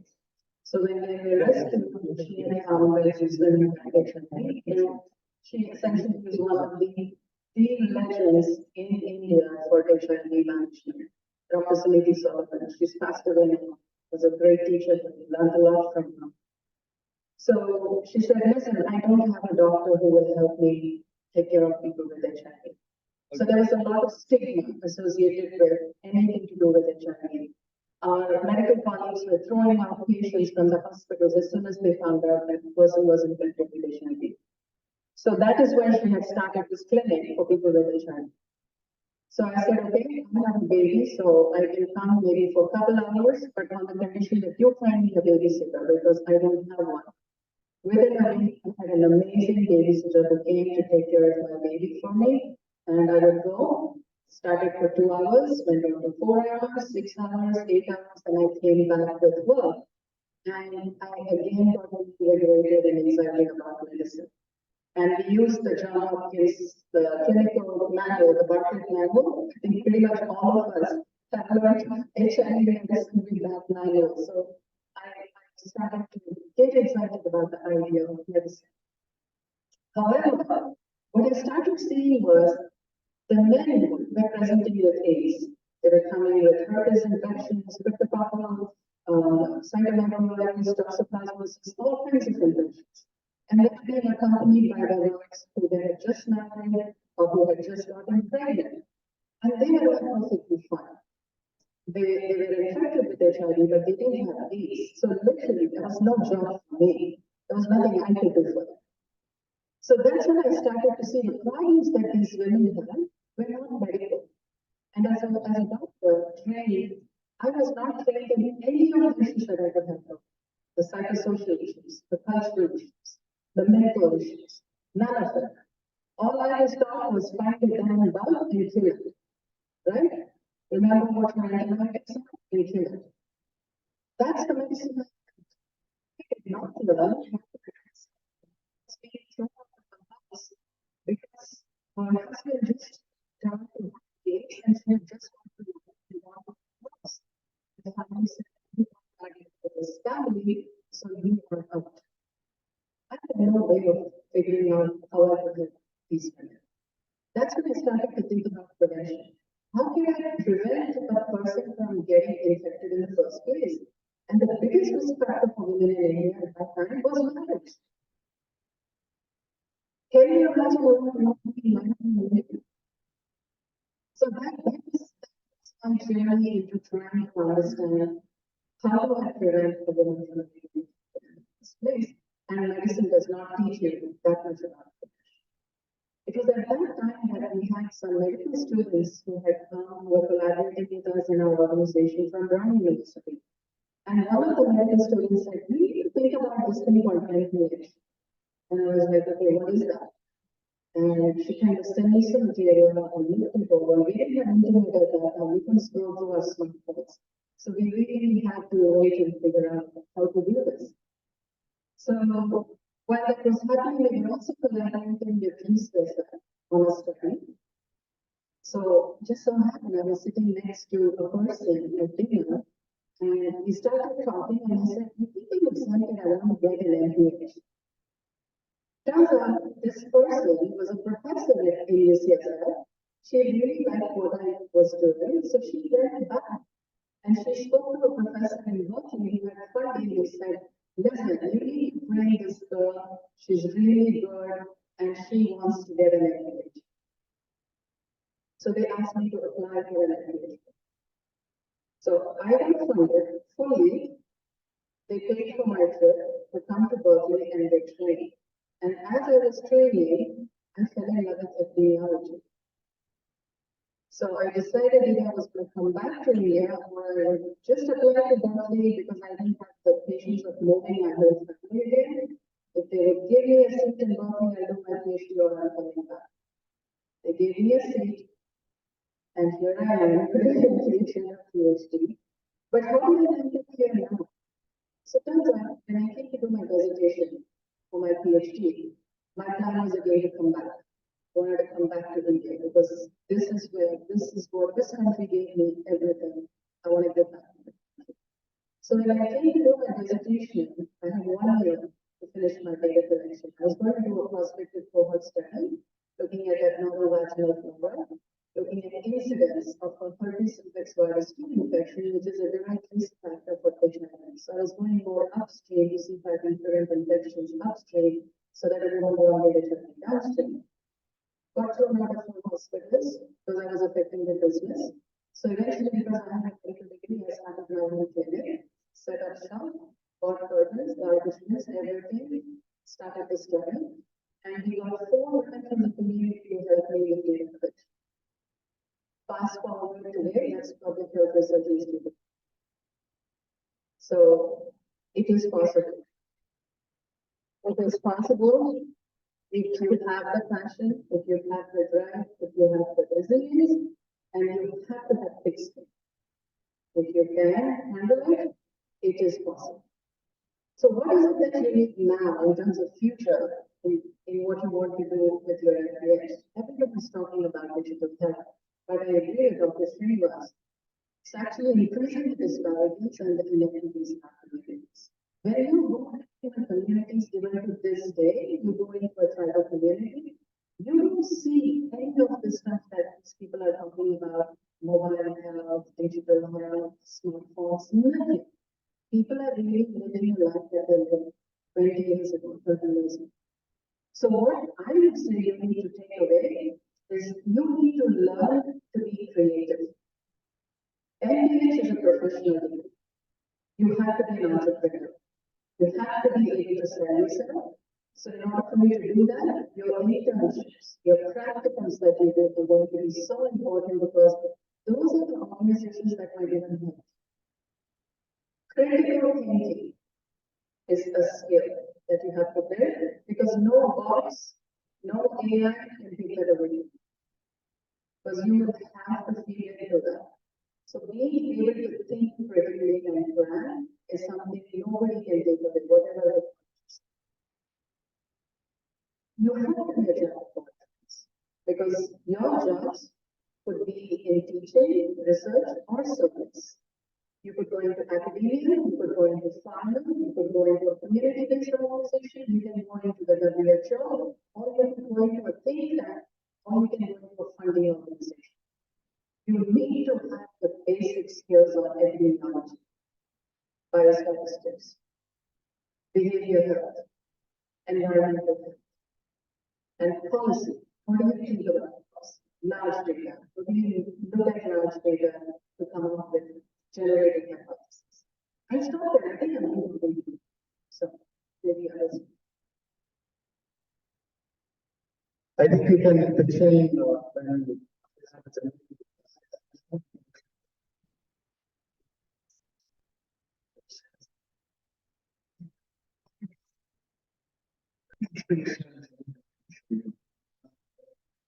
one was struggling to take care of our family, thinking of what to do about the job or something, but at the same time, defense of society, people,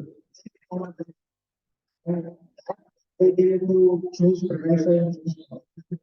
And I think, that's the place where when I interview students, that's what I see that they don't have to because all of them somebody in the system. On this course or on this study, someone makes, change the decision. So here you are, you wanted to make a difference. That's why you chose, okay, this is the place where that's going to and what will equip me to solve it. You have students find they could come with that clarity because you should know who you are and what you do. And we all have to give and also I think mentioned about being an entrepreneur and mentioned about the core subjects that they have is something which never been by anybody. And I am the only reason of marketing recruitment. We had a networking dinner and people were getting bored at the time. So you have to be at a point where to do all those. No curriculum will teach you how to dance or how to organize this event, how to keep the flowers, how to decorate. Nobody will be a jack of all to grow higher up. Otherwise, you'll be stuck at one place. So I think that's not a bad thing to be. Yeah. So moving further, I would now like to speak to Dr. Masankar. So you have done your public health degree from US, and then you came to India, and you have been in the public health education at various institutions. Your own MSc School of Public Health, where you're the principal, and also you're in the board of members of many universities. For me, also, you've been a guidance factor at many instances, and even RGHS. So, what is your experience of students and faculty approach towards or behavior towards public health in India? And what needs to be changed in India to ensure that the jobs are sustainable for public health in the future? Can you give the perspectives and throw some perspectives of students thinking, what the perspective of the institution is, what the perspective of the employer? And this is my question: that is public health carrying an answer to all of this, or is there anything? And you being a social entrepreneur also, if that is the case, because like Dr. Purnima, she became from clinician, she became a social entrepreneur. With 4 people now, PHMA has such a big institution. So is that it? So that's the question. Okay. Thank you. Good afternoon, everybody. And I think thank you for a lovely question you asked. See, when we look at the approach to what US, because we have been trained by US faculty and the system and then coming back here. There are some hard facts. I apologize for that. We shouldn't keep on that. The approach what the US maybe the way we have designed or the way we have been seeing health is different what the US public health is. I always say we have to de-medicalize the public. In fact, in India, most of the universities are public medical departments. And we have medicalized the public. Here we have a de-medicalized. This is something which people do not accept. When I sit on board of studies of the universities and I argument with the people, that I need medicine in the public. Yes, we do need medicine, but we should not completely get carried away with what we are. And even the faculties who are teaching public health came from a medical background. And it was more so community medicine. So the approach of community medicine is different from people. Maybe they are similar, there are some differences and all. But it's also difficult for the faculty to switch over between, because they are teaching both community medicine and public health. For them to switch between the two becomes difficult. The approach is different. So there we need to look into something, what we need to be done. Then coming to what is the student perspective. From the student perspective, once we do public health, it actually opens our horizon. It's broad spectrum. It's like jack of all trades and master of none. But what we should look at is what is our attitude, what we have. According to that, we have to get those skills. See, as he said, but what as a student, what is my attitude, what is my interest? I need to gain those skills so that I can excel. And suppose I'm good at numbers, at research. I can focus on my career research, or maybe technology or biostatistics. If I'm more interested more towards behavior, or I'm more interested towards people or something, I should focus on behavioral health or something. My job should, I should search for such jobs. We should have some kind of an objective once. I know when we come to public health, because I'm sitting at a newspaper in the college, when I did counseling and the students come, they are clueless what they want. Most of the time it is like I try to find the idea, but that's what I thought this is my option that we take on this. Or people come, I want to go abroad, I want to go to US, I want to go to UK, this is MPH is my passport to go. So when we sit in council, so they're clueless. So they should have an objective. So for the institutions, when you are recruiting or admitting the students, have a proper interview with them and see only those who have an aptitude for public health, we should admit. I know administration is very difficult because we cannot select the students when a number of admissions are there. But what happens is the quality of your institution depends based on the students who participate in them. So if you have those students who have a good aptitude for public health, they will do a lot of work and they will excel and automatically your institution rating goes up. Rather than have a number of admissions and the students, they are not interested in public health. Somehow we know that they will pass, but they will get jobs and then they are not able to perform and they go back and they say that oh, public health has nothing to do.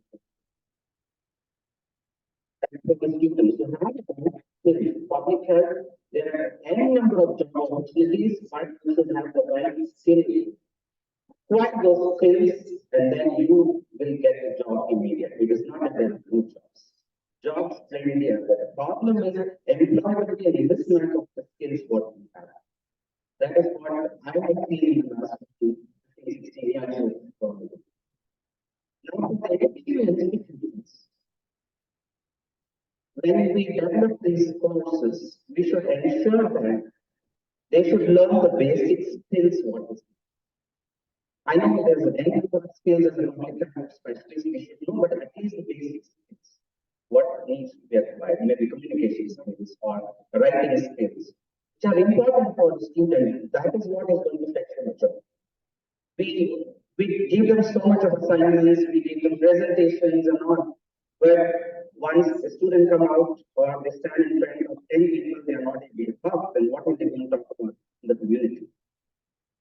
So if the student has to, the writing skills, because public health is when we have to write it.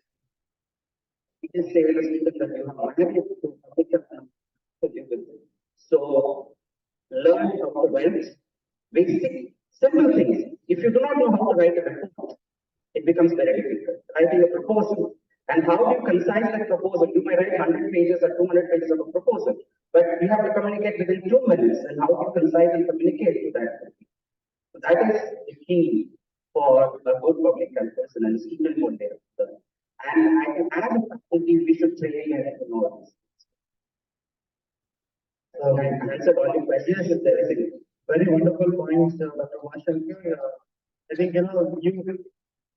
you brought out a very important aspect of focusing the education system of public health based on the dimensions of other than just physical. So there are many other dimensions which requires many other activities, many other systems of medicine.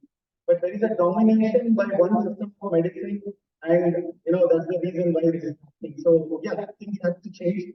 Changes has already stepped down to 2021. We have established it as a school of public health. Future it will be grown as institute of public health. So that's what. Even when we were having faculties, what we ensured was okay, not only community medicine, although I am being only community medicine, I said, no more community medicine, only community medicine, wanted someone from even other backgrounds. So we put the notification in that such big notification, put PAS plus BPS plus BPT, all other things like that, percentage. So that we want all the students to come here on the faculties, and then the education systems like that, there are difficulties. And they will make those differences. Your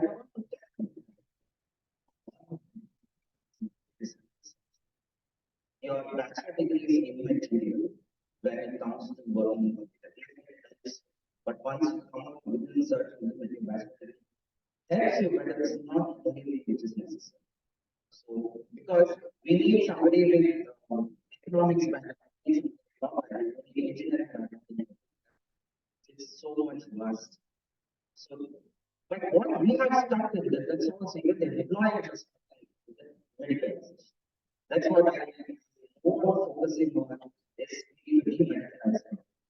that's it's not against the system, but because public health is a vast subject, it's a multidisciplinary, but we need everyone. For example, we are talking to get to teach the subject. Who is there? It's highly educated. So we all find it. Very nice. And also you mentioned that one important thing that whenever I sit for interview or counseling students, the language I want to choose and ask. So I wanted to do a degree, but I didn't get it. So this is like the second choice. So I'm like, law language was average language. So all of them have average language.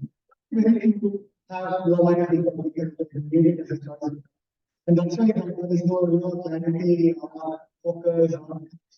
So that is also there. And so good attitude is something that we mentioned, but communication skills and abilities is something that we need, because that is something that is not going to be. Thank you, Dr. Vash. So this is a question to Dr. Tani.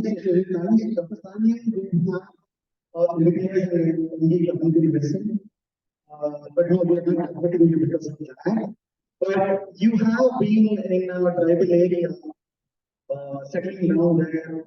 You and your husband for many years. There is a lot of compromise. There is a lot of there is a lot of sacrifice that you have made from the. You could have chosen to live in any metropolitan city, but you chose to be there. So that is something that to be that as a professional. Does that would you recommend every public health person should have either at least for an internship or a fellowship to come and be in that society, because there's a larger part of public health what it is. And this is something which and how do you see the recent shift in this paradigm from people from MPH and also people coming from MSc epidemiology, MSW, even bachelors of public health background, also contributing to various types of jobs. Yeah, thanks. I think I'll probably start with the second question because of the lovely, what do you say, instances and hints that Dr. Mashankar has given. Unfortunately, I think till I finished my MBBS, and I studied in a very particular college in Bangalore, as a private, sometimes we recognize, sometimes aided, so you can figure out how my training was. College, I don't think I remember thinking about what kind of a doctor I wanted to be, who I wanted to be, or who I was. All these little things about, do I want to wake up at 3 a.m. or, all, I cannot remember even having this. But I did know things that I enjoyed a lot. And I was told, which was largely outside the hospital. It was largely talking to people, being out in the field. And the only department, the only space in the hospital, in the education system, was through community medicine, where there were skills within the hospital and the training system. It was essentially lab or clinical. And if you weren't sold in either of them, or you were told you were not, and people like that, then the only other place where you were allowed to sort of figure yourself out, figure out your skills, figure out your identity was community medicine. So I understand the whole medicalization of public health, but I come from a time when community medicine was being talked about as being the second choice, being the, you didn't get anything else, that's why you didn't listen. I mean, that is in the MBBS space. So anyway, so starting from there, fortunately or unfortunately, I don't know, but I joined private practice and in critical care medicine. I thought that was me.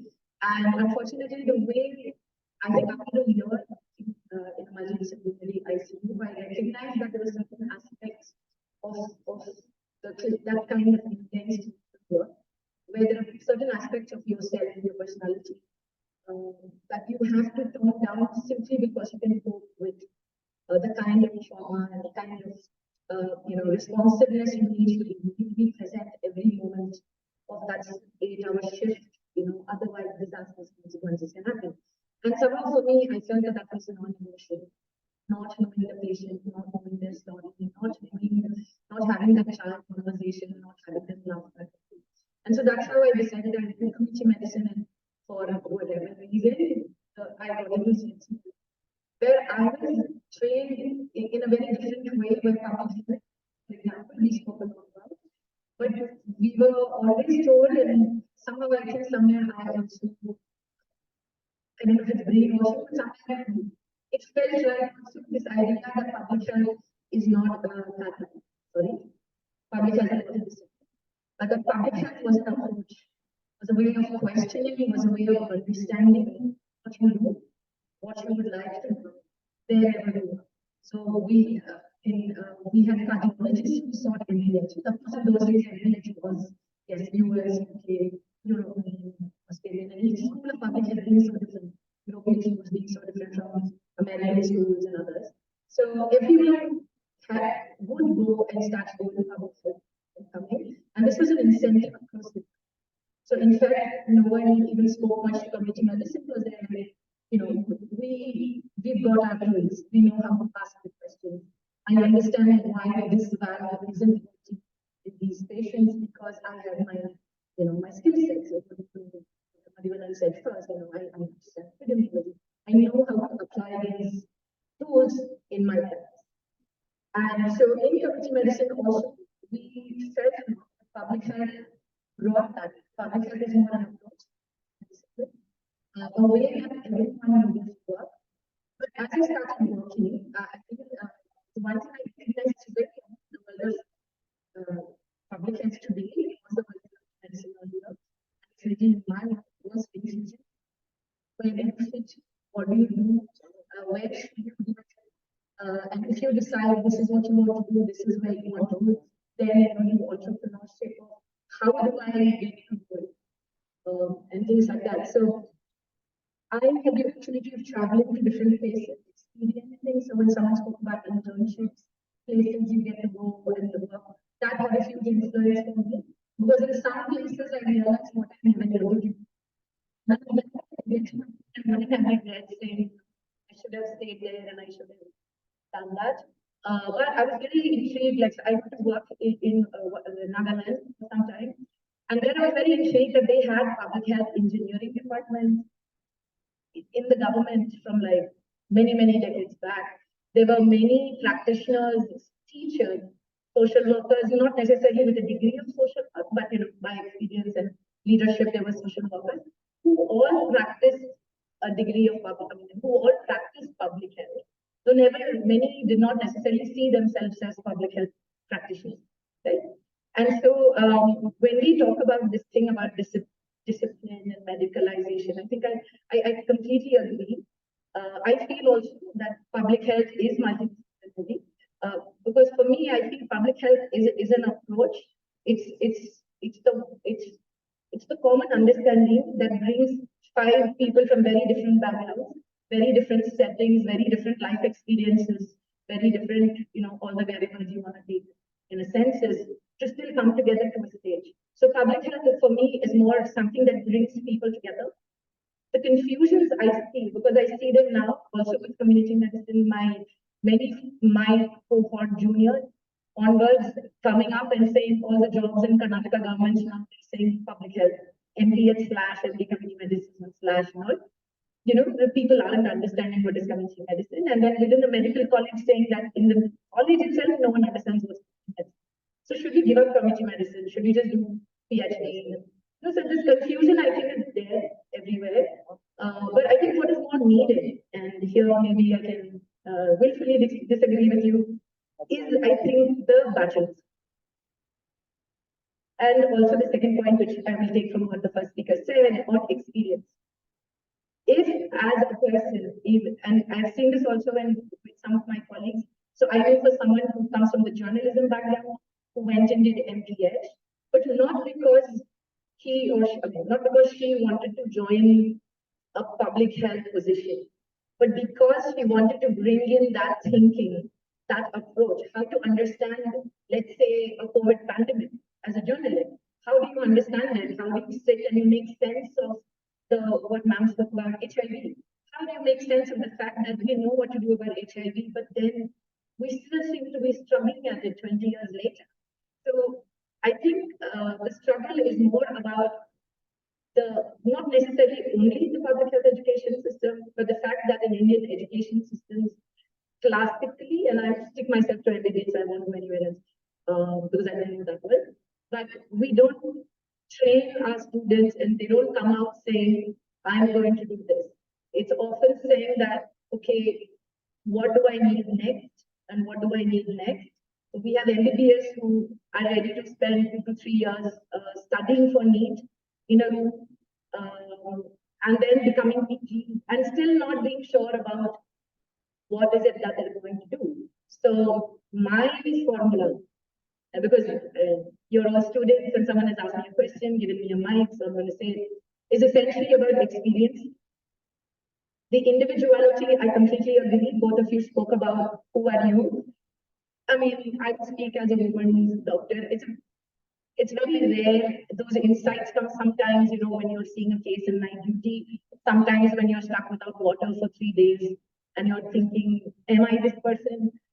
So I think the understanding what you want to do, or going around and figuring it out, because we don't get that kind of exposures in our traditional education systems, even in a 3 years master's degree.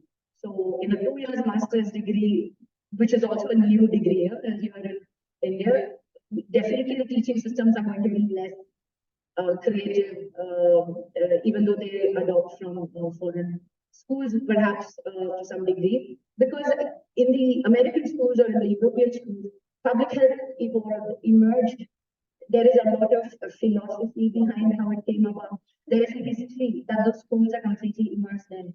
Whereas for us, it did not happen as organically, though public health practice, because I work with BGKK, we have Bashpatia from Gram as well, that NGOs, grassroots NGOs, so many social, civil society networks, so many practitioners in rural areas and urban cities have been practicing public health for eons in this space. You have medical public health resource network, which is so called, you have medical friends circle, you have people's health movement. I mean, so let's also not imagine that public health is something new.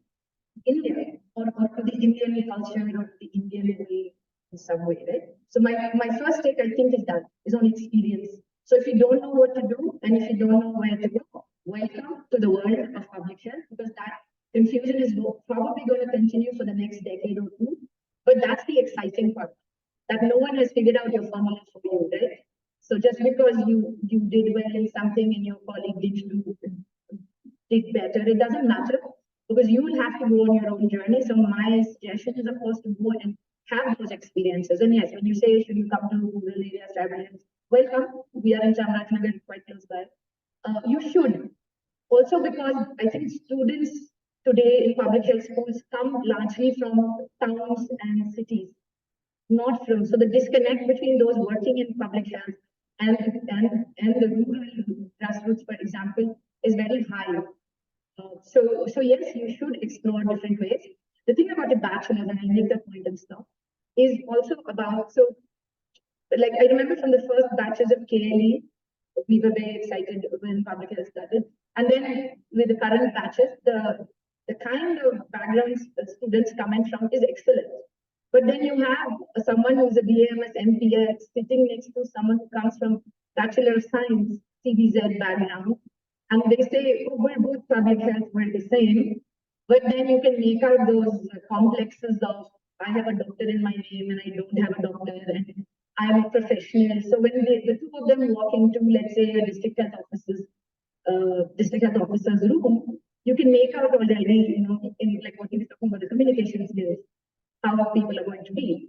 The point is, I think, for example, in nursing, if you do your Bachelor of Nursing and then your MPS, and you want to work exactly the same as an Ayurveda doctor in public health, then I feel that's already sort of defeated the purpose. Because as a nurse, in India, for example, there isn't enough work being done in the nursing space. There is hardly any research happening in the nursing space. There's hardly any public health approaches or public health frameworks or research happening again in the nursing space.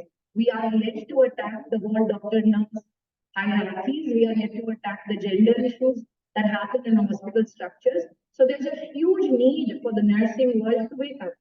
Similarly, if you talk about Ayurveda or if you talk about law, for example, we need law students to come take public health, not to become district epidemiologists, but to take that public health learning back to law, so that then when we are sitting and talking about, okay, can we implement institutional quarantine for COVID or not, we respect what the lawyer with public health says, for that perspective. So I feel you do need multidisciplinarity, but to build those perspectives, to bring richness into public health is anyway will happen if this happens. Otherwise, if everyone is going to learn the same formula, the same curriculum of public health and take away the same things, then you will not have diversity. You will not, that the beauty of bringing in students from different backgrounds will be lost. And so right now, when you talk about public health, I think the jobs that are coming out, the careers, the research positions and everything that are coming out, they literally still profile for doctors with public health. And so others are trying to fit into this, and I feel that you should probably have this kind of a program for like Karnataka government or to the districts or to institutions. So maybe not placement for students, but institutions who are asking for MPHs to come in to understand what a public health person brings in, but to understand what kind of a public health person do they need, and not go back to that traditional value of MBBS means somewhere, and BSc means kuch or, and BAMS means kuch. Yeah, that's it. Thank you. Wonderful, wonderful, Mr. Tanya. Very nicely you touched upon various aspects. Some of them which really captured my mind were the philosophy of public health, which has given the origin in many countries, that is lacking in India. But it doesn't mean that it lacks as such. We are not recognizing it. We are not building upon it. So it is just that, I get many calls from students saying that, sir, I have done this degree. Will MPH degree allow me to practice as a clinician? That's like, they're trying to find it as some tool to practice and do something else rather than understanding the essence of what public health can actually deliver. And rightly you said about the different specialties or different bachelor's degrees they come from. They should build upon that using this degree rather than finding equality between them or some other degree. So that is very nice. And also there is some sort of like when you spoke about community medicine, people looking at MPH coming as a threat. So generally the mentality of everybody, especially in India, is the scarcity mentality. There is only limited resources. It's gonna be taken away by someone. Rather than that, I think people should come up with a generosity. A lot of opportunities available, many places. We need to just go and tap it. So that is where, we need to do it. And so moving further, how much time we have? Timekeepers? So you have about 10 minutes more? Okay.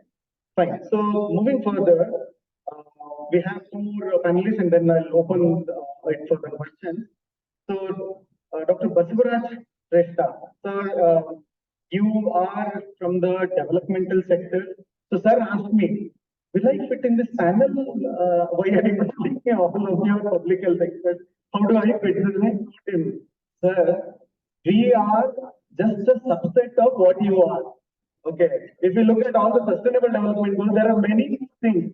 And we fit in only certain aspects and we link with many other things, with health and well-being, wash, gender equity, and the rest. So the public health has been originated from that whole developmental perspective. That's why even if we take an example of SWASTHYAM, who started as making a difference to people's health, they opened a hospital, but they then realized this is not the way we can actually support people. There will be many more things that people require. So they started with many other developmental aspects, open entrepreneurship, and many more so. So for that reason, you being in GRAM, which works on mainly governance, advocacy, and also development, you're also hiring many public health experts in your organization.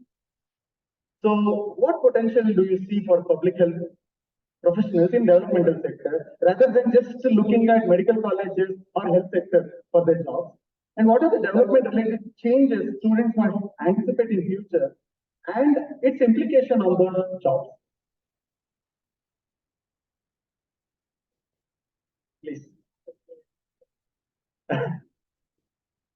Firstly, I consider myself a privilege to be amongst learned and accomplished public health specialists and practitioners here. Although I'm not a public health professional, I'm fortunate enough to have most of the experience I've had in the public health sector. I started my career with a project called Gender and Law, when many people understood that tender and law. So because gender was not also popular then, so when we started to synthesize doctors on gender and on the medical legal cases, I knew gender law. So as a management professional, then the only thing was there in me which kind of taking me till now, till here, is that inquisitiveness. That being open to learn, have that curiosity, and never give gratitude. Like if I've taken up, it should be a successful award and a result. What started as a training program in Karnataka, we went up to change the medical legal curriculum in the country with the support of UNDP and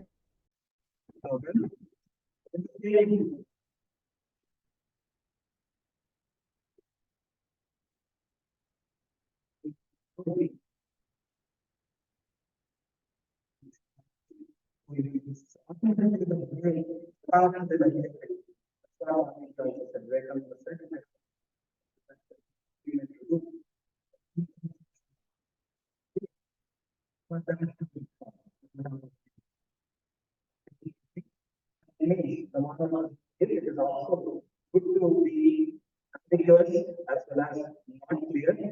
Don't worry, because what I learned from this panel is none of these successful public health practitioners were not clear, didn't know what to do when they were in their graduation. Don't worry.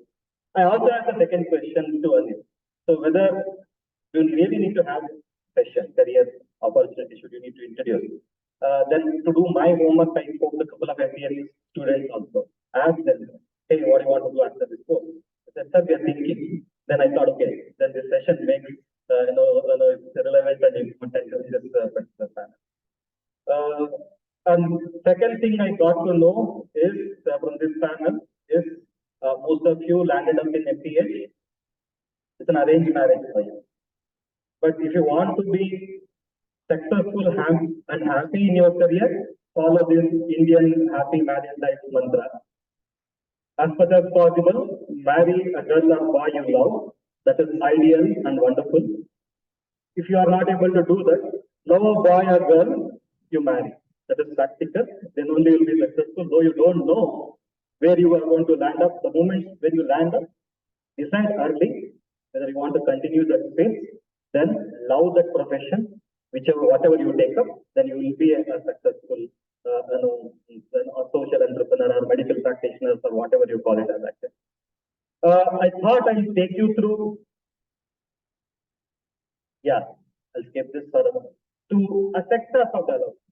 Basically, when we talk about a career in development sector, it is not necessarily be a grassroots organization or an NGO like that. It's also government is one of the largest development organization, and then comes the not-for-profit organization, either it is society or trust. And then these days, the corporate social responsibility is another excellent career avenue and opportunity for all of you. And most important, I'm not sure whether how many of you heard about social stock exchange in India? Because after the advent of social stock exchange, this social entrepreneurship or social enterprises is being, rapidly talked about in our country. There's a huge opportunity to be a social entrepreneur, a social enterprise, have your social enterprise, and of course you have bilateral and multilateral agencies like UN organizations, WHO, and many other such organizations at the higher level to pursue your career. Okay, before going to give you some gyan about career opportunities in the development sector, this is the formula I suggest to all the budding professionals. Have this as far as possible. 5 years is a foundation phase. As your teachers also say, what you learn in the course is nothing when you really take up a job. That is where actually you start to learn. That 5 years is a real foundation. Work for experience, not for remuneration. Remuneration comes, I'm sure. Don't even worry about that. If you have a strong foundation, remuneration will follow you. Like what we say in our mythologies or in our stories, if you worship Saraswati, Lakshmi will follow. No worry. And then give a try, a 5 years for entrepreneurship. Start your own. No, not necessarily that you need to start your NGOs or trust like earlier, gone are the days. Now you can also think of social entrepreneurship. If you have a strong idea, a solution to the age-old problem, the same problem, your innovation will certainly get you funding also these days. It's a lot more easy these days to get funding. Startup ecosystem is really good in India. And as I said, social enterprise, social stock exchange will open further avenues to raise funding. If you fail, continue it for next 20 years. Be an entrepreneur, create job, because India needs job creators than job seekers. And if you are not so successful, no worries. You can come back, do your job, keep learning, innovate, keep doing it. So that's something you can try about if you are really entrepreneurial in thinking. And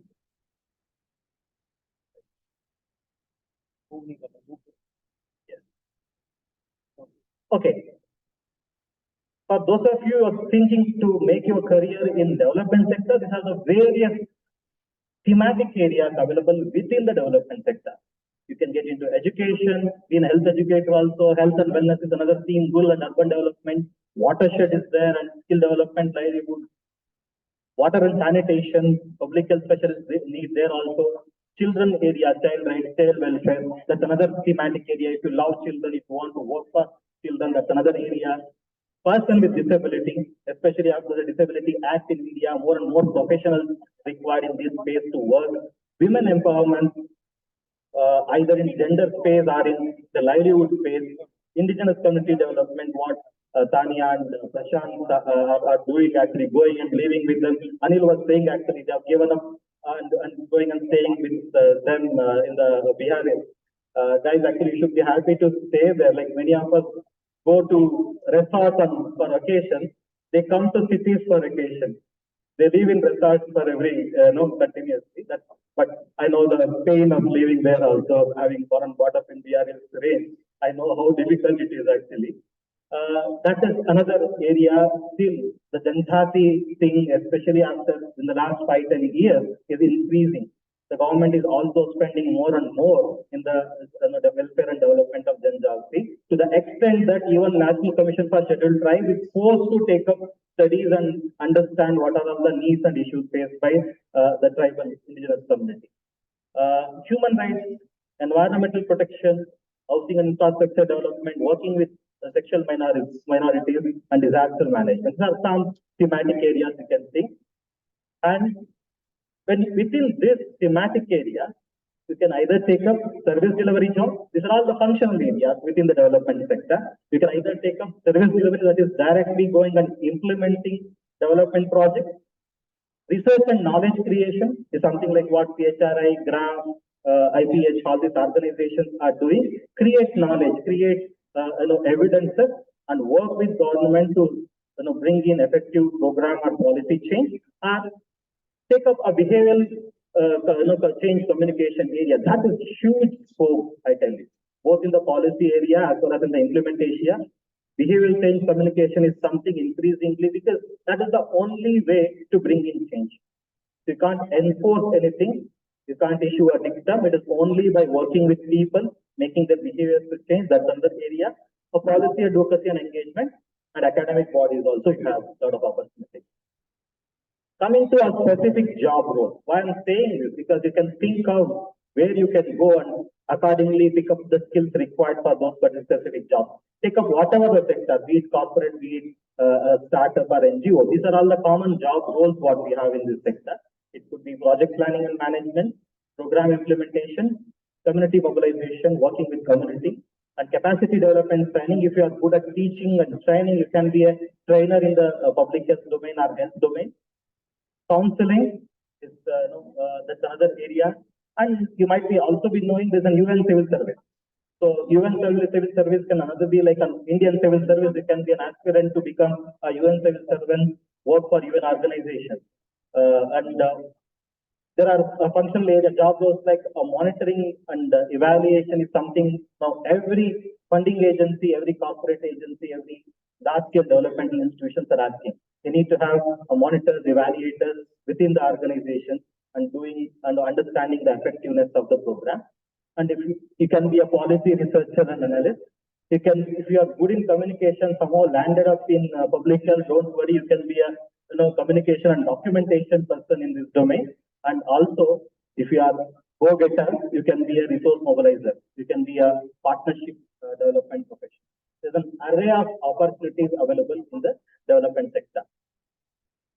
And government, especially huge opportunities, and I and Dr. Umajankar having a sit-stand over our lunch actually, and he was telling the pain and stories of what takes to work in government. But still, especially after the Ayushman Bharat, the program implemented here, the huge investment in the public health, especially in the rural area. You can make career there. Now the comprehensive primary health care is being talked about. That's another area where public health professionals needed in large scale. And of course, there are national programs, nutrition promotion. It not have to restrict to only health department per se when you think of government. Even you go to Karnataka's rural livelihood mission, they need public health professionals because they are working on nutrition. And nutrition is a cross-cutting agenda the government has taken in the RDPR. Rural Development Panchayat Raj also, there's a nutrition program going on. There's an ICDS program also, nutrition program going on, Rashtriya Kuposhan Abhiyan. And that is another space actually. And there are management roles for the NHM and NRHM at the block level, district level as program managers and monitors and implementers. And non-profit sector, I already talked about the job roles. And coming to CSR, innovation and implementation there's a huge opportunity. And as I said, social sector, social stock exchange, if you have a strong idea, you pitch that idea, develop it as a zero bond, then who knows, you'll get a wonderful funding opportunity to implement your idea. There is also innovation grant created at the NLC. If you are an innovator, you can just pitch your idea and get your grants actually. And with huge agencies, even agencies can get projects there. There's also a communication and advocacy opportunity, as well as research and technical. But you can go there once you have a solid experience somewhere here. That's a suggestion. But what are the developmental challenges you are probably face in this sector, and you should be prepared. One is, as I'm understanding and observing, this sector is hugely moving away from grant dependent space. Like most of the non-profit organization or development organization, we are dependent on grants. That is coming down, and we are now have to gear up to change our thinking as a service and consulting organization. Be self-reliant, go in that dimension, more informative and knowledgeable.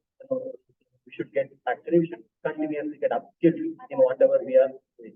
Second thing is there's a huge need and challenge for resource mobilization and the communication activity. Now, the increasingly everyone wants a wonderful infographic communication and the beautifully narrative story what you did. That's another the change is happening as well as an also. And technology. With AI, I'm not sure what are it going to change. I don't think we'll be needing counselors because the AIs are even geared up developed to the level of writing judgment in the court actually. Those experiments are going on. When judgment can be written with AI, I think counseling can also be done with a robot with AI. But there are also pros also, more and more technology, more and more health issues, and more opportunity for them. Thank you. Thank you, Dr. Basturaj. You took, you gave a very good presentation for the students with the ready-made slides. I think we'll share that and give it to the students. Yeah. So it explains everything, including the challenges funding that we wanted to. So moving on further, we have crossed the timeline and we have the next session, the oral presentation, social entrepreneurship presentation. Judges have come here. I'll just squeeze some time from there. So Dr. Devanshi Somaya. So already people are fighting here with different domains, and you have a MBBS degree and a gynecology specialty, and now you have done public health. What makes you come to public health? So already people are thinking that their jobs are limited. So what inspires you to do public health? Is it an alternative or a switch that you are looking, or is it like Dr. Prania said, is the public health approach that you want to bring into your domain that you are thinking that public health degree can bring in more? And also, you did your public health degree from Johns Hopkins. What kind of students you met? What kind of different backgrounds they were coming from? And having graduated from a top-notch university in the world. So what was your experience of public health job? Sure. So, can I have your slide thing up with your permission? Can you go to slide 5? Yes. So many of you have taken pictures of them, so if you're not going to get a slide, pay attention to slide 5, 6, 7, and 8. So I'll be quick. So I started as a clinical practitioner as an OB-GYN. I finished my MD in 2003. I was working in private practice for a long time, and then during this time, I go back to volunteer in Guatemala and Zambia, projects in India. And there were problems, that were systemic, that were larger than what I could solve. Somebody mentioned yesterday, clinical medicine is very focused on one person, public health is very focused on the system and the community that person lives in, that then provides determinants for the outcomes that person has. So I want you to pay attention to these things over here. I mean, these are the challenges you find in clinical medicine, whether it is policy coming to the US, with huge abortion restriction right now going on. Unmet birth control, whether it is maternal mortality for the marginalized, all of these have to do with public health. That's the reason I went into public health, is because I felt not just in the US, but also globally, if we are trying to make a difference instead of having to go over to keep addressing the same problem over and over again. Public health is sort of a larger issue. I am a surgeon, so I'm very good my thinking, very logical, very practical. I'm different from these people in the sense that I just finished my MBA in 2021. are a little bit closer. You guys in terms of, okay, what am I going to do with myself? Where am I going to go? If you are still ambiguous and somebody who's going to graduate the next year, get rid of the ambiguity for my advice. Have some clarity. Find your passion in one of these areas, and whether it is statistics, whether it is epi, whether it is behavioral modification, whether it is M&E, find your passion and start thinking about what it is that you can do. Yes, it is going to take 5, 10, maybe 20 years to develop your career down the road. But, you know, as working people who also need to support your families and so on and so forth, try to bring some clarity. Try different things out so you can kind of see where your calling is and go towards, move towards that on a little bit faster trajectory. So thinking about Hopkins was a great place. It's just a postgraduate place, so there are about 27 postgraduate degrees there. I think the latest statistics I looked up, there were over 3,600 students from 95 different countries. And so all kinds of people in my class, people who were fresh bachelor graduates, people like me who are old people and dinosaurs, who had been in clinical medicine for almost 20 years and went back, people who were lawyers, engineers, all of these people were there. So you all, no matter what your place is so far in your education, what your area of specialization is, what your area of interest is, there is a place for you in public health. And it's a very exciting time in India for public health. When I left in the 80s to study in the US, it was a very cynical place to be. And when I came back, honestly, to explore what it would be like to work in India, it's actually really, really exciting. There's so much funding and thought and growth going into public health and health infrastructure and hygiene and communications and so on and so forth. I mean, the scaffolding has already been put in place by the central government. The hard clinics are there. The intention is there. I tell people, the skeleton has been put in place. You are the people who are going to put the muscle, the skin, and everything else that goes into making that body work. So this tremendous opportunity. Just find your calling. And if you love what you do, I agree with the whole Saraswati Lakshmi continuum, it will come. It will come. But find your calling, think a little bit critically about what it is that you like, which of these areas speaks to you. If you're here just to make money and you're not going to start with a six-figure salary, I think most of you have figured that out already. Public health is because you want to be part of the solution. There's a saying that if you're not part of the problem, if you are not part of the problem, you have to be part of the solution. So you are all here to find a solution to one of these areas. Figure it out. Thank you, Dr. Devanshi. Your message is wide and clear. Find your passion, find your calling, and that should decide this. So, moving further, we will take only 2 questions, 2 golden questions. That's it. And later you can catch hold of the panelists, and they will be available. You can ask specific questions with them. Only 2 questions.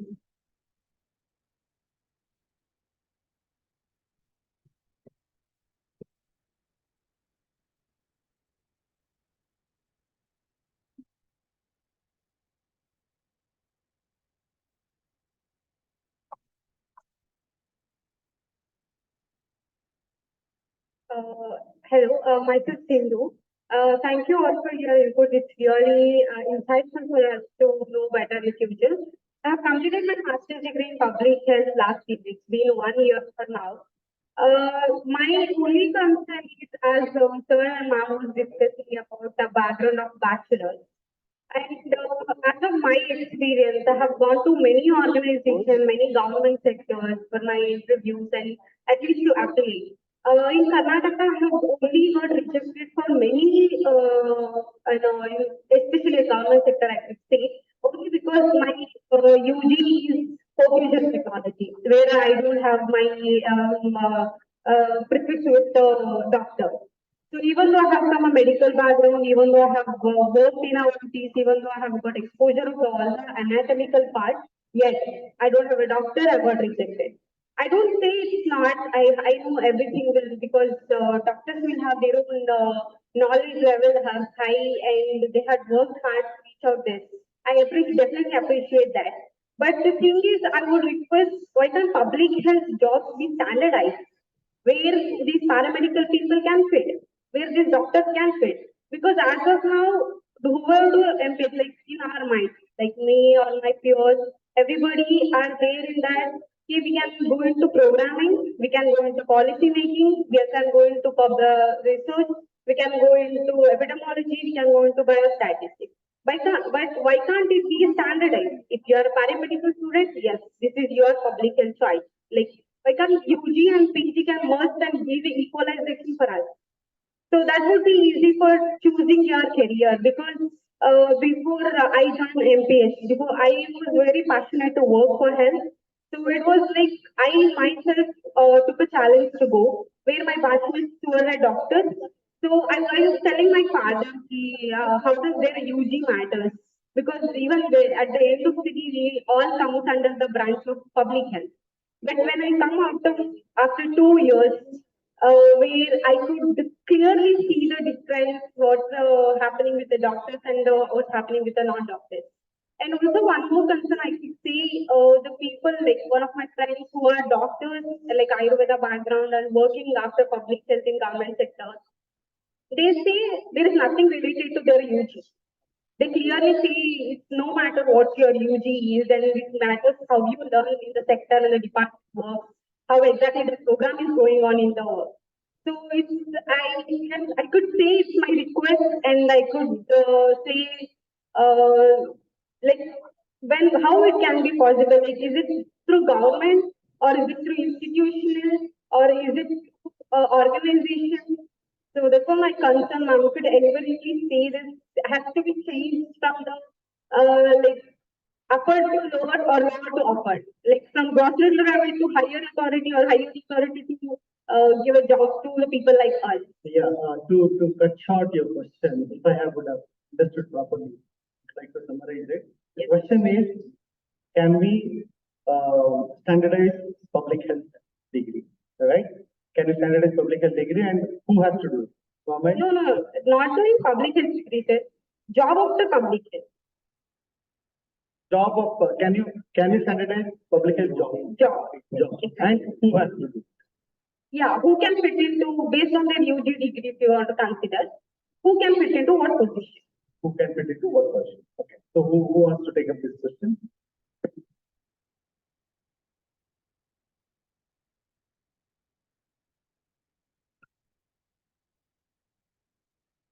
Okay, to be very simple and specific for the question, can we standardize the job? No, we cannot standardize the job in public. Because the kind of the variety of work, what you do, you saw the thematic area. So it becomes very difficult to standardize. Unlike the other specialties or any engineering or medical or something where you can standardize. But in public health, we are multidisciplinary. It is depending on the job requirement, you can train yourself. It's not possible, at least to my understanding of working in public health and being into academics and also from the supply side and from the demand side, I mean, the business side. So it's very difficult to standardize this particular public health job. Yeah, you can acquire the skills. The problem what you're facing is because of your background. You search for a job where they do not look at the medical, look at the others like development sector or something, monitoring evaluation or something like that. So there are job opportunities there. Today, M&E is so much it is growing that many of the job opportunities are coming because there's a lot of evaluation. We have realized evaluation is necessary. Everybody is doing evaluation. That's just an example what I'm giving. But we can discuss and there are other avenues for you to and then. Thank you. One last question. Yeah. Yeah, I just also like to add something. I think I agree. You can't standardize the jobs. The problem is also, I think, in Karnataka, when you say government, you say clearly you're talking about the health department. So health department even if it's not public health, the people who are in policy, the ones who are saying we want someone to come in, these are all doctors as well. The problem is, if you look at private sector opportunities, even NGO, grassroots NGO, or multilateral organizations, look at the depth with which they talk about. We want people who do this thing, who have these kind of qualifications, communication skills. Some say we want leadership, some say we want leadership.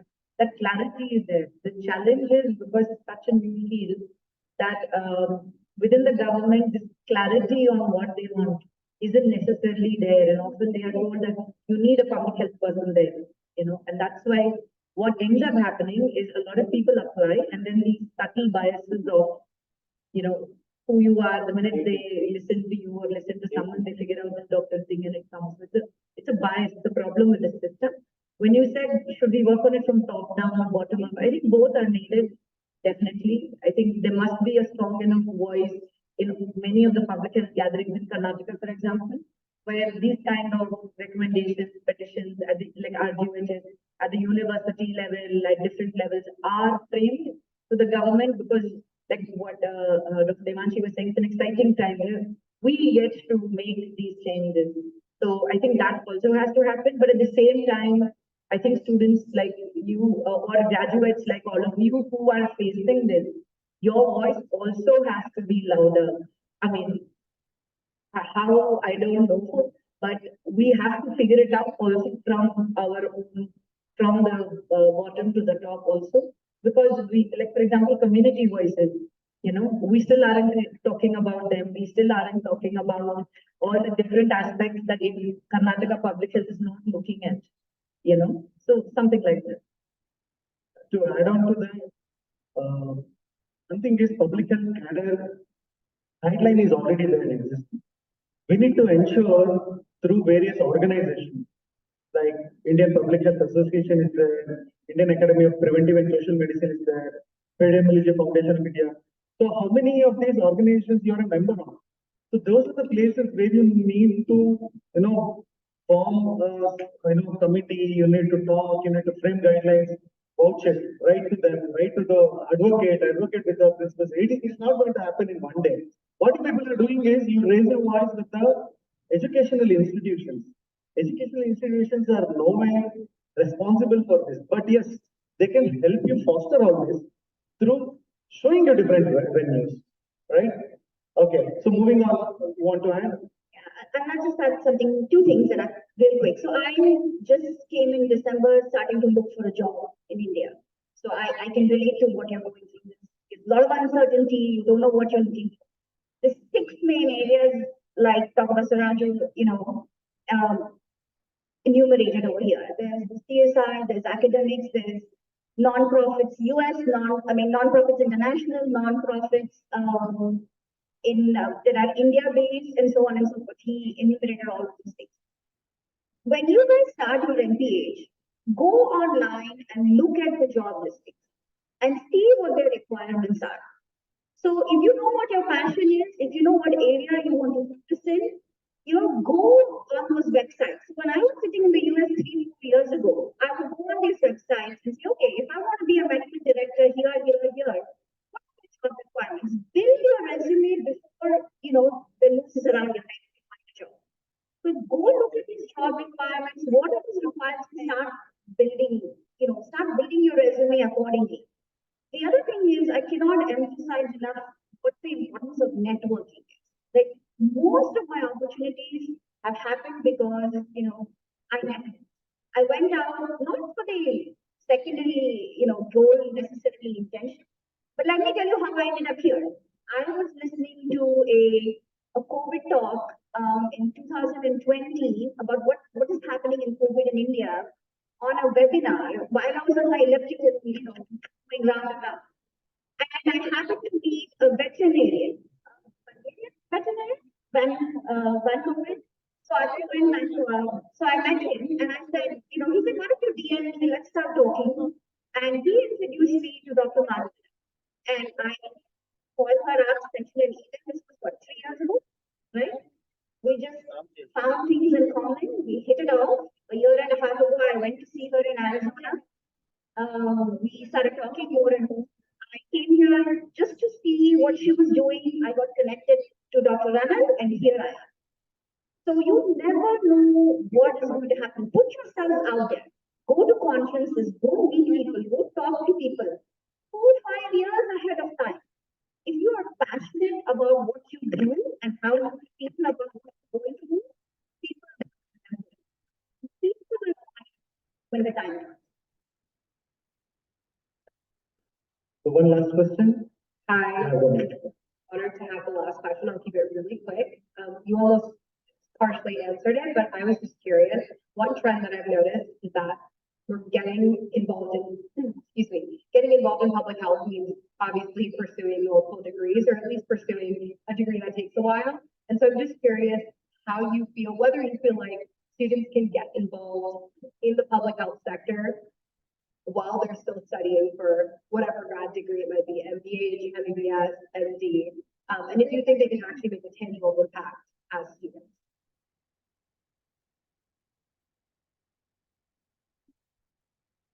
So I don't know the landscape of internships here, but you are lucky to be in Mysore. We have PHRI, and we are very interested in teaching, taking you under our wing. If you show up with a passion, then we will connect you. We will try our best. We can't make any guarantees, obviously. And the same with us. If you seek us out, we will try to sort of connect you. And just like this is 2 of us sitting up here and 5 of us sitting up here, there are lots of other people. But you have to step out of your comfort zone and start talking to people. I'm an introvert. I'm never the light of the party. But I love one-on-one conversations. And again, I will repeat myself. One thing leads to another. Go out, talk to people, network. What are you doing? This is my interest. What do you recommend? Do you have any connections, any suggestions? And the yield is low, so you need to make it up with volume. For every 10, 15, 20 people you will talk to, maybe one will lead to a halfway connection, and maybe one out of those 10 will take you where you need to go. So step out of your comfort zone. You are here because you're passionate, you want to make a difference. You're going to have to do things that make you uncomfortable.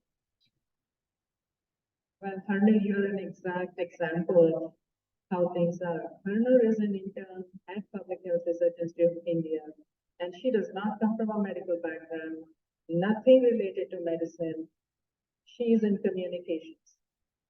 So what is she doing here in public health? Well, she's helping us in creating infographics. She is helping us in creating information, education material that we can use in our communities. So everybody has a role in that. Public health is very inclusive. Having said that, Dr. Devanshi said you could ask for internships. You also need to understand that every single person sitting here, they are a wealth of knowledge and experience, but at the same time, they cannot afford to sit and babysit you. If you're coming to them for an internship, you better be clear what it is that you want and what you can give the organization back. It has to be a two-way, because they do not have funding set aside to provide you with learning. It's not an academic institution. Maybe I'm wrong, but at least for us, we don't have that.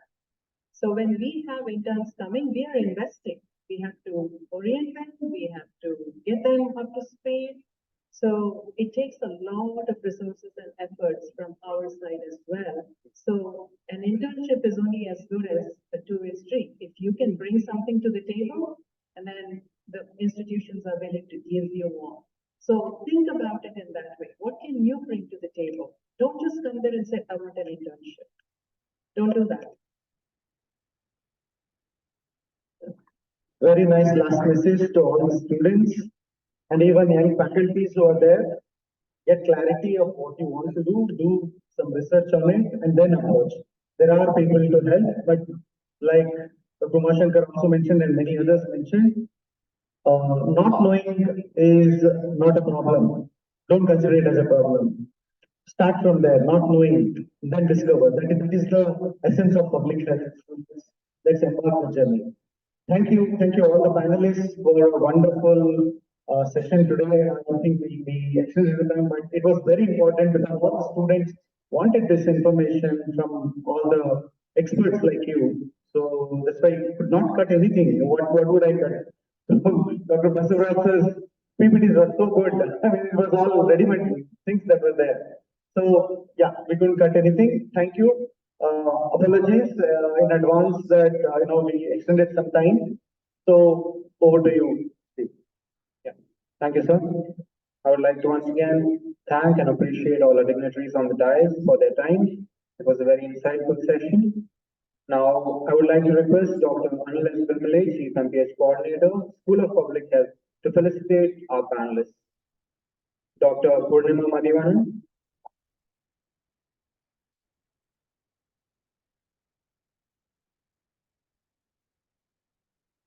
Thank you, ma'am.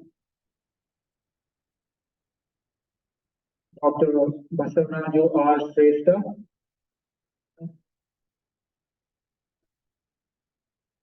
Thank you, sir. Dr. Tanya Seshadri. Thank you, ma'am. Dr. Uma Shankar Subramanian.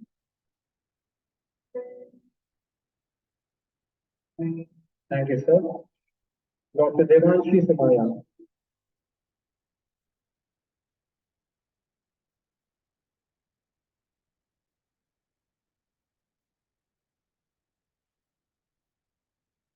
Thank you, Dr. Grant. I would like to request Dr. Manasa K, Organizing Secretary or Assistant Professor from School of Public Health. On now. You take the Request Dr. Manasa K, Organizing Secretary, Assistant Professor, School of Public Health, to felicitate Dr.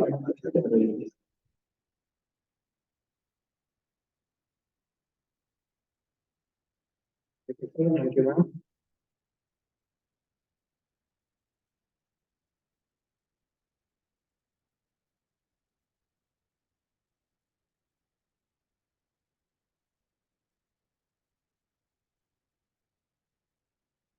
yeah, you can take the report from there.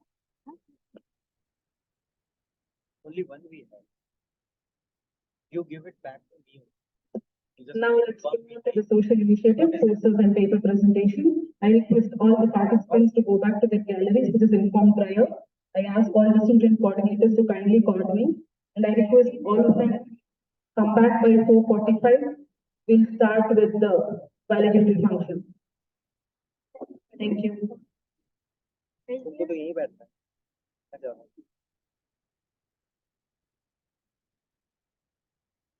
मुझे जरा हमारा setup Small announcement, debate would be organized at 4:45. I request all the participants to be here at sharp 4:45. Thank you. I made some changes in the slides. I'll just yeah, I'll do so full. Thank you.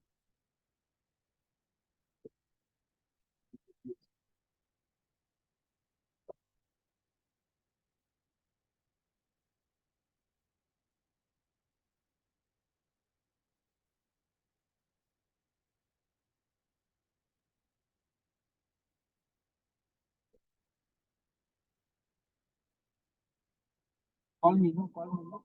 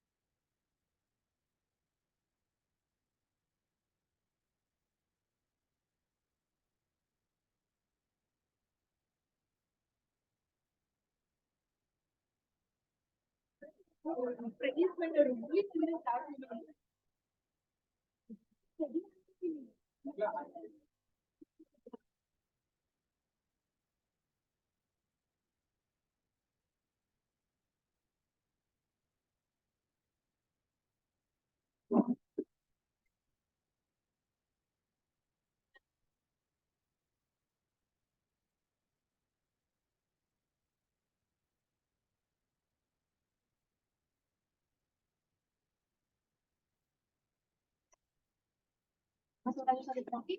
You pay your eyes on him, okay?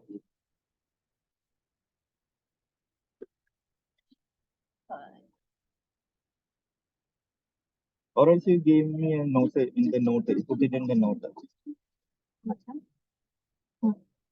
Okay, this is your graph. Okay. So what you have to speak is according to meta-analysis study. According to a meta-analysis study by YBJ et al. Among the all among the all population, 19.7% female and 7.9% male suffered for sexual assault before the age of 18. Okay, easy. Second graph. Prevalence of all forms of child abuse according to Ministry of Women and Child Development in 2007. The prevalence of physical abuse was 66%, sexual abuse was 50%, emotional abuse 50%, and CSN, child sexual abuse 53%. Third, according to POCSO cases from 2012 to 2022, among the total cases of child sexual abuse, we have 23 is taking in the reference for this POCSO cases. POCSO cases from India. India. 2012. Can you write down in the notice so that if I It's written here, no? this is meta-analysis. Yeah, that is only Meta-analysis. meta-analysis. Reference is here, reference here, and here reference is here. Easy? Okay, fine. I will write. Do we have an extra section? No, we have not. It's on podium. No change in this one, no? Then, right.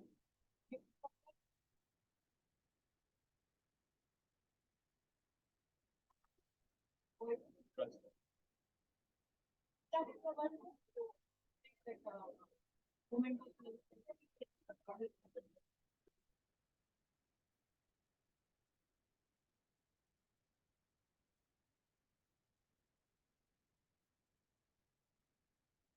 it's done, now. You will be able to go. Meta-analysis study by Vijay and Atom among 72 total reported cases. No, that is not only this. Only 19.7 in child sexual abuse cases in female and 7.9 is in male. Before age of 18 years. Before 18. Before 18. And then this is according to the Women and Child Development 2007 reported prevalence of all forms of child abuses are physical abuse is 66%, sexual is 15%, and emotional abuse is 50, and child sexual abuse is 53. And out of the 50%, this is 50% cases. No, out of total cases. You speak out of total cases. Okay, out of total cases, 23% of the cases are penetrative sexual assault and 20. No, 23 is aggraved penetrative. Aggravated. Ours was fifth, no? Why? Sukanya is not from our class. It's a new girl. Huh? Your friend you are presenting? Our presentation is okay.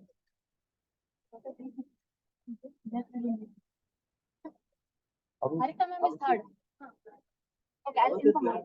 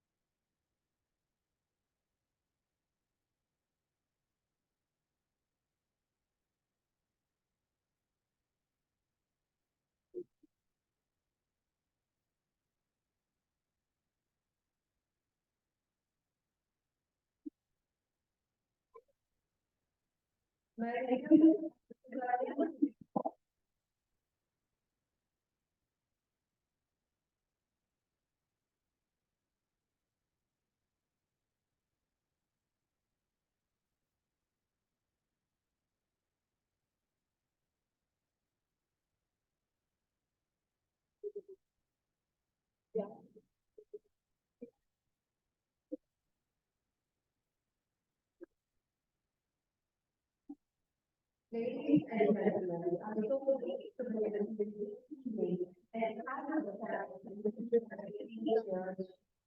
Prabhu Nandini. Mr. Prabhu is the fact excellence in startup. It was already developed today. He has also been corporate exposure and everything for the India and United Kingdom. The maximum point of this is that there is a possibility for providing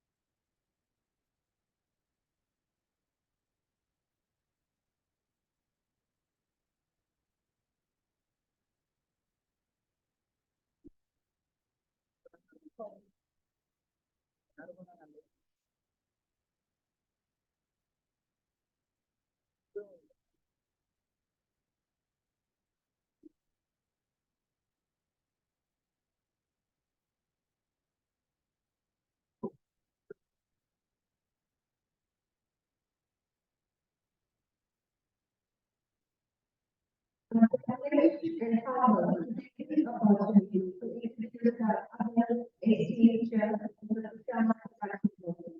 It is a gathering of the consultation, project, and policy, for the PhD final law and we have continued as experience and definitely no academic, academic officers.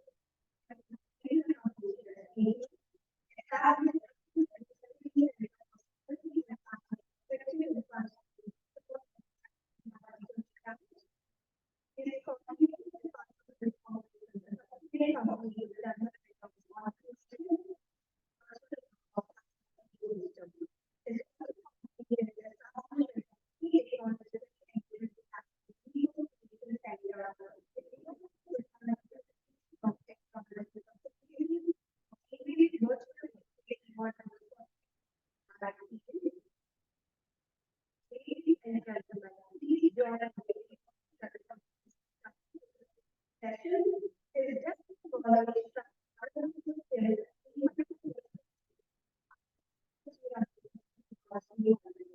we are privileged to have today and equally look forward to the management contribution.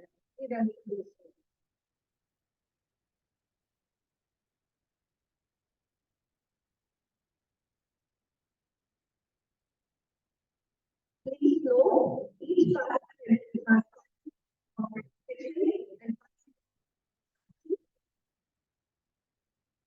we should start with the first presentation.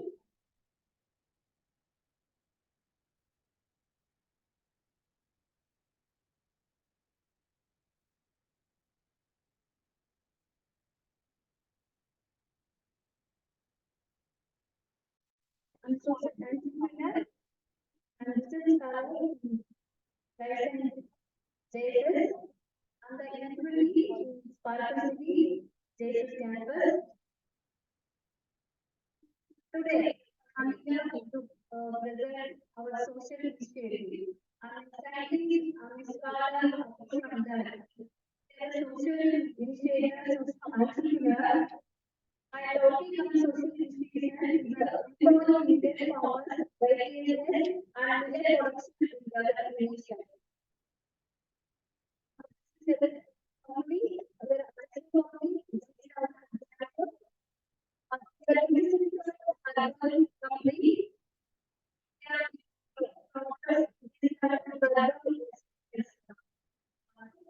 Millet super products. Usually we started with the vibrant and battery supplements. They are all like IO and we have research collaboration with Indian Institute of Millet Research, IIMR, University of Agriculture, Bangalore, JHS, Mysore, and we awarded like Business Channel Award in 2022. Actually, we started this initiative, this nutraceutical biotech company in 2021. As the International Year of Millet, Karnataka Chamber of Commerce, those people they identified, they chosen our millet product, then they recognize, they have done the comparative studies and one of our millet health mix, they have chosen as the best health mix of the year award. Karnataka government they recognize as the best biotech startup award. This is what we are. It's like in a short span of time, what we can do the best we have done. This is the one. Our vision and mission is we committed to create excellent, natural, better health and wellness to also the innovation, sustainable business model to inspire our employees, customers, distributors, and our stakeholders. Then, as a vision, we want to develop and promote preventive healthcare wellness, creating employment opportunities at the grassroots level, and propagating healthy and vaccination. Especially, we want to support farmers within the women empowerment, women farmers, and government in various nutraceutical initiatives in research and development.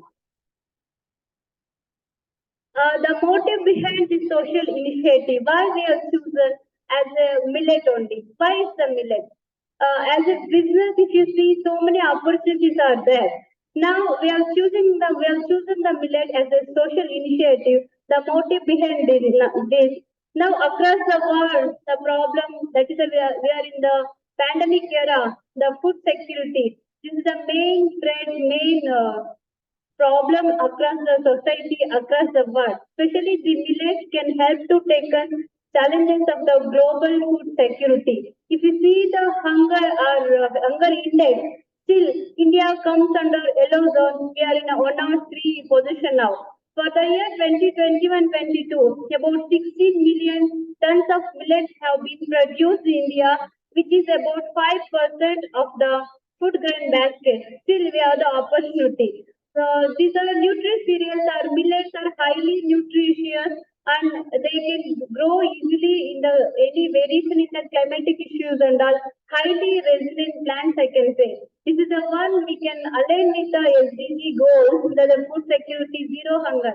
One second is the climatic change and livelihood. Now in the present era, due to all the climatic issues and all, people, especially the country like India, most of the 70% people depend on agriculture and agriculture business. In this case, providing farmers with a sustainable and reliable resource of income, that is the one.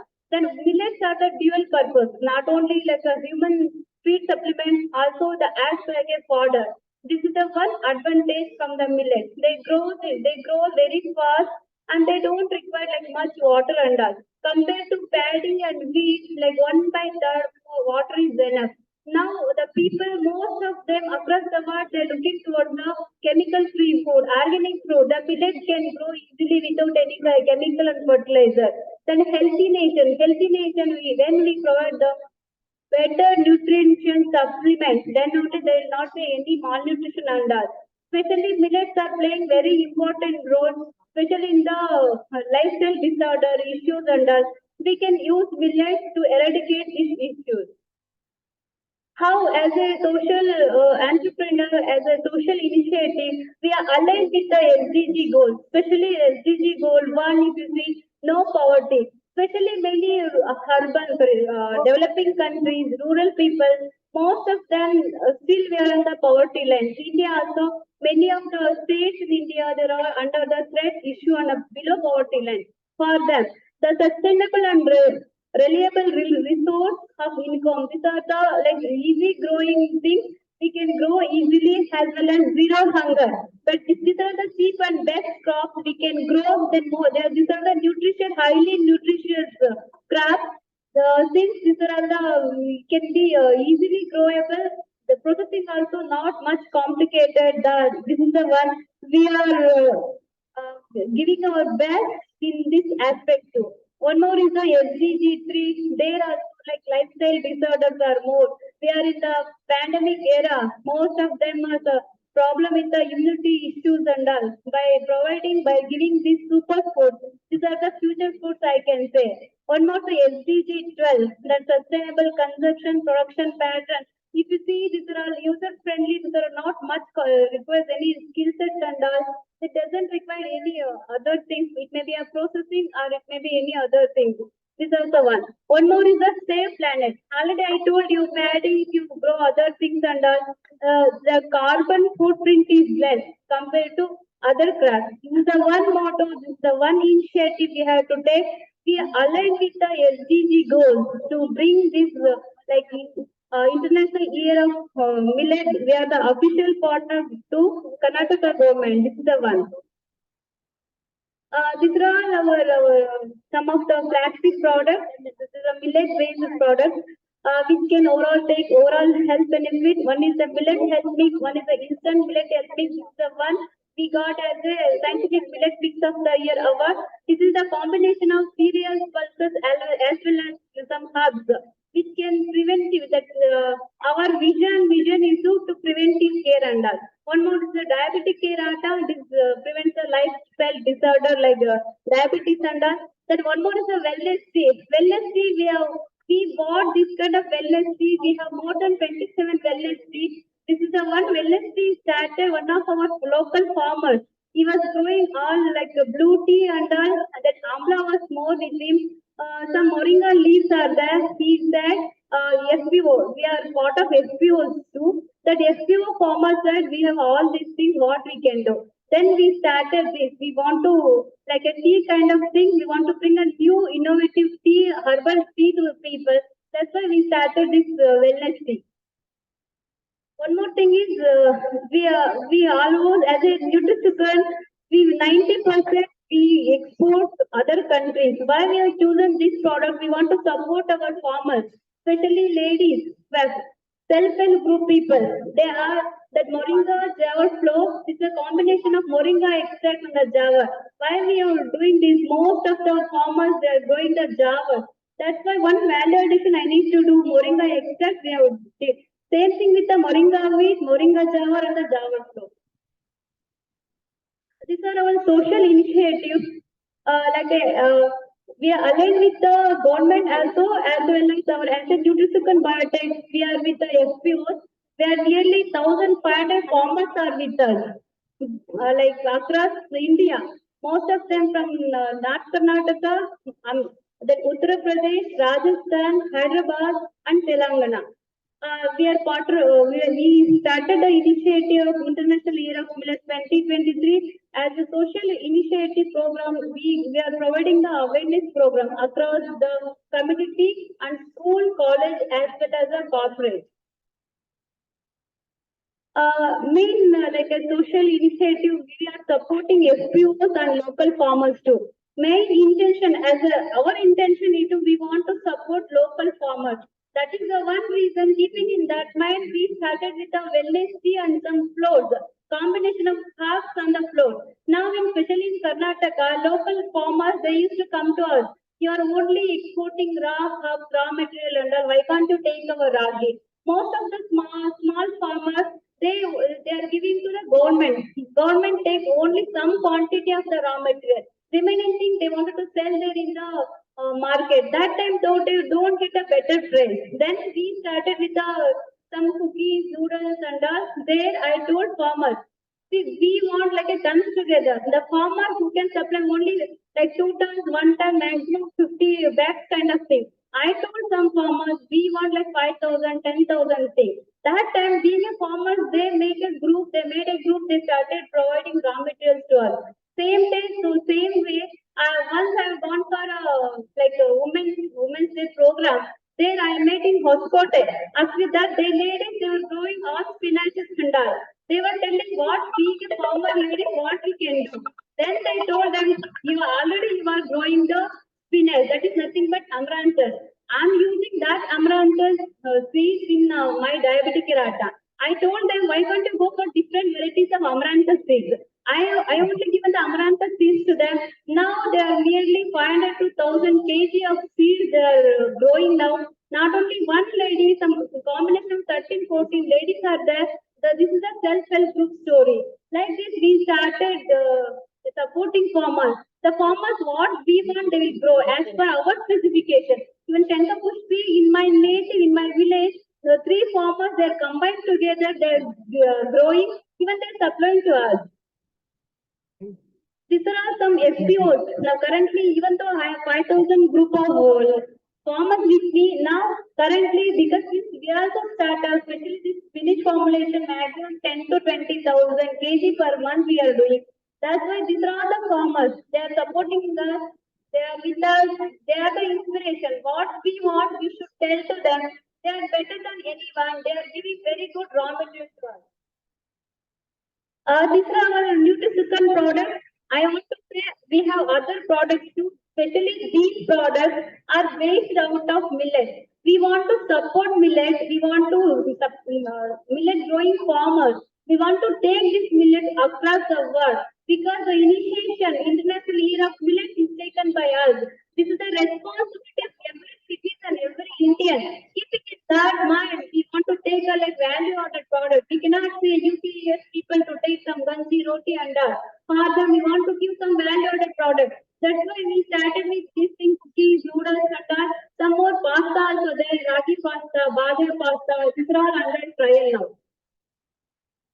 Excuse me, ma'am. Time's up.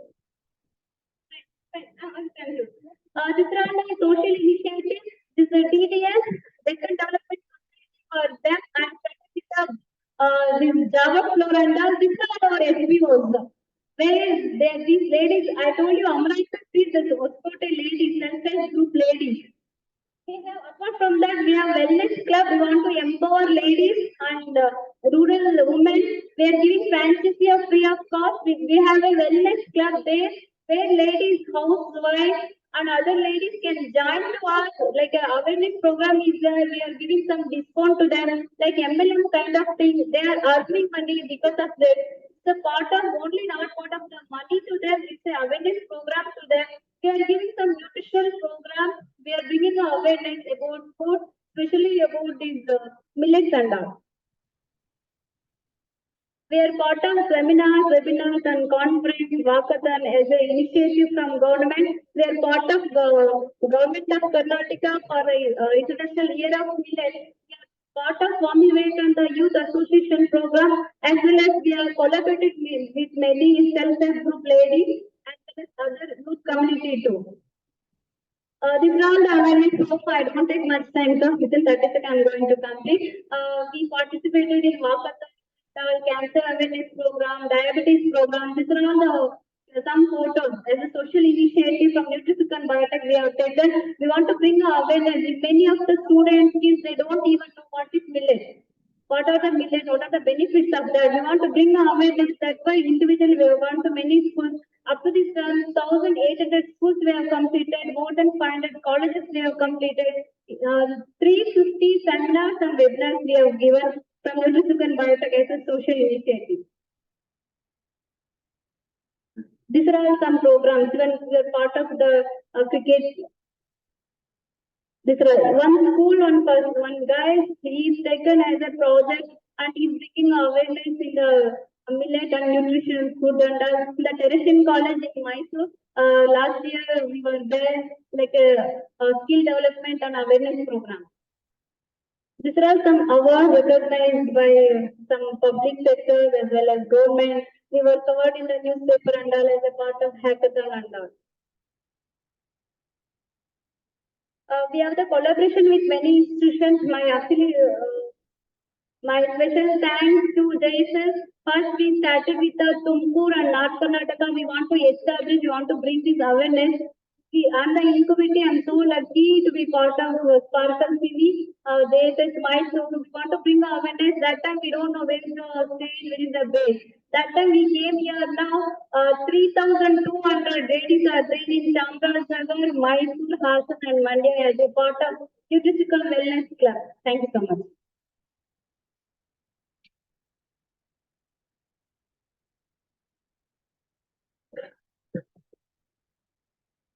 Thank you so much, madam. I have a declaration to make here. Since I was called here as a judge, I did not know who are the participants who are going to be here. Since you are associated with Sparkle Cine, I will not be judging you because it will be conflict of interest. So only one judge will be giving you the results for this so that we will keep it transparent. I hope the organizers are okay with it. But questions I will ask. No problem. Congratulations, madam. I think it's a very good initiative. Having said which, well, we all are aware about millet, and we are also aware of its nutritic value.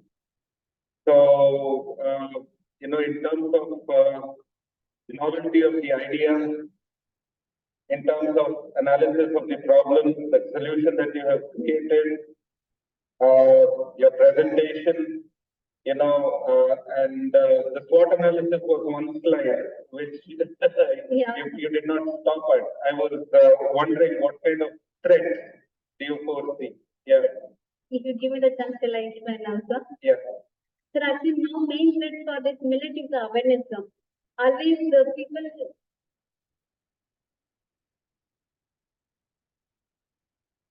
Yes. So not only for entrepreneurs, like millet growers also this is the problem. One main threat is the awareness program, the awareness issue. One more is the rates under the rate issue. Usually farmers, if I say anything, they don't know, they cannot. Now the international year of millet, we don't know next year how it will be. That is the one main threat.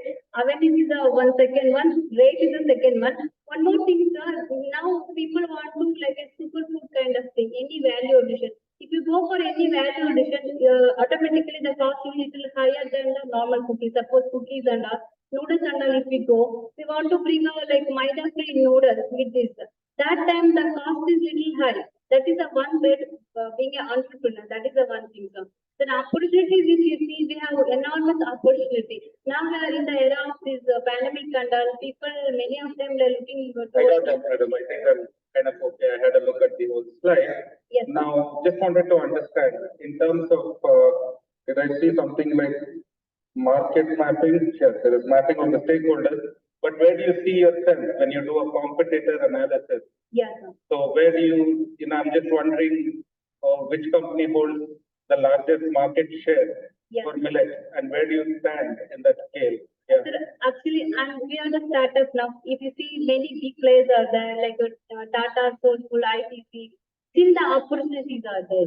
Still, then you give the good product. We have our own customers. They may be a big player. They may be like with 1,000 crores together, they may plan. But as a being a startup, we want to give a good, best product, innovative product to the society, to the nation. That time people definitely, they will come to us, they will buy our products. That is the one. That is, I can say that is the main strength. That is the one I can say. What kind of a turnover are you able to achieve? Sir, now it's like startup now, it's been 2 years now. Now we are reaching 50 years. Okay. Including as a whole nutrition biotech. Especially with this millet one, we are 15 to 20, sir, now. All right. Now, this is again a question where your raw materials come from the growers, from the farmers, isn't it? So I'm just trying to understand for the kind of turnover that you're achieving. Yeah. What kind of an impact? How many farming families are being impacted through this, and what kind of farm area are you able to cover? So all your raw materials come from Karnataka mostly? No, sir. Raw materials come from Karnataka, Telangana now. And Okay. most of them Uttar Pradesh, sir, now. Okay. Now, yeah. Okay. The thing is, sir, actually, now we are focusing on small farmers. Okay. There we get a good whatever the specification what we need. If I take any vendors, any other like third party people, their chances of adulteration, that is the one issue. In case of millet, the example foxtail millet we are getting for 80 rupees, 40 rupees. In the worst case, we are getting 30 rupees also. They are mixing with some rice there.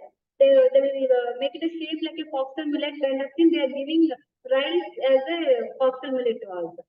That is the one thing. If we go to farmers, especially FPOs, FPO, the farmer producing organizing company, they are group of only farmers. That is the one thing. One more thing, what I find, especially the Deccan group of ladies, these are all the tribal people. The way they supported her like anything, what the way we want clean baja, clean one. They are giving a clean, nice baja to us. Across them, there are like more than like 300 families are there in Telangana. There, they will collect all the raw materials. What suppose if I want 2000 kg, they will collect together. They will make a 2000 kg that too in a proper batch and they sending to us. That is the beauty of FPOs. Same thing if you procure from vendors anything, that time they are least bothered about the quality of the material. The same way with the Hasan people, I asked for some tinosyra particola, that is the one like we are using for our diabetes tea. There are a group of people formed the youth association. Those people they started growing. Then one more is the Amblas. That is the one case that Ambla growers are very less in Karnataka. These youth, what they did, they have chosen, they have collected many, like I need 100 kg. That time they themselves collected together and they this is the beauty of the farmers. In Telangana. Very nice point. So roughly, how many farming families do you think you would be providing livelihood to? Sir, now in Hooghly, like serious farmers are there. They are procuring like all jowar from them. And then in BDS, nearly 30 families, that ladies associate family are there. Like we are 10, 12 FPOs that collectively together 1,500 farmers with us now. 1,500 farmers. Yes. That's nice. Having said which, my last apart from that, sir, we have some ladies association group. Like they are like our brand ambassador, I can say. They are taking our products to the village level. Not only like in Bangalore, in city level, that is different thing. We want to take our products still to the like lower middle class people. Actually, they are facing real issues. Especially with the ladies and puberty reaching girls, like expected mother, they should take a good food. That is the one beauty of our musical wellness club. It doesn't require any like qualification and all. If they know local language, that is enough. They should be able to explain about product, what is our product, how to consume that. Especially in the Mysore region, Chamarajanagar, Hassan, Mandya, and Mysore rural, they are being pretty well, sir. We are giving the product like 20 to 30% discount. They are giving directly to ladies. What they are doing, they are consuming themselves or their family, and same way they are taking that product to others. We are giving them good margin. Like that way, we are percolating into all the sector of the society now. So you said 1,500 families. Yes, sir. Just trying to get an understanding here. How much does a box of foxtail millet cost in the market right now? Sir, actually now the different people are there, depend upon the brand range. One more thing that's unfortunate, people are telling this is organic one. To be frank, millets are naturally grown organic. That doesn't require any fertilizer, anything that. They're keeping their organic natural up to 280, 200, 180, 120 are there. As we are procuring for like lesser than that, they are selling like 80 rupees kind of thing. 80 rupees, yeah? Okay.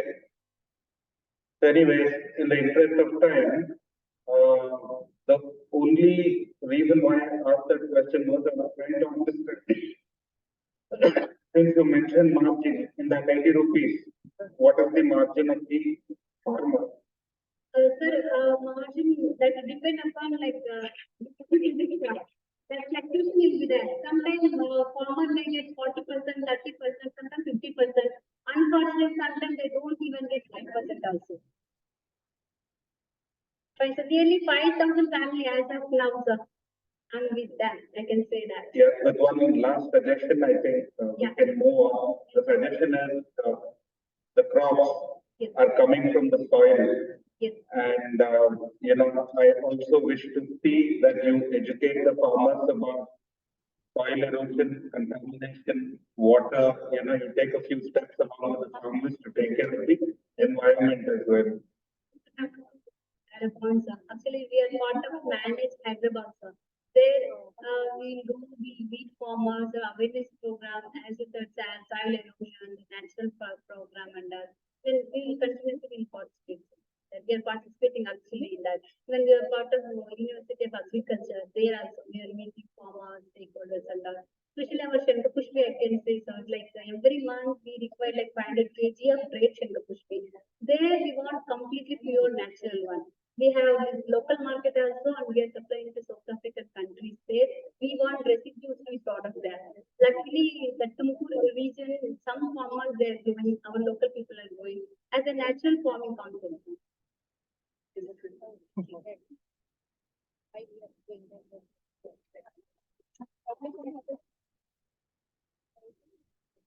Thank you. Thank you.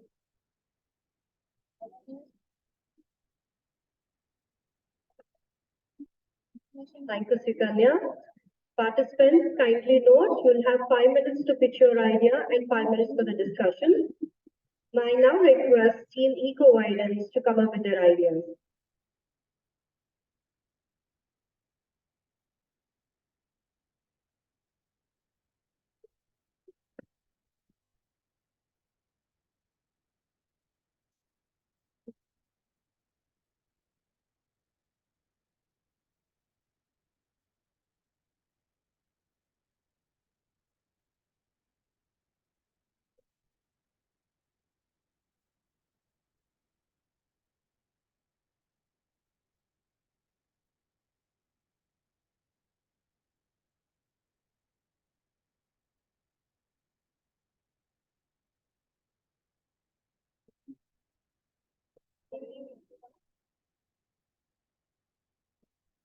Good evening, everyone.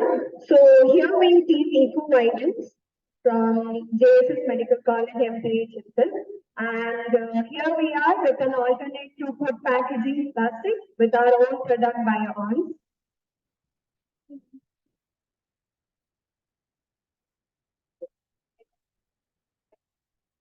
So how many here can I know get food delivered from restaurants? And how many even get packaged fruit from shop like milk, chips, etc. I see quite a number here. So yeah, so when we talk about the problem, do we know that food, when it's hot and it's packed in a plastic, say packets or containers, food do leach out. Like chemicals leach out to the food, like tannin, PVC, that is polyvinyl chloride, and bisphenol A, which gives a high risk of cancer, other health problems that is mentioned here. So here we have the solution that is BioOn, and our BioOn is made up of rice husk, banana fibers, coconut shell, sugarcane fibers, and coffee waste. We mainly focus on the sustainable development goals, that is 3, 12, 15, 13, 9, and 14. So these are, we have many competitors in this arena, and what makes us unique from others is like our food packing materials and minimize the carbon footprint and no harmful chemicals, cost effectiveness, and more than it can be used for more than one time. So market visibility, as we consider our market in Indian population,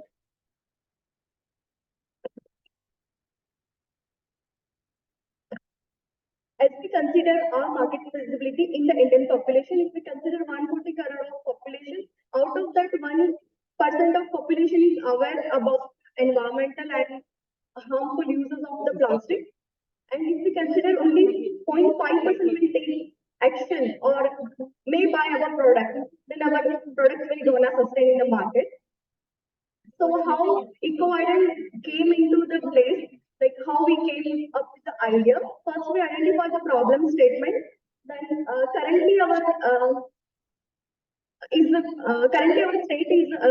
stage is the prototype designing, market analysis and testing, and the implementation. So business model, our key partners are JSF, our institute, Digi Power Solutions, CFTR, and SWASTHYAM for the food testing. And our key activity is to develop a bio-on and food testing, where the key resources we have in companies, Power Solutions, the value power, the customer relationship we are going to build with the customized power product and the where the channels we are using for our product still selling, one-to-one selling, and the traditional selling. Where the customer segments we are targeting is restaurants, food packaging, and the food industry.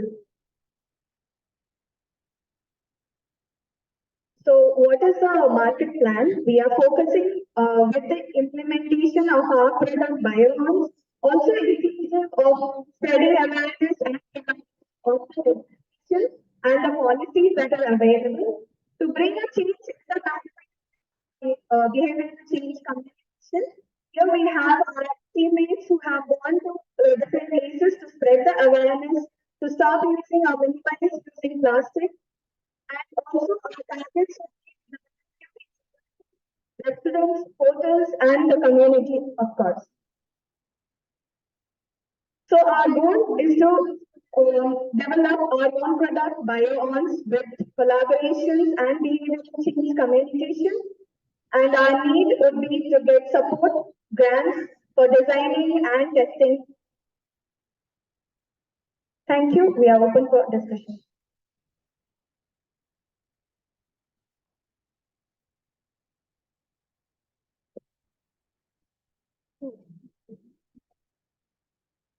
Just wanted to have a look at your products as well. Your products and pricing. You are all about manufacturing packaging material, isn't it? Using recyclable products. Yes, sir. Okay. So just wanted to understand what kind of bags do you make, and I wanted to have a look at the design also. Are you carrying any? No, sir. We are still because we are lacking with that designing part and the technology part. We all are from medical background, so we are still in the minimal viable product stage. Okay. So that's what we have finished off. Right. So you haven't produced anything as yet. No, so no. This idea still in the conceptual phase. Is it? So more of a further we can say, but it is still not there. Yes. Right. So, I mean, good direction, but having said which, when you're designing it, from my personal experience, one of the reasons why sometimes you choose any other cover over a paper bag is because they don't have handles and you can't hold them easily. So you could be traveling in your bike, or you may not have a car or something of that kind. So holding things, becomes an issue. So maybe you can take care of that part. That's why I wanted to see the design. So sorry to pause you, but so we are mainly focusing on alternative food packaging plastic. Okay. So I don't think that would need a handle or anything because so you're not the container. Your cornerstones are not going to be your customers, is it? No, sir. Or the garment shop, carry bag. So we are mainly focusing on the container, Containers, is it? Maybe if I have some kind of a visual that will your thought process better. But nevertheless, that's about it. Thank you. Thank you for your presentation. So I echo the same thing what sir said. Social initiative concept is good, but when you have to come out with the social initiative concept to actual social initiation of what? Service, financial sustainability, good lifestyle. So your service will involve all these components. The first thing is you have to translate now from innovation to societal needs. So this presentation is very good for innovation concepts. You have to now go beyond these innovation concepts. And first thing is what sir said, you have to come into visuals. You have to design your prototype. The first thing. You have everything across the campus. So now you sit down with the team and come up with a sketch, your 2D sketch, and convert that into then a 3D sketch. And then you should have a sort of an ugly prototype. We can call that as an ugly prototype. That ugly prototype should be there with you to carry everywhere. And go to your business model.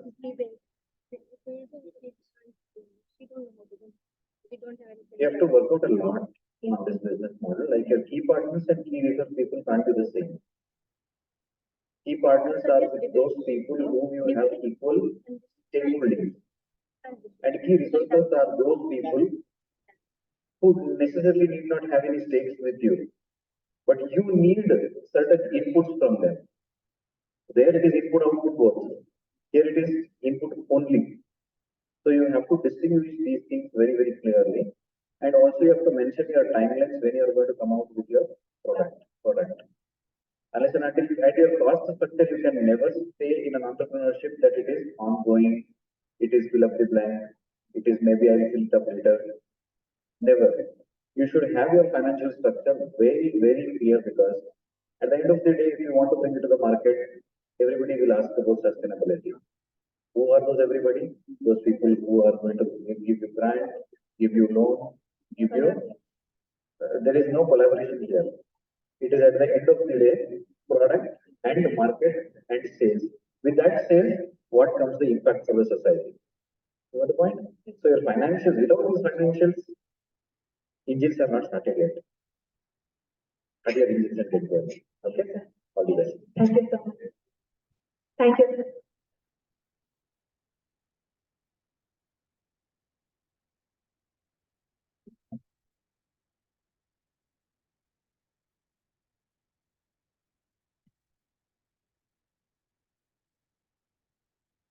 Thank you, team Eco Violence.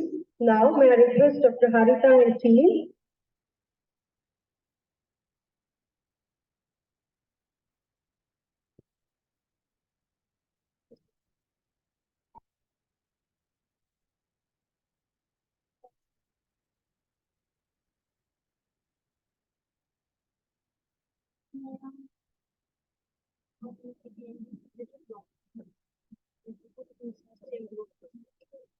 Good evening, everyone. First of all, I would thank you to all for giving opportunity to present here. Myself, Nikita, MTS department.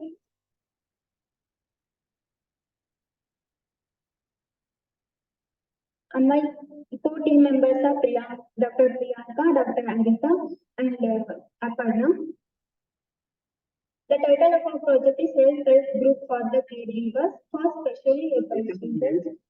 My group is name is Care, Compassion, Acceptance, Respect, and Empathy.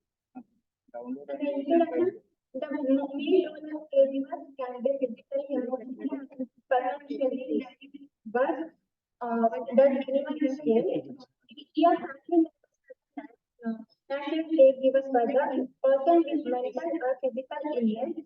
Effectively limited alternative facilities family members are preferred for caring. A caregiver is a family member or caregivers generally looks after children or person who is sick, elderly or disabled. The self-help group means it is a informal group who are facing the similar problems. They are making group and come up with the common solutions. And the problem of the statement is more than 50 million children have a developmental disability problem such as autism or speech disorder, and living with such children is a main challenging and very stressful for the caregivers in the family. The objectives of the project is to identify the caregivers of specially abled children in Mysuru, to evaluate the effectiveness of the self-help group, and the purpose of the project is to explore the psychological and emotional, social and economic challenges that parents or guardians experience when caring for the mentally ill children, and what they have to do address or deal with them through the self-help group. Next, the data.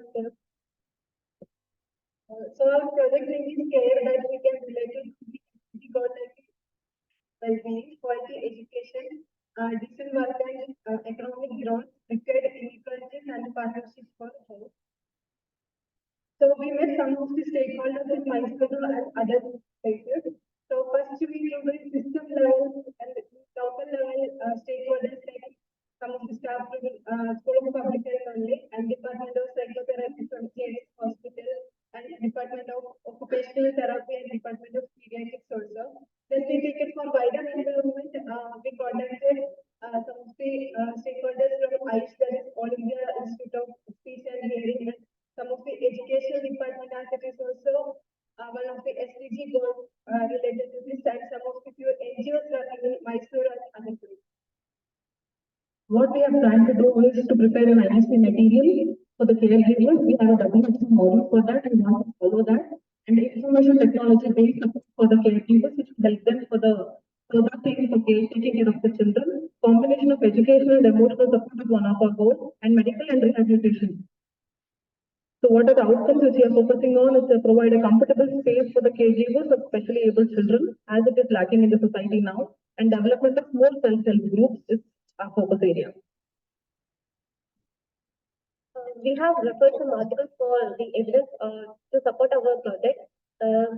First one is the case control study, which is done in India among mothers of children with neurodevelopmental disorders. They have also distress among the mothers, which are somatic symptoms, 14.28%, and anxiety, 21.4%, social dysfunction, 14.28%, depression, 17.87%, and overall psychological distress is 17.87%. Another study is conducted to assess the quality of life and mental health status among the caregivers of genetic disease patients in southern Karnataka, India. They have done the study among 101 caregivers, and they have categorized based on depression score and anxiety score. And based on depression score, 17.82% had mild to moderate depression, and 4.95% had severe depression. And based on anxiety score, 89.10% were normal, 8.91% had mild to moderate anxiety, and 1.98% had severe anxiety. 89.1% were normal, while 10.89% had mild to moderate. And our strengths are noble cause, innovative IEC. We are planning to devise the solution as self-help group to providing a safe and comfortable space, and it will be a helping hand. Our opportunities are intersectoral collaboration. We are planning to collaborate with AISH and pediatric department. We have the opportunity to empower the caregivers, and our major weakness are time constraints, and we don't have financial support, social acceptance, and the major threats are sustainability and social difference. Thank you.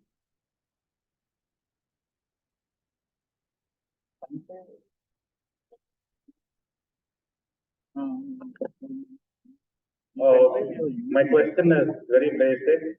First of all, let me tell you, when it comes to identification of the problem and the solution on ways that you people are working, commendable. My respect to this startup direction. Having said which, my common sense tells me that every special child, our end goal has to be the fact that even being special in their lifespan, they should be able to be joyful. And the families that are taking care of the specially able children should also take care of them in a joyful environment. there should be no resentment, there should be no sulking, so on and so forth. So I see your startup idea as a step in that direction, isn't it? Now, a very basic question. I remind myself that I am sitting in a medical college, a reputed one at that, with doctors.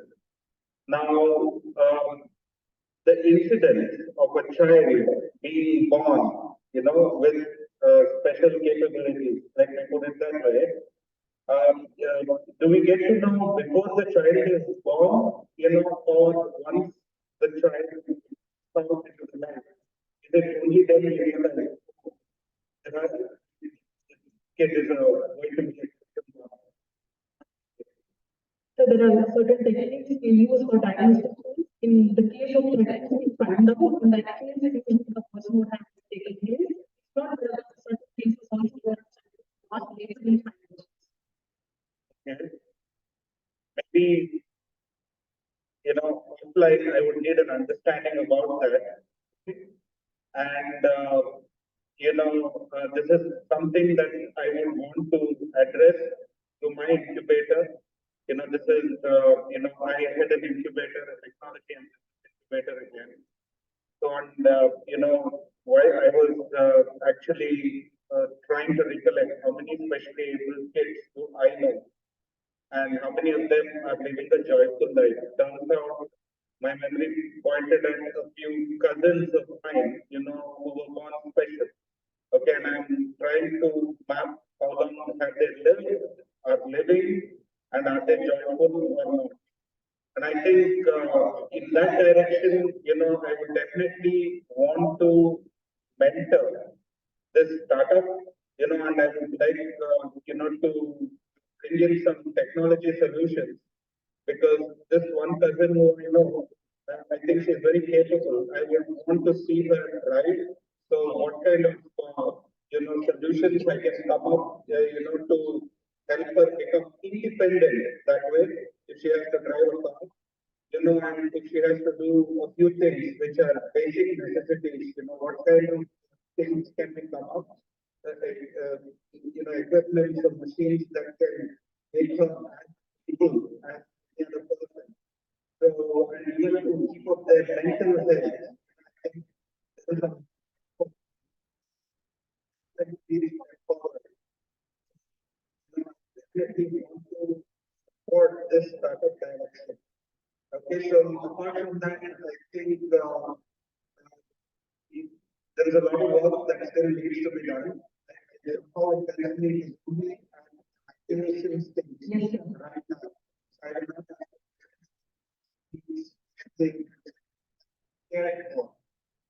isn't it? Yes, sir. So, and also the statistics which are available.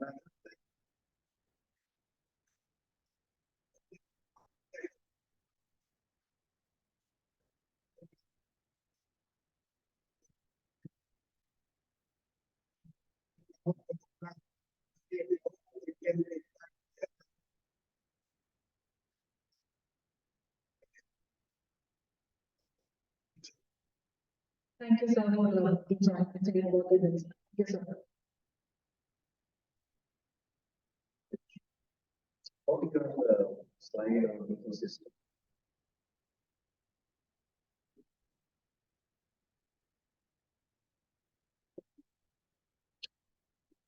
You have to imagine. Just to give you a quick, you have implemented the department of department these are the and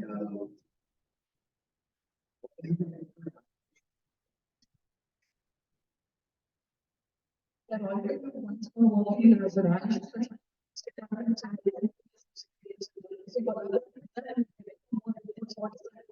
Society or what the care is. So that that's why we have collaborate with the patients. where is your Midas? Where is your mode? Where is your special child here? So we are concentrating mainly on the caregivers of special able children. Special able child. the sentence. Yes, so what you have to do now here is, you have to create a nidus right at the center, and have you got any notebook with you?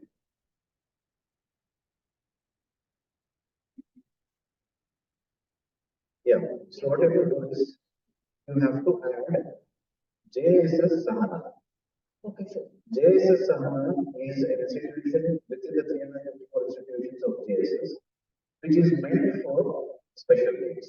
So JSS Sahana goes there. Next, JSS Polytechnic institutions for specially abled. That goes in there. JSS Smile, which is an organization that just fill out the CV, fill out the CV that what this assistant center for they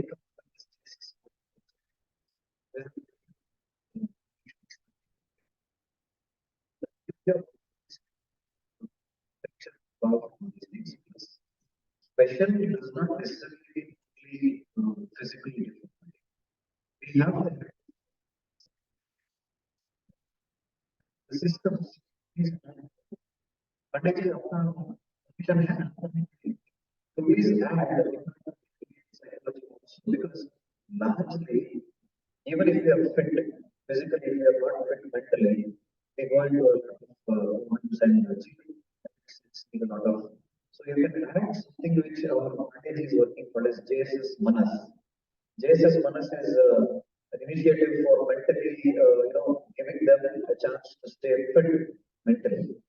So all these things will be in the minus.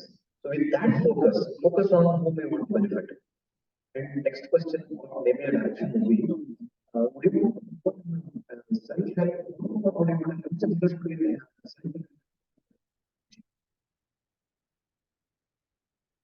Self-help group would be a caregiver helping the other caregiver. The NGO is the proper place where the people who are already having the technology of the resource person will provide a resource for the group.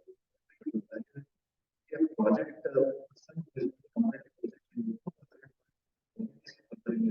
We are planning to carry this further so that then bring a structure to this, and you can bring a structure to this. I think Kanil will agree with me.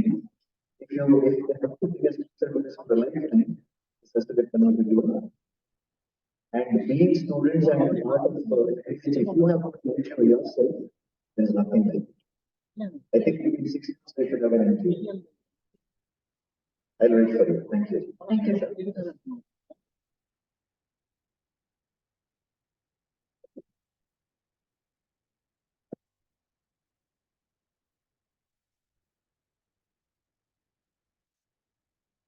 Thank you, Team 3. Now we have the last participant, Team Nirvik.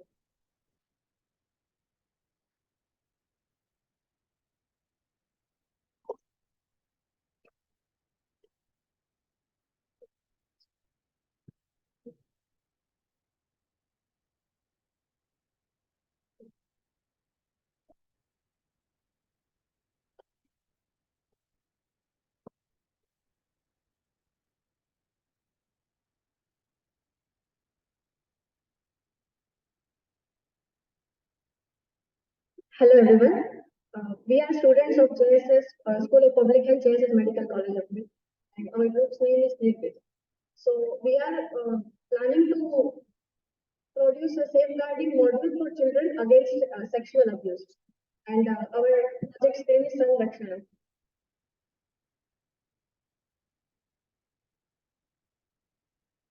Hello.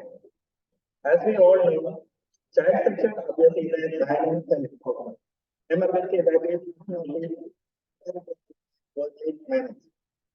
It is surrounded by conscious violence and stigma, mainly witnessed within the home or by someone the child knows and brother. The majority of the children do not relieve abuse during their childhood, but it put a big impact on them. So we can tell that violence against children significantly undermines the social and economic development of community and nation. So when we look at the picture of the world without statistics, we cannot have anything. So in the worldwide study, meta-statistic study, done by Vidya Jayan, we can tell that 19.7% of the females and 7.9% of the males are undergone sexual abuse under the age of 18 years. When it comes to India, the Ministry of Women and Child Development, they told that prevalence of all forms of child abuse has given in the graph. Like 6.6% comes with the physical abuse, and 50% comes with sexual abuse, and 50% comes with emotional abuse, and 53 with the child sexual abuse. So the total cases reported under the postal case during the period of 2012 to 2022, 27% of the case was under penetrative sexual assault and 23 cases was under aggregated penetrative sexual assault. Thank you. Press the camera.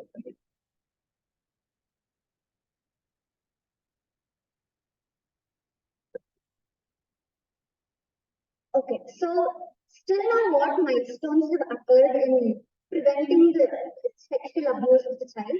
Declaration of child rights.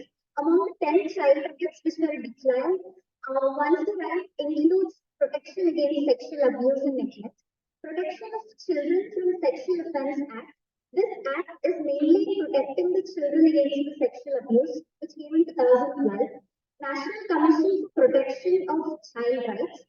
This came under the act which was Commission for Protection of Child Rights Act, which was enacted in 2005, and this committee, PCR, was formed in 2015.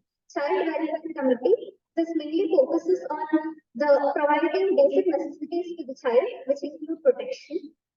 United Nations Children's Fund. It's working towards the welfare and protection of children, which includes protection of children from abuse and neglect as well. And many NGOs are working for protection of the children. So stakeholder mapping.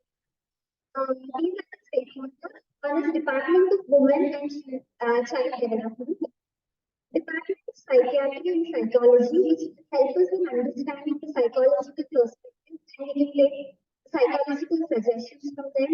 Juvenile Justice, that is police inspector, contact them and understand how accessible they are to the people and how many people are coordinating them regarding abuse.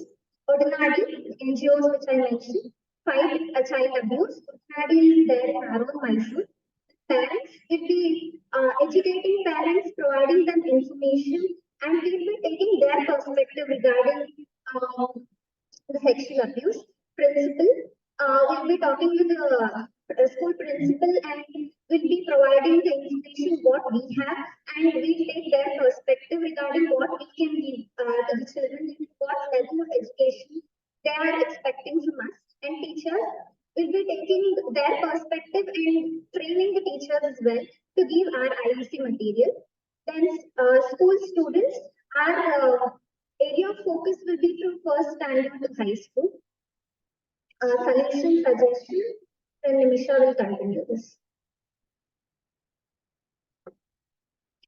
As my colleagues has highlighted the problem statement here, I would like to address the audience also.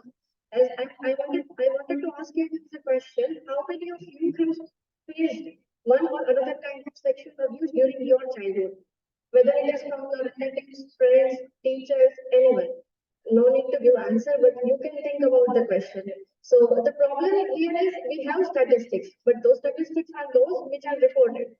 There is a large pile of iceberg which is not reported yet.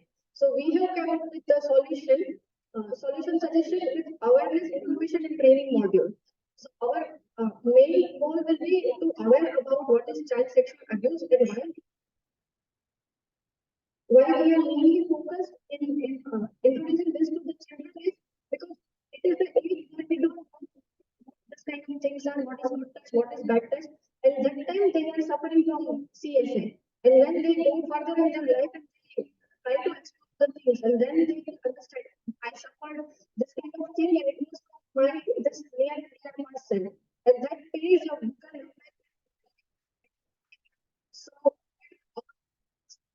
so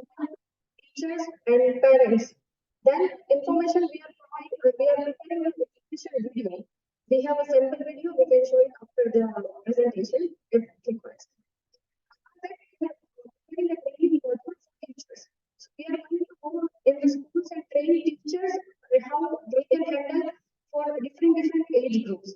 And if somebody comes with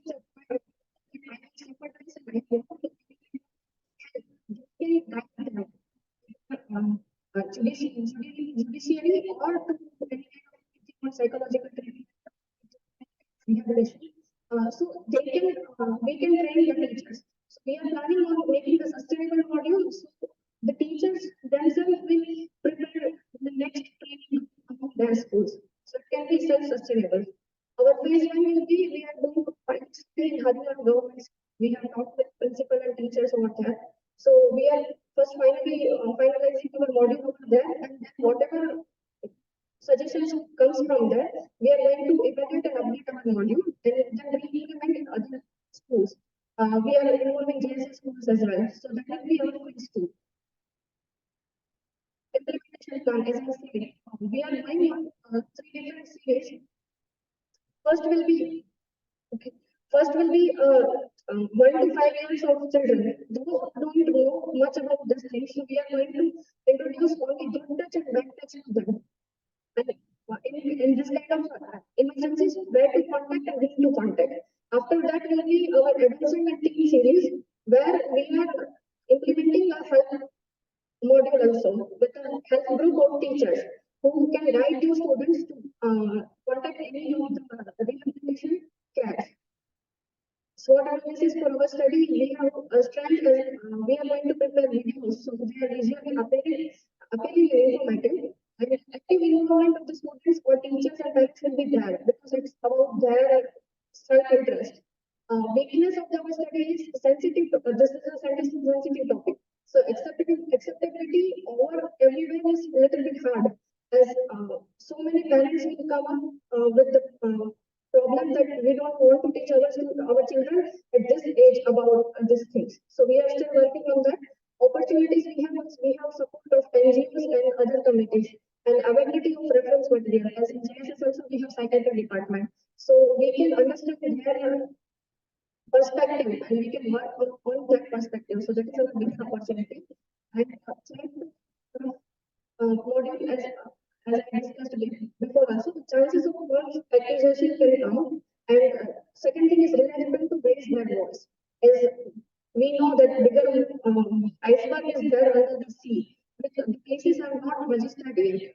So this kind of case again comes in our module also. So we are still working on the implementation part of that thing. Thank you. We are now open for the questions.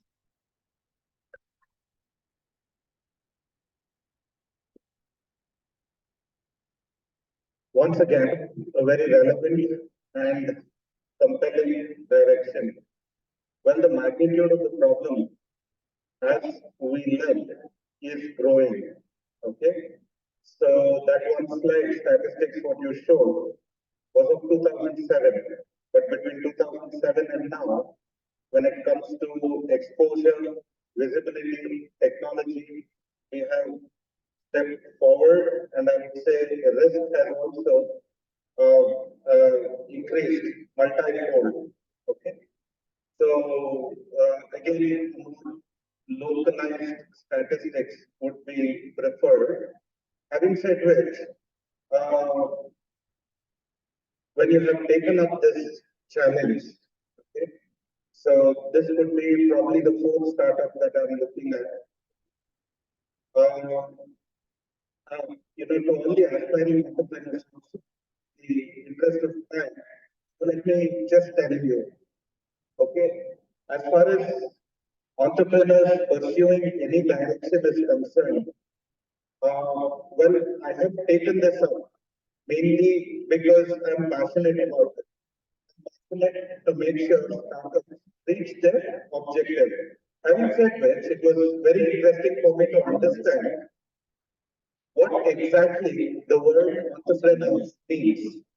Would you know? All the entrepreneurs who have come up on stage, where did the word entrepreneur find its origin? Somehow I wanted to share this with you at this point. It comes, one of the derivations is from a French word, entreprendre or something like that. It means to seek, okay? But I dug a little deeper recently. The word entrepreneur has a very solid foundation in Sanskrit, like most other words. It comes from antra prerana. Antra prerana. So, having said which, now you have received the prerana from an inner voice, okay, from your interiority to work in this direction.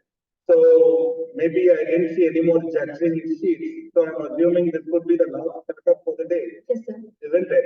So for all the aspiring entrepreneurs who came on stage, now that you have had that urge to become an entrepreneur, to listen to your inner voice, I want you to bring this to a closure in terms of achieving your objectives.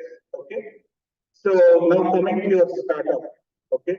When it comes to children, when the visibility because of the advent of information technology and because of the advent of the so-called smartphones has grown multi-fold, the risk has grown to a large extent. Okay, we do not want our children to suffer. Yes, sir. Okay, we do not want our near and dear ones to suffer silently. So now that you have identified a problem whose magnitude you are in a position to comprehend, the solution also has to be technologically very sound. Okay, the intention is something that I can see very clearly. Okay, you talk about going to schools, you talk about building a sustainable cycle, all that was very interesting.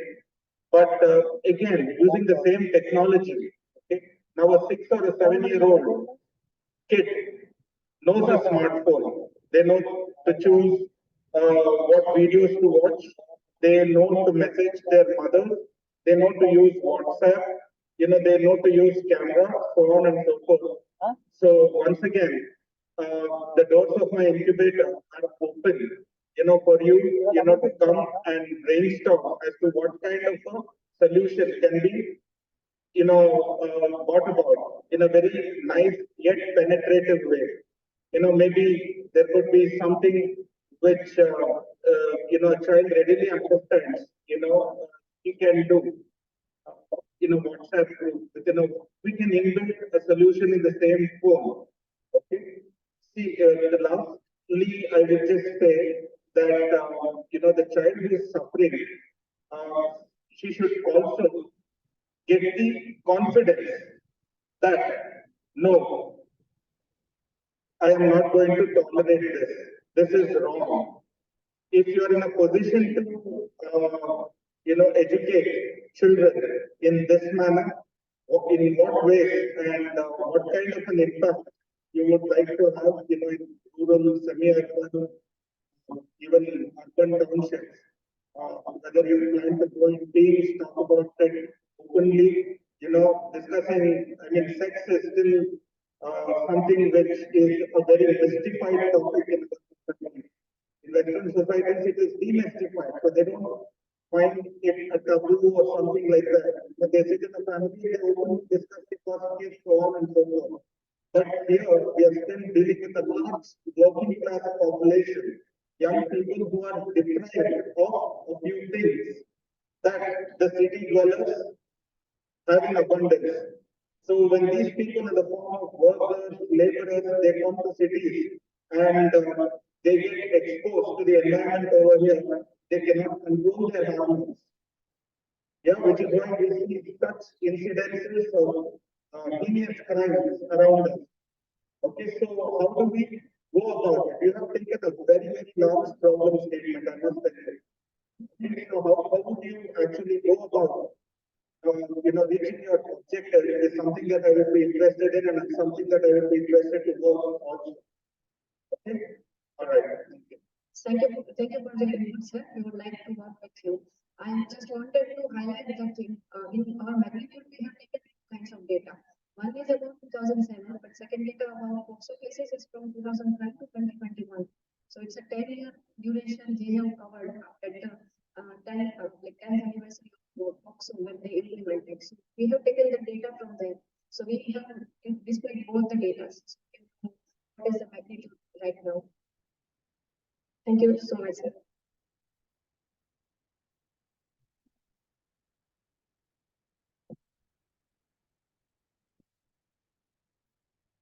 Thank you. It was a relevant topic. Thank you, sir.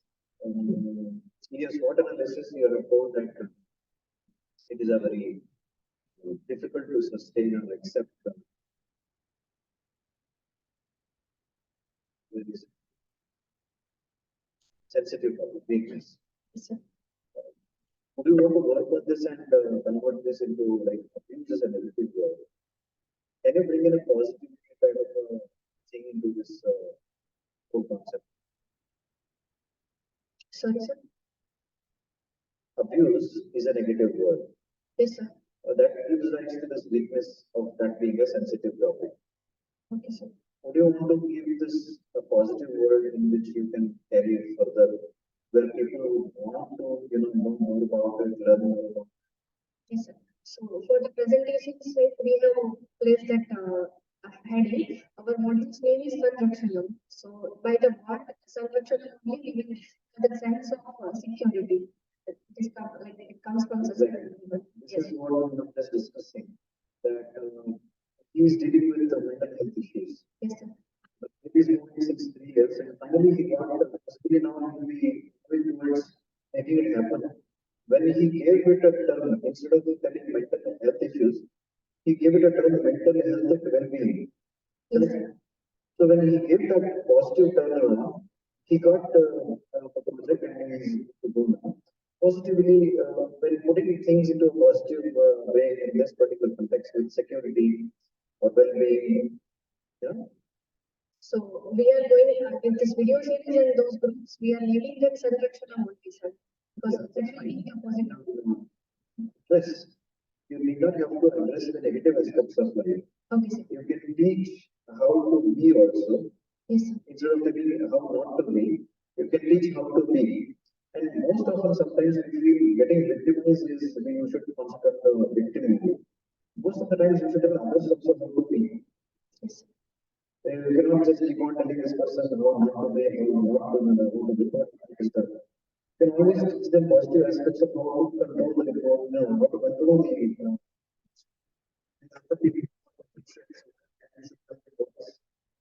I think you can go with that thinking science. If you don't know way, you can structure.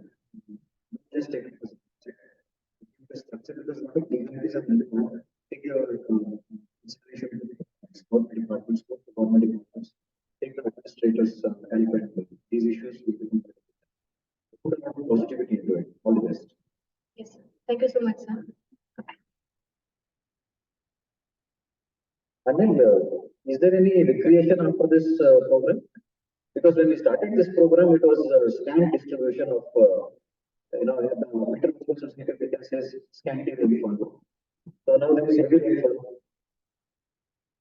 Zumba, I think we should get out to the stage right now, right? Yeah.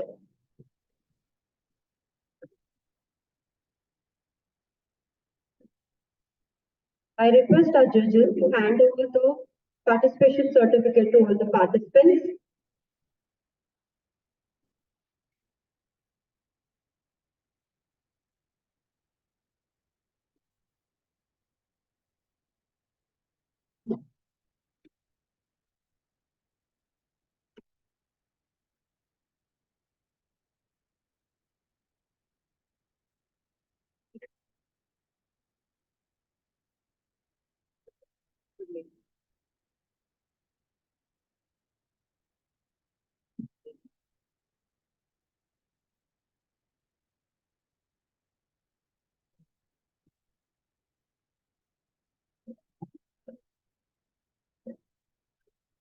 I request judges to please hand over the participation certificate.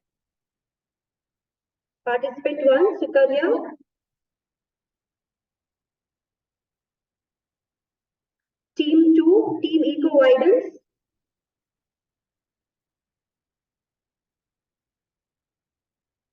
Team 3, Care.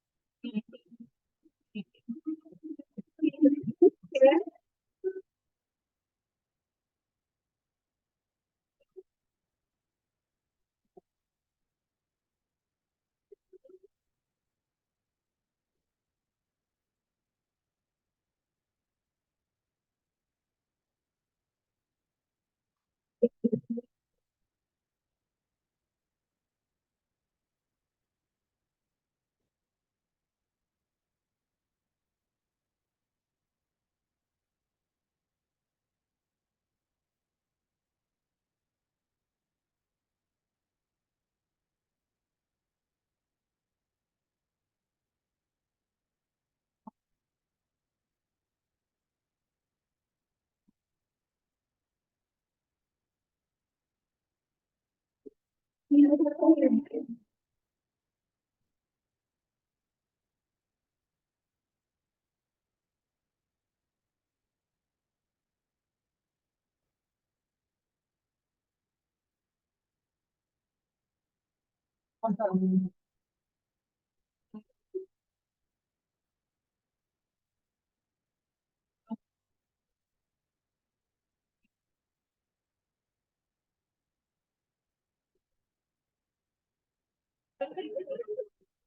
you, participants. Now, I request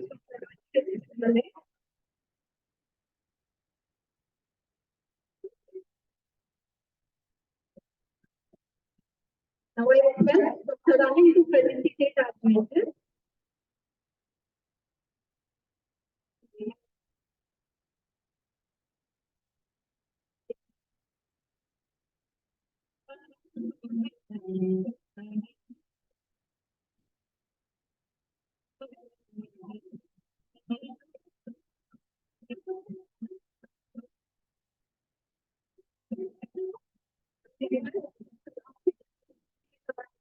Judges, Prashant,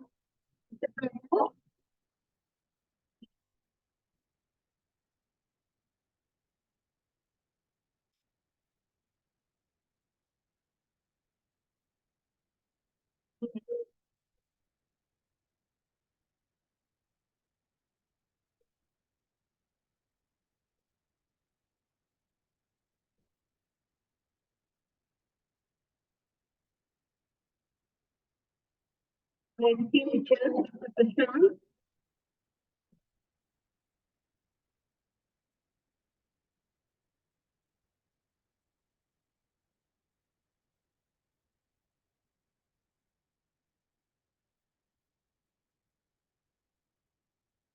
Thank you, judges. Thank you, sir. Thank you, participants. Thank you, everyone.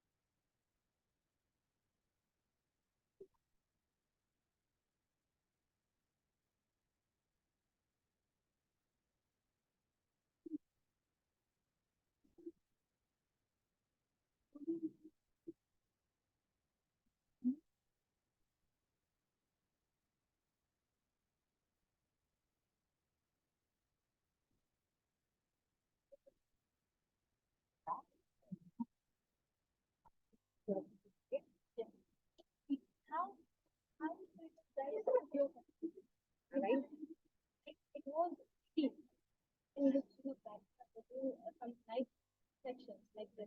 You can put your certificate inside and it will be straight. And you put your certificate here. When I open the package, it doesn't have so here. Certificate. Very certificate.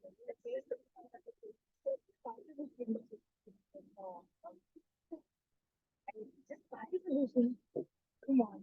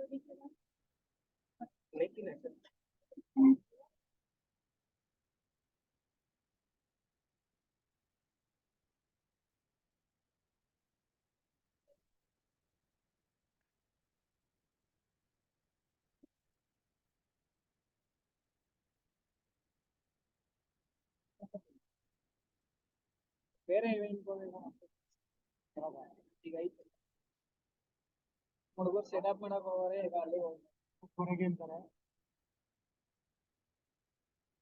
ಈಗ ಎಷ್ಟೆಲ್ಲ ಐತದೆ ಅಣ್ಣ 10 schemes ಎಲ್ಲ ಐತೆ ನಿನ್ನೆ ಮೊನ್ನೆ ಬೇಕಾಗಿದ್ರು ಅವರೇ ಹೇಳಿದ್ರು ಹೋಗಿ ಎಲ್.ಇ.ಡಿ ಅಂತ ಇವಾಗ ಹೋಗ್ಬೇಕು ಬೇಗ ಇನ್ನೊಂದು ಇವಾಗೇನಾದ್ರು ಹೋಗ್ಬೇಡಿ ಅಂತ ಹೋಗ್ಬೇಡಿ ಅಂತ ಏನು ಹೇಳೇ ಇಲ್ಲ ನಾವು ಏನು ಕೇಳಿಲ್ಲ ಹೆಂಗೆ ಆದ್ರೂ ಇರ್ಲೇಬೇಕಲ್ಲ ನಾವು ಇದು ವಾಲ್ ಬಿಚ್ಬೇಕು ಅಂದ್ರೆ ಎಲ್ಲ ಹೋಗಿ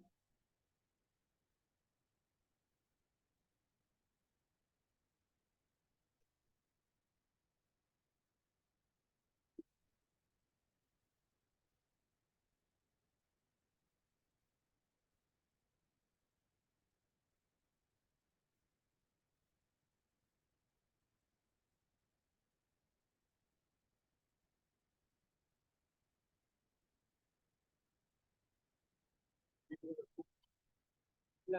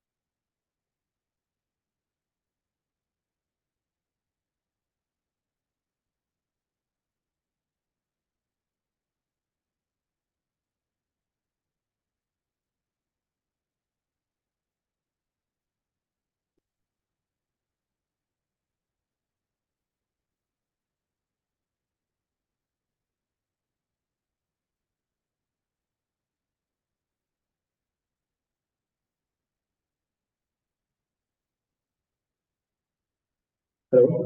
Everyone, please be seated in your respective seats. The session is about to start.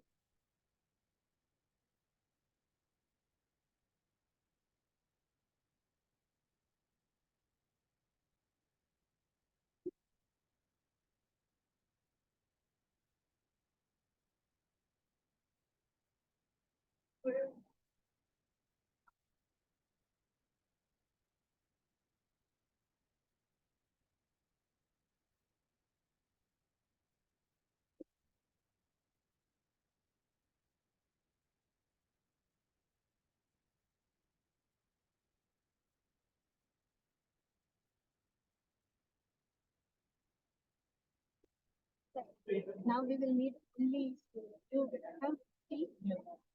Seeking the blessing of His Holy Jagannatha Sri Sitaram Devotee Swami, ladies and gentlemen, respected dignitaries, distinguished guests, and cherished participants to this celebratory program.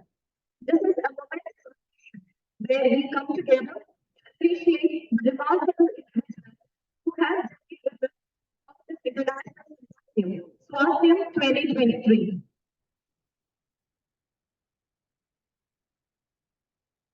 I take this opportunity to welcome all our dignitaries who are seated with us on the dais.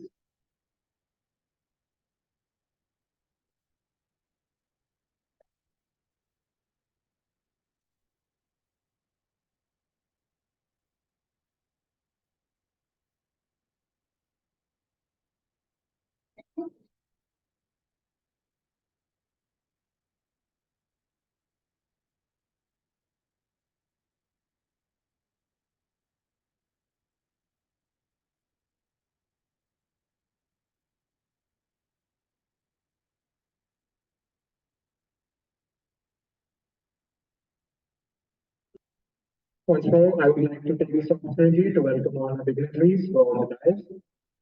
Dr. M.N. Sima, Vice Principal, Preclinical, JSS Medical College and Hospital.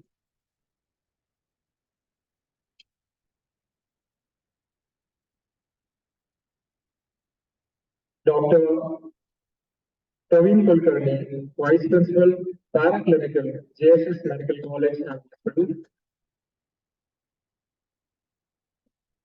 Mr. S.R. Satish Chandra, Administrative Officer, JSS Medical College and Hospital. Dr. Purnima Modi, Advisor of SWASTHYAM 2023.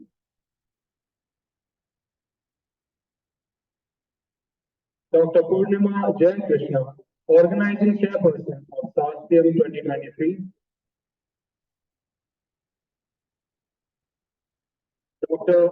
Anil S. Bilumalai, Organizing Chairperson, School of Public Health. And Dr. Mansa K., Assistant Professor, School of Public Health.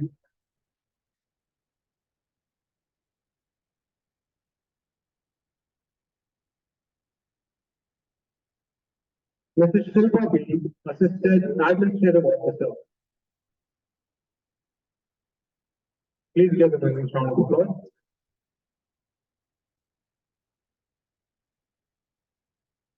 To provide a comprehensive overview shedding light on the significant milestones, key highlights, and impactful outcomes achieved during the International Symposium SWASTHYAM 2023, I invite Dr. Silochana, Assistant Professor, School of Public Health, to present the report.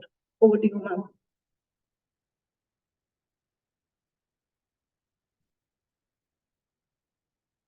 Good evening, all. Offering our humble pranams to Lotus Feet of His Holiness Ma Swamiji and all the dignitaries on the dais and off the dais.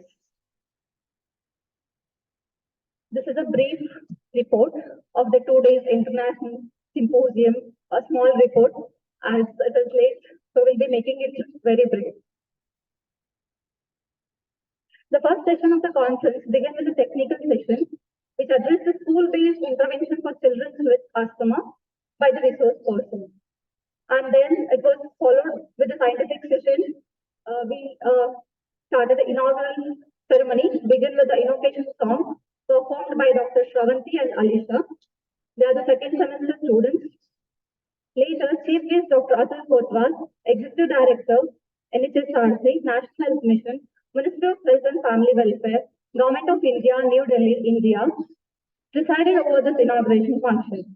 Also, honorable guests were Dr. Umesh Kapil, President of Epidemiology Foundation of India and Secretary of the National Academy of Medical Science, New Delhi, India. The presidential address was given by Dr. Surendra Singh, Honorable Vice Chancellor, JSS AHR. Dr. H. Basanodappa, Principal JSS MC, and Dr. Purnima Madhivanan, Associate Professor, Department of Health Promotion Science, University of Arizona, all together lit the lamp with other dignitaries on the dais, including the organizing chairperson, Dr. Purnima J., Administrator, Finance Officer from Public Health Research Institute of India, and Dr. Anil Bilimalai and Dr. Mansa from School of Public Health, JSS MC. Of the dais included Dr. Suma MN, Dr. Praveen Kulkarnika, and Sri Satish Chandra Esa. There were total 8 sessions, scientific sessions, and there were chairpersons from JSS AHR and in-house and other house faculties. We had debate sessions, we had social initiative sessions, and poster presentations, paper presentations. The winners will be, yes.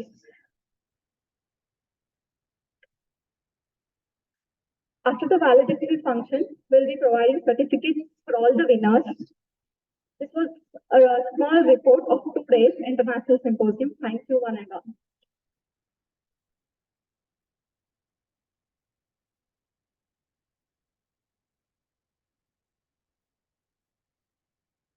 Feedback helps in growth and progress, allowing us to gain valuable perspectives. I would like to have feedback from faculties and students. Can anyone kindly give their feedback of our symposium?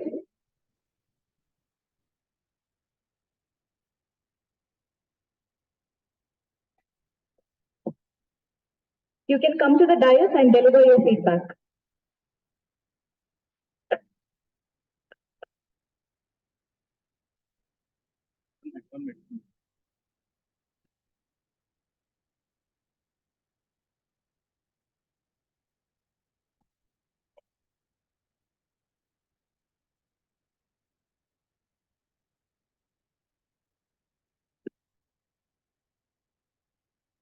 I would like to thank JSS Academy and JSS School of Public Health for organizing such symposium. As on first day only we heard that organizing such event requires 2 years or 3 years of preparation. But the department has organized it in very short span of time, like 3 months. And then also we can see the amount of zeal and amount of involvement each and everybody was paying to the arrangement or organization. So it was really very nice. And personally, I got one question during my Viva, that what is the difference between symposium and conference? So that time I was confused, what is the difference between symposium and conference? And then the examiner corrected me that symposium is like one topic is given and everybody will speak on the series of topics. And then I was like, okay, we are organizing a symposium and there we are presenting papers and posters. So how we can say that it is symposium and not a conference? Then today I got the meaning of that, why we are giving posters and posters or oral presentations or social initiatives. Because this thing will give us, as a student, it gives us a platform. And we are now that much, we have confidence that if we go somewhere else outside of the department and if we are presenting anywhere else, will not will not hesitate to speak whatever is there in our heart. So that was a big thing. Thank you so much for giving us such a nice opportunity. Thank you, Dr. Nimisha. Now I call upon Dr. Ananya from Gram Organization to give us your valuable feedback.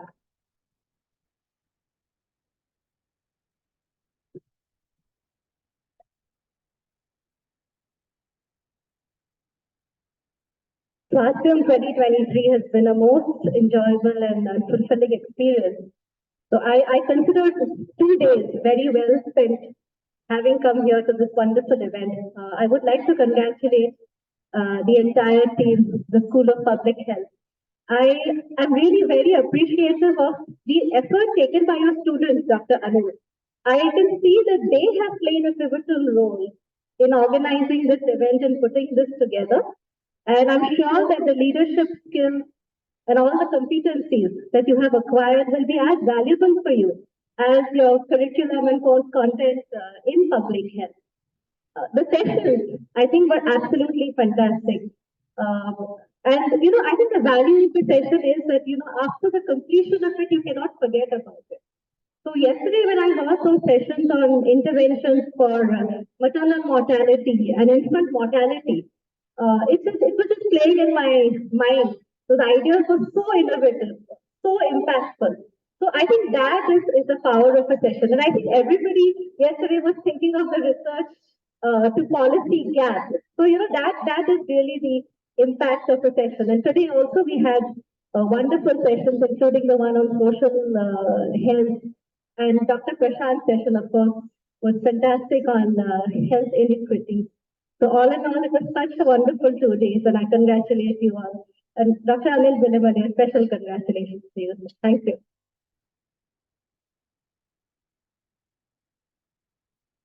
Thank you so much, Dr. Ananya. Do we have anyone else wishing to give us feedback?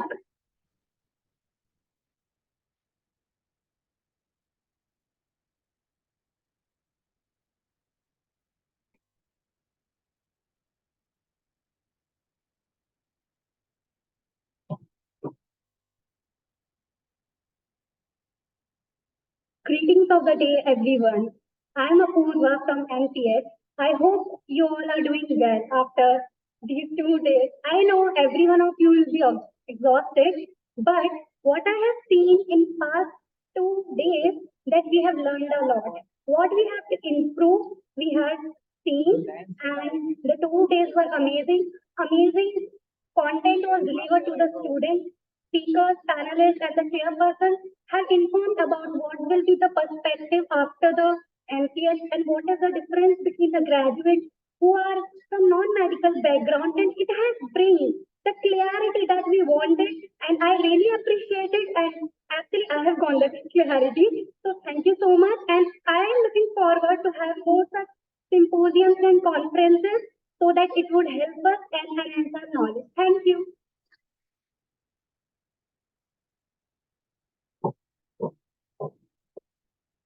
Thank you. Anybody else?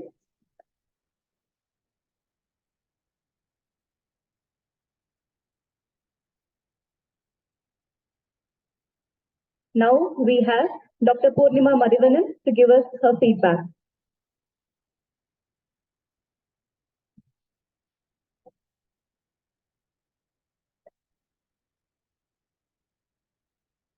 Good evening, everybody.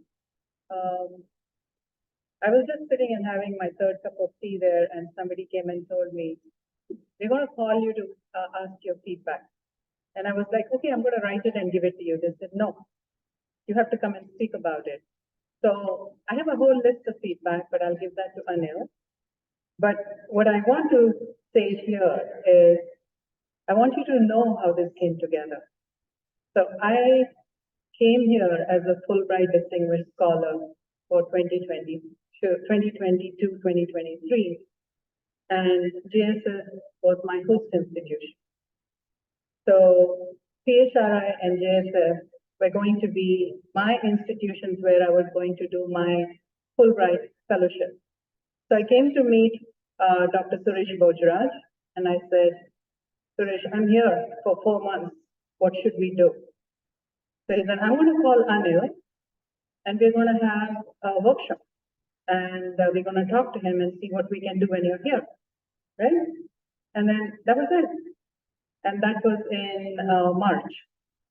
And then Anil and I met, and we said, "Okay, Anil, what are we going to do?" And he said, "Okay, let's have a symposium." I said, "Okay, so what does that mean?" So we're going to get all these speakers and we're going to do all of this stuff. And I said, "Yeah, you must be kidding me." Because when we organize symposiums or workshops or even a conference, we start 2 years ahead of time. And here we are in March, and I said, "I have 4 months." And he's saying, "We're going to do this and we're going to do that." And I was like, yeah, he must be BSing me, but I'll just go with it.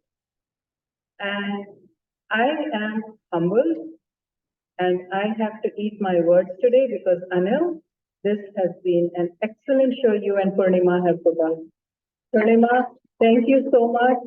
If not for you, we will not have the female representation here.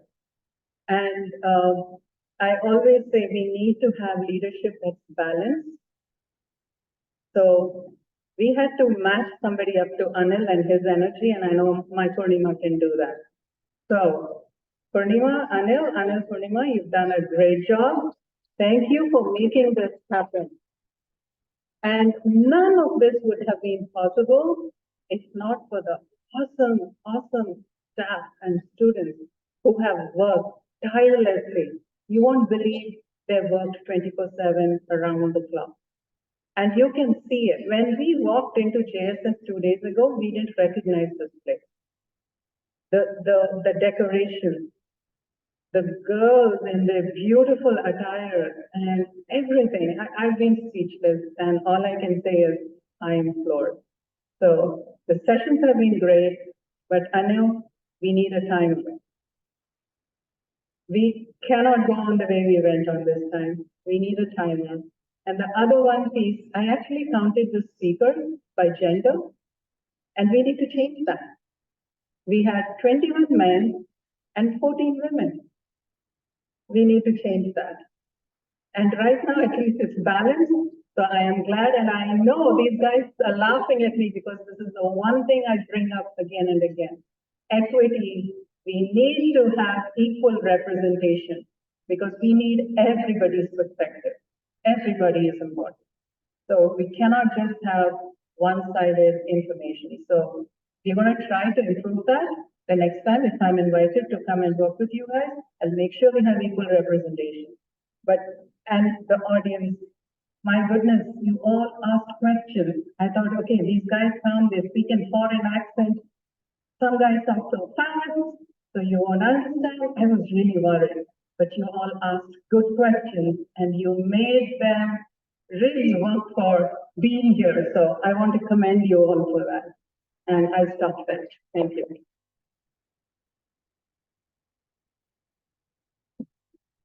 Thank you, ma'am, for your valuable feedback. To move ahead, let's go with the prize distribution. Now let us come together to applaud the hard work, determination, and countless hours of dedication that have led to this moment of triumph. The prizes we are about to bestow symbolizes not only the tangible recognition, but also serve as a testament to the unfolding spirit and extraordinary ability of our deserving winners. So without any delay, let's start with our prize distribution.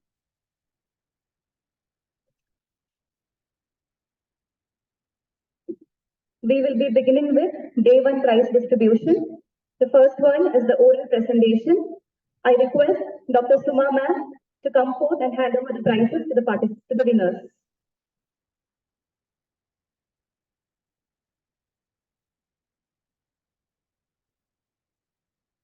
For the oral presentation, the winner from Hall 1 is Dr. Nimisha Batu.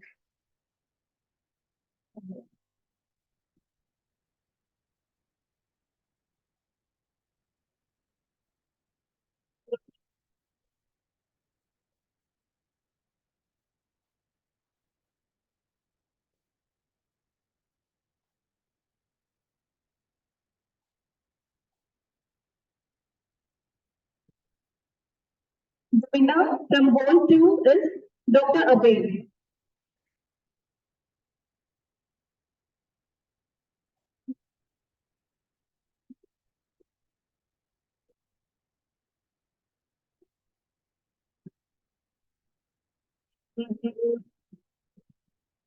And the winner from Hall 3 is Dr. Sudha.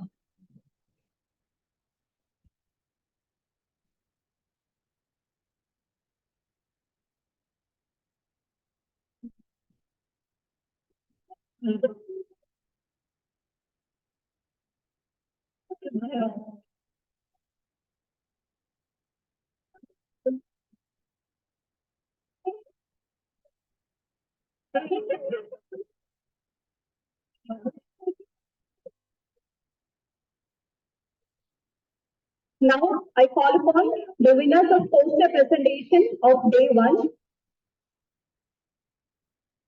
Thank you, Suma ma'am.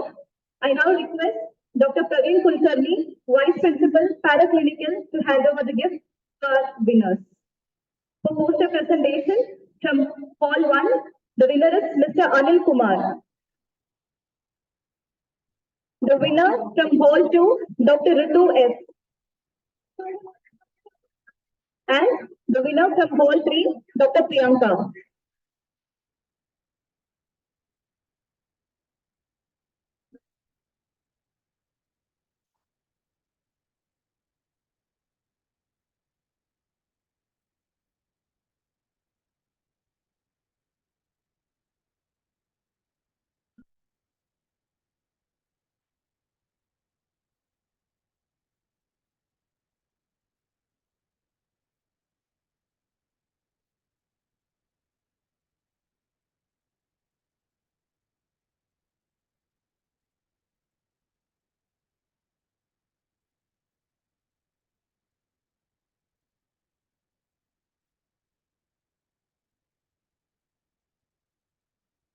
Thank you so much.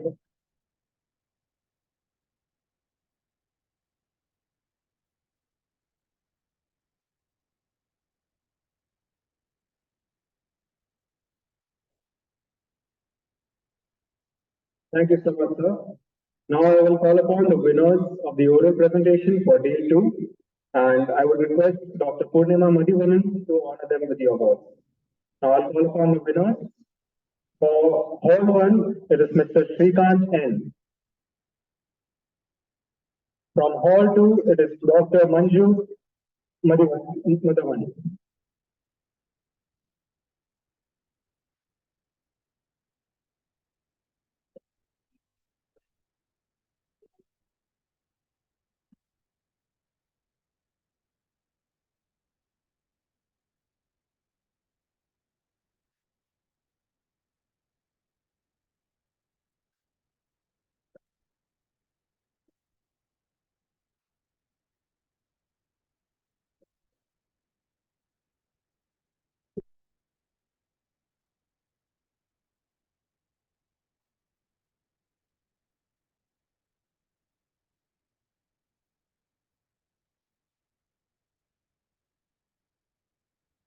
Thank you, Professor.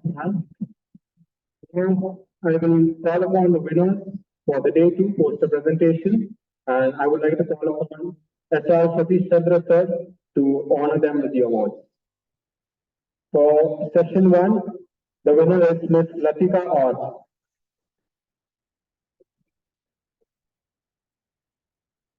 For session 2, it is Mr. Magesh Ferguson.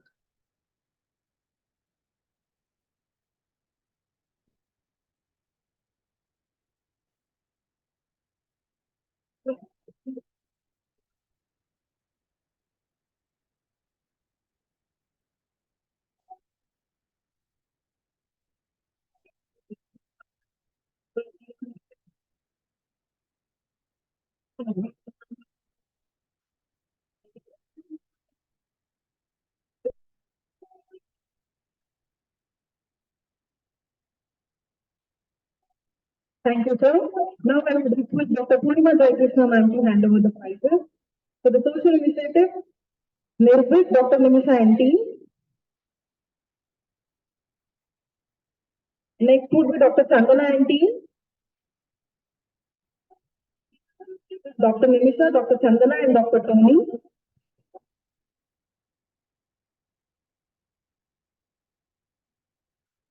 Next would be Dr. Saitra, Dr. Alina, Dr. Aishwarya and Dr. Omkar Yadav.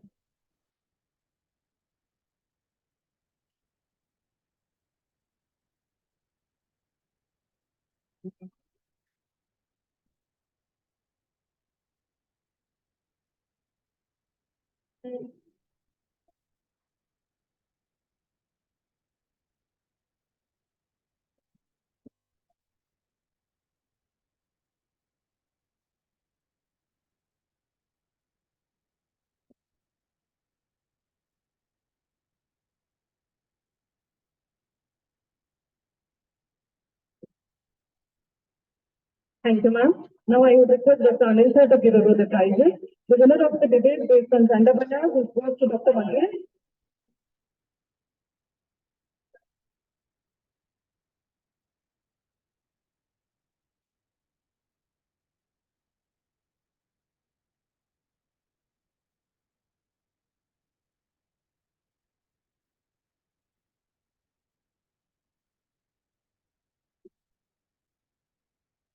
Thank you, sir, and congratulations to all the participants. Now I request Dr. M.N. Suma, Vice Principal, Preclinical, JSS Medical College, JSS AHER, to address the gathering.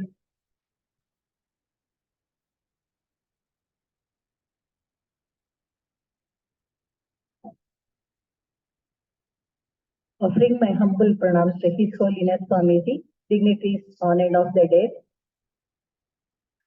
respected resource persons and delegates. Very good evening to one and all. At the outset, I'd like to congratulate Anil and team for the wonderful conference symposium that he has organized. See, Masters of Public Health Department is only 3 years old department. The small child with a small family. And now he has extended the family with so many delegates, with so much of enthusiasm, even at the end of 2 days. And this shows that how fruitful was the symposium in 2 days. Every activity here was very good. That was that we came to know from the feedback that is being given. And I wish all the delegates I think you will have taken a good take-home message is very good, and it's not the end. 2 days is not the end, but now you will have to gear up to initiate the activity, that message that you have taken up. Wish you all the best. Thank you.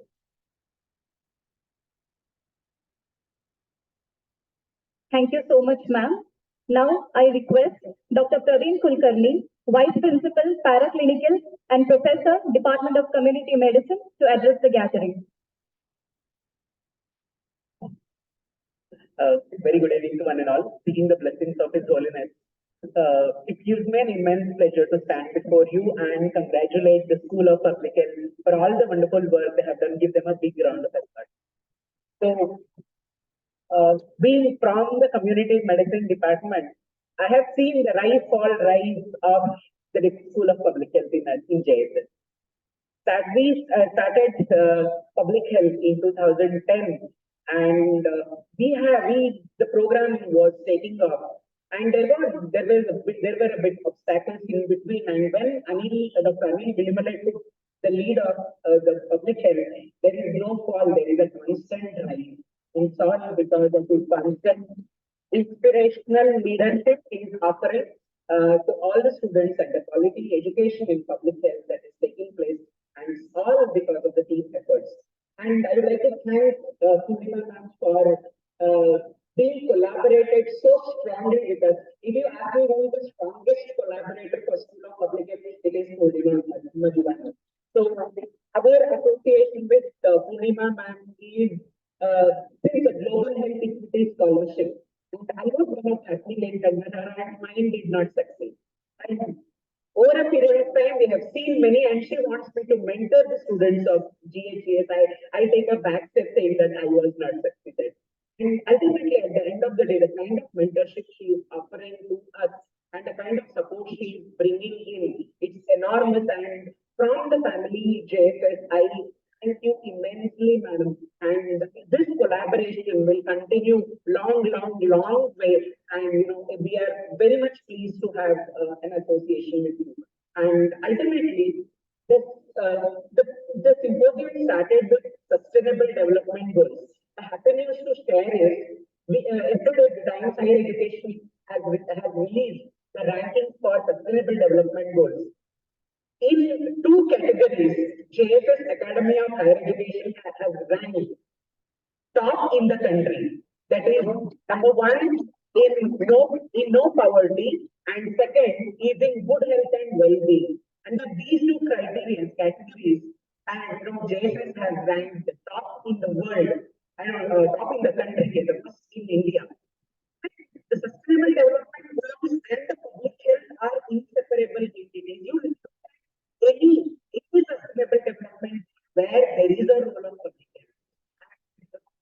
health is the next century, the next 2 centuries, 21st and 22nd are going to be the centuries of public health. And you are all fortunate that you are in the public health fraternity and you are going to uphold the nation and the world's health to achieve health for all. And again, I wish the best to the School of Public Health for all wonderful work they are doing, and we are all, the institution as a whole and collaborators are going to take on such quality into the future. Thank you one and all.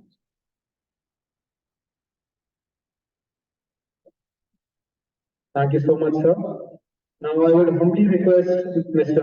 Satish Chandra, Administrative Officer of JSS Medical College, to address the crowd.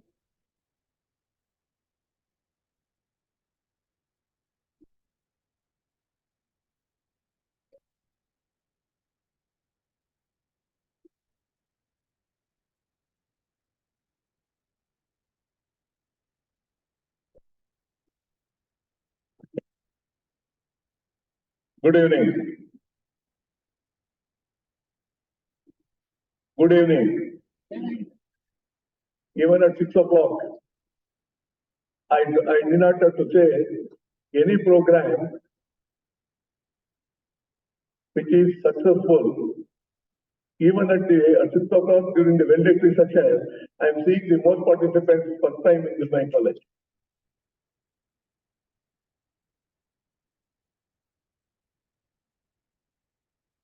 No, really, what I am telling is truth. Dignitaries on the dais, I submit my honor, humble pronouns to Puttur Parampara, and I was told by Madam that this program was very successful, even technical session, scientific session, 2 days deliberation, and due to paucity of time, they could not interact much of more than the effective. That's also she told me that she has to cut down the time in order to conduct other programs. I'm very happy that Anil Bilimale team has taken this as a prestige, because I used to tell him always, go slow, go slow, go slow, because it's too fast. And we, of course, we have fought each other also in respect of financial matters also. As an administrator, I have got some restrictions also, I should advise them. No, sir, we should do it. No, sir, we should do it. Okay, go ahead. But he has got a leadership quality. A team should have a good leader that we can find him in Anil Bilimale team. I congratulate on behalf of my college and on behalf of you that what the trouble you have taken in organizing this program, eventful and meaningful program. Friends, any training, this is the part of training.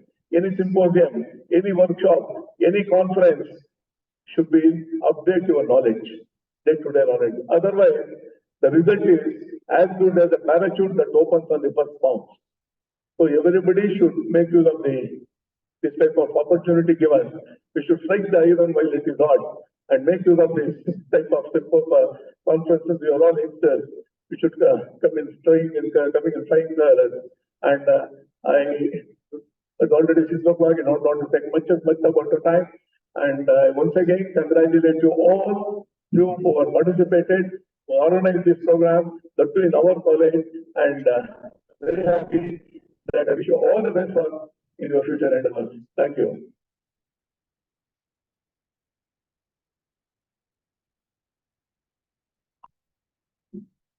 Thank you, sir. An important announcement. A QR code is displayed on the screen which will open up feedback forms.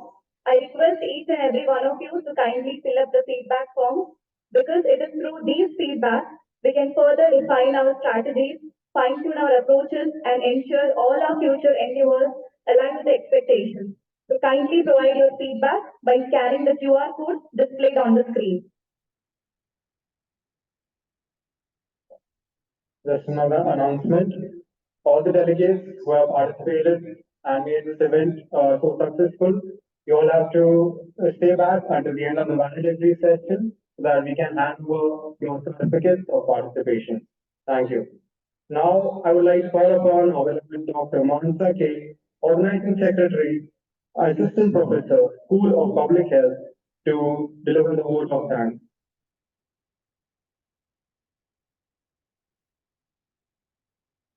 Good evening, everyone.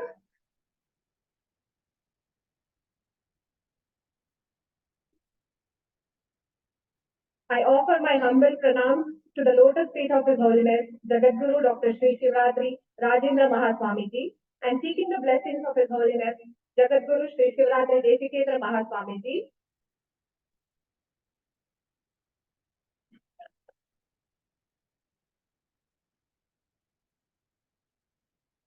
It is with great honor and humility that I stand before you today to deliver the oath of thanks. Over the past 2 days, we have witnessed the exchange of ideas, the forging of connections, and the sharing of research presentations. It has been a remarkable experience for all of us.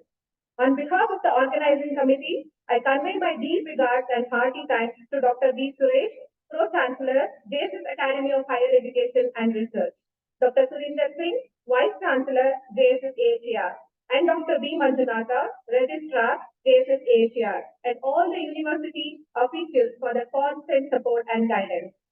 A special mention to our respected principal, Dr. H. Baswaragadappa, for being the catalyst who has stimulated us to do our best. I thank Dr. M. N. Kumar, Vice Principal Preclinical, and Dr. Praveen Kulkarni, Vice Principal Paraclinical, for standing as pillars of strength.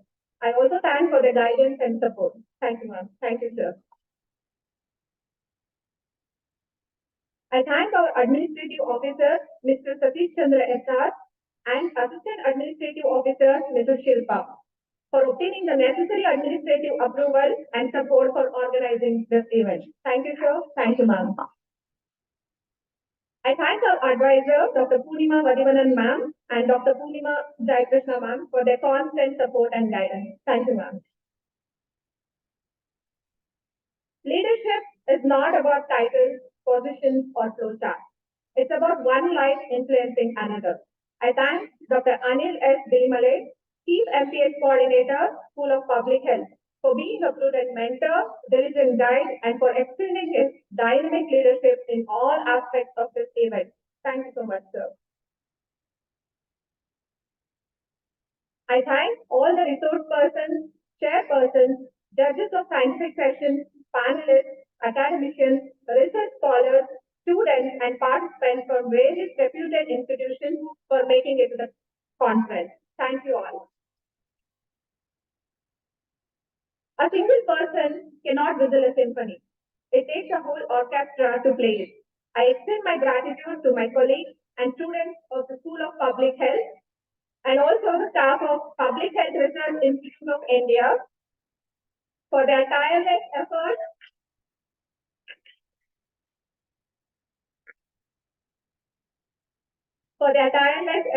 to execute the assigned task and extend hospitality to all the guests.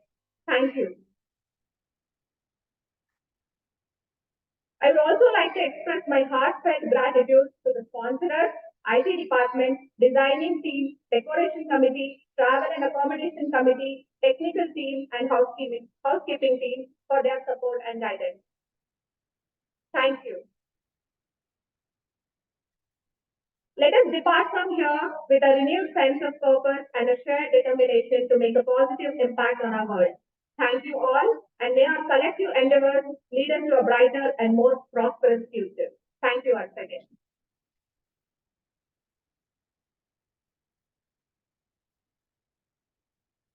Lastly, but not least, we thank all our sponsors who have sponsored this event. Kindly applaud. Special thanks to Manasa, who is the organizing secretary, for taking all the efforts in making this done.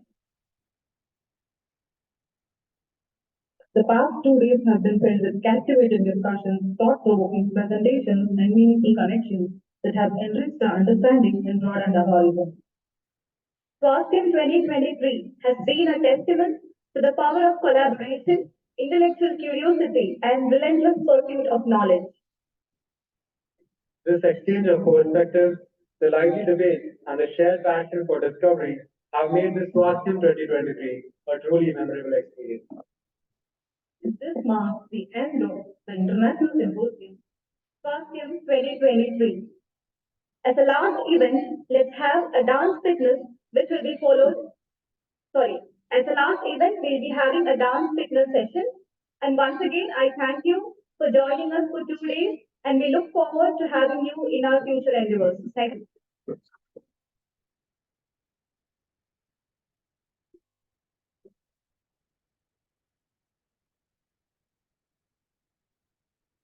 Just a quick announcement. The debate which was supposed to happen, the second debate, it will happen on a later date. So those participants who prepared for it, don't worry. We have you covered.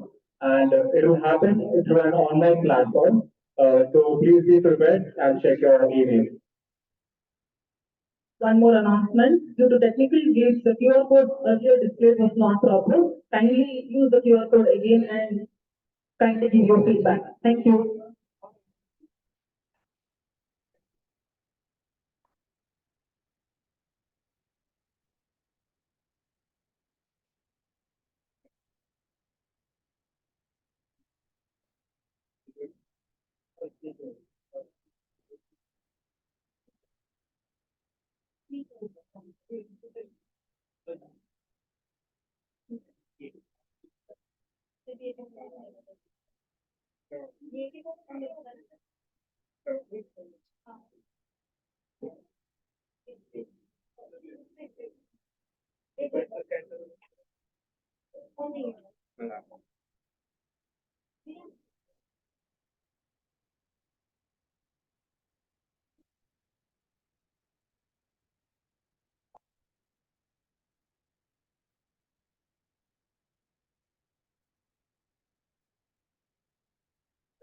Kindly use the QR code displayed and give your feedback.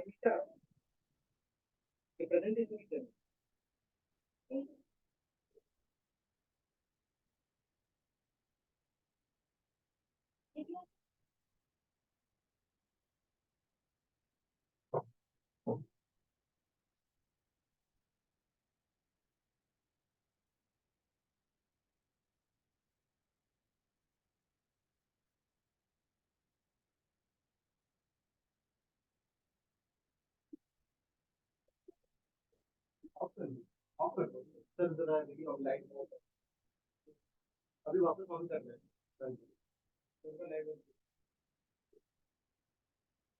On होगा ना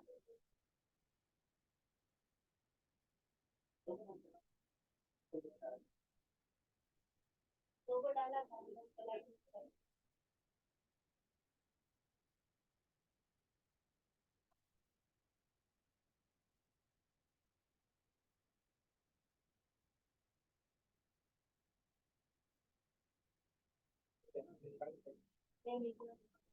better meaning. Better dinner than after the other day. ठीक है ना ये type हो गया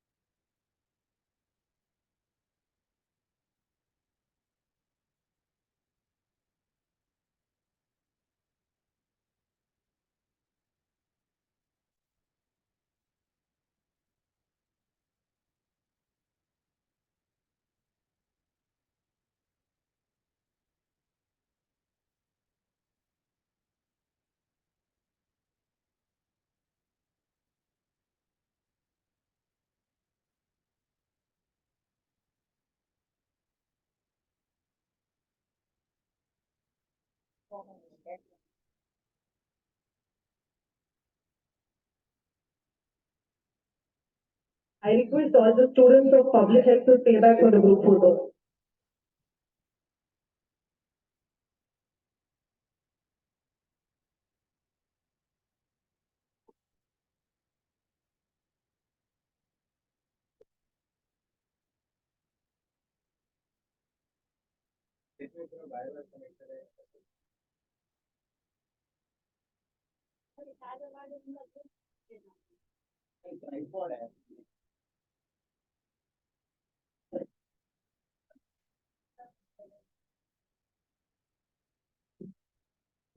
The participants who took part in oral presentation in day one, kindly collect your participation certificates from the Manojna next to the stage.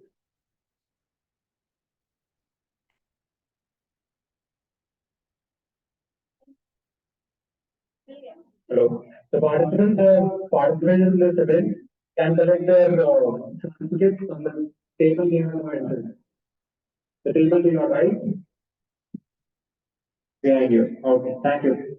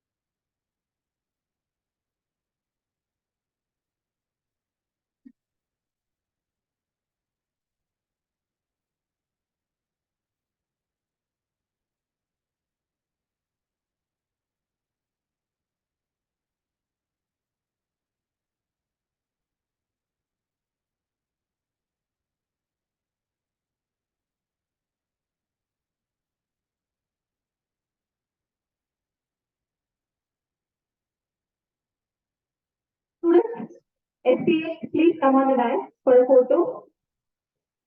All students.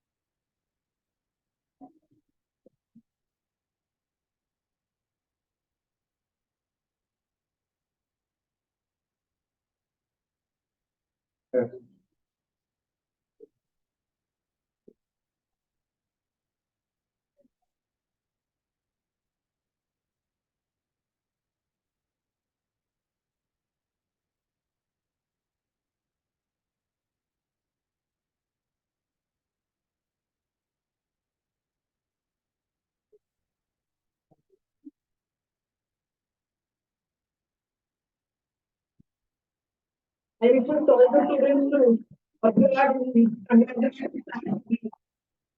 immense dedication and hard work.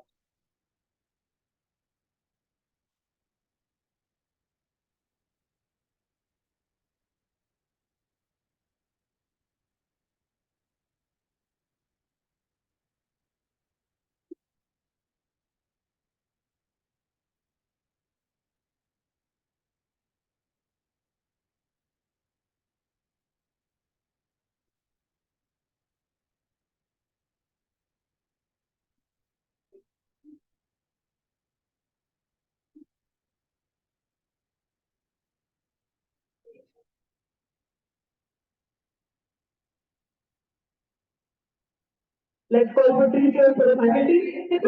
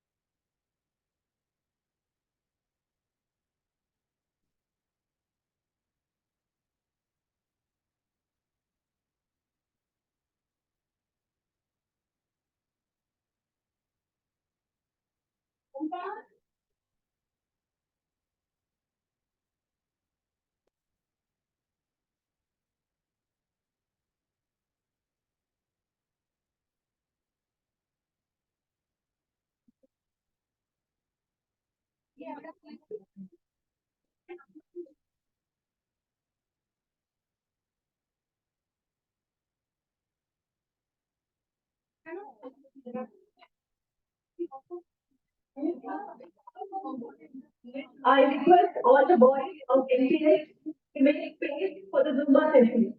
Like yesterday, thank you, events and players to one side. All the NPS boys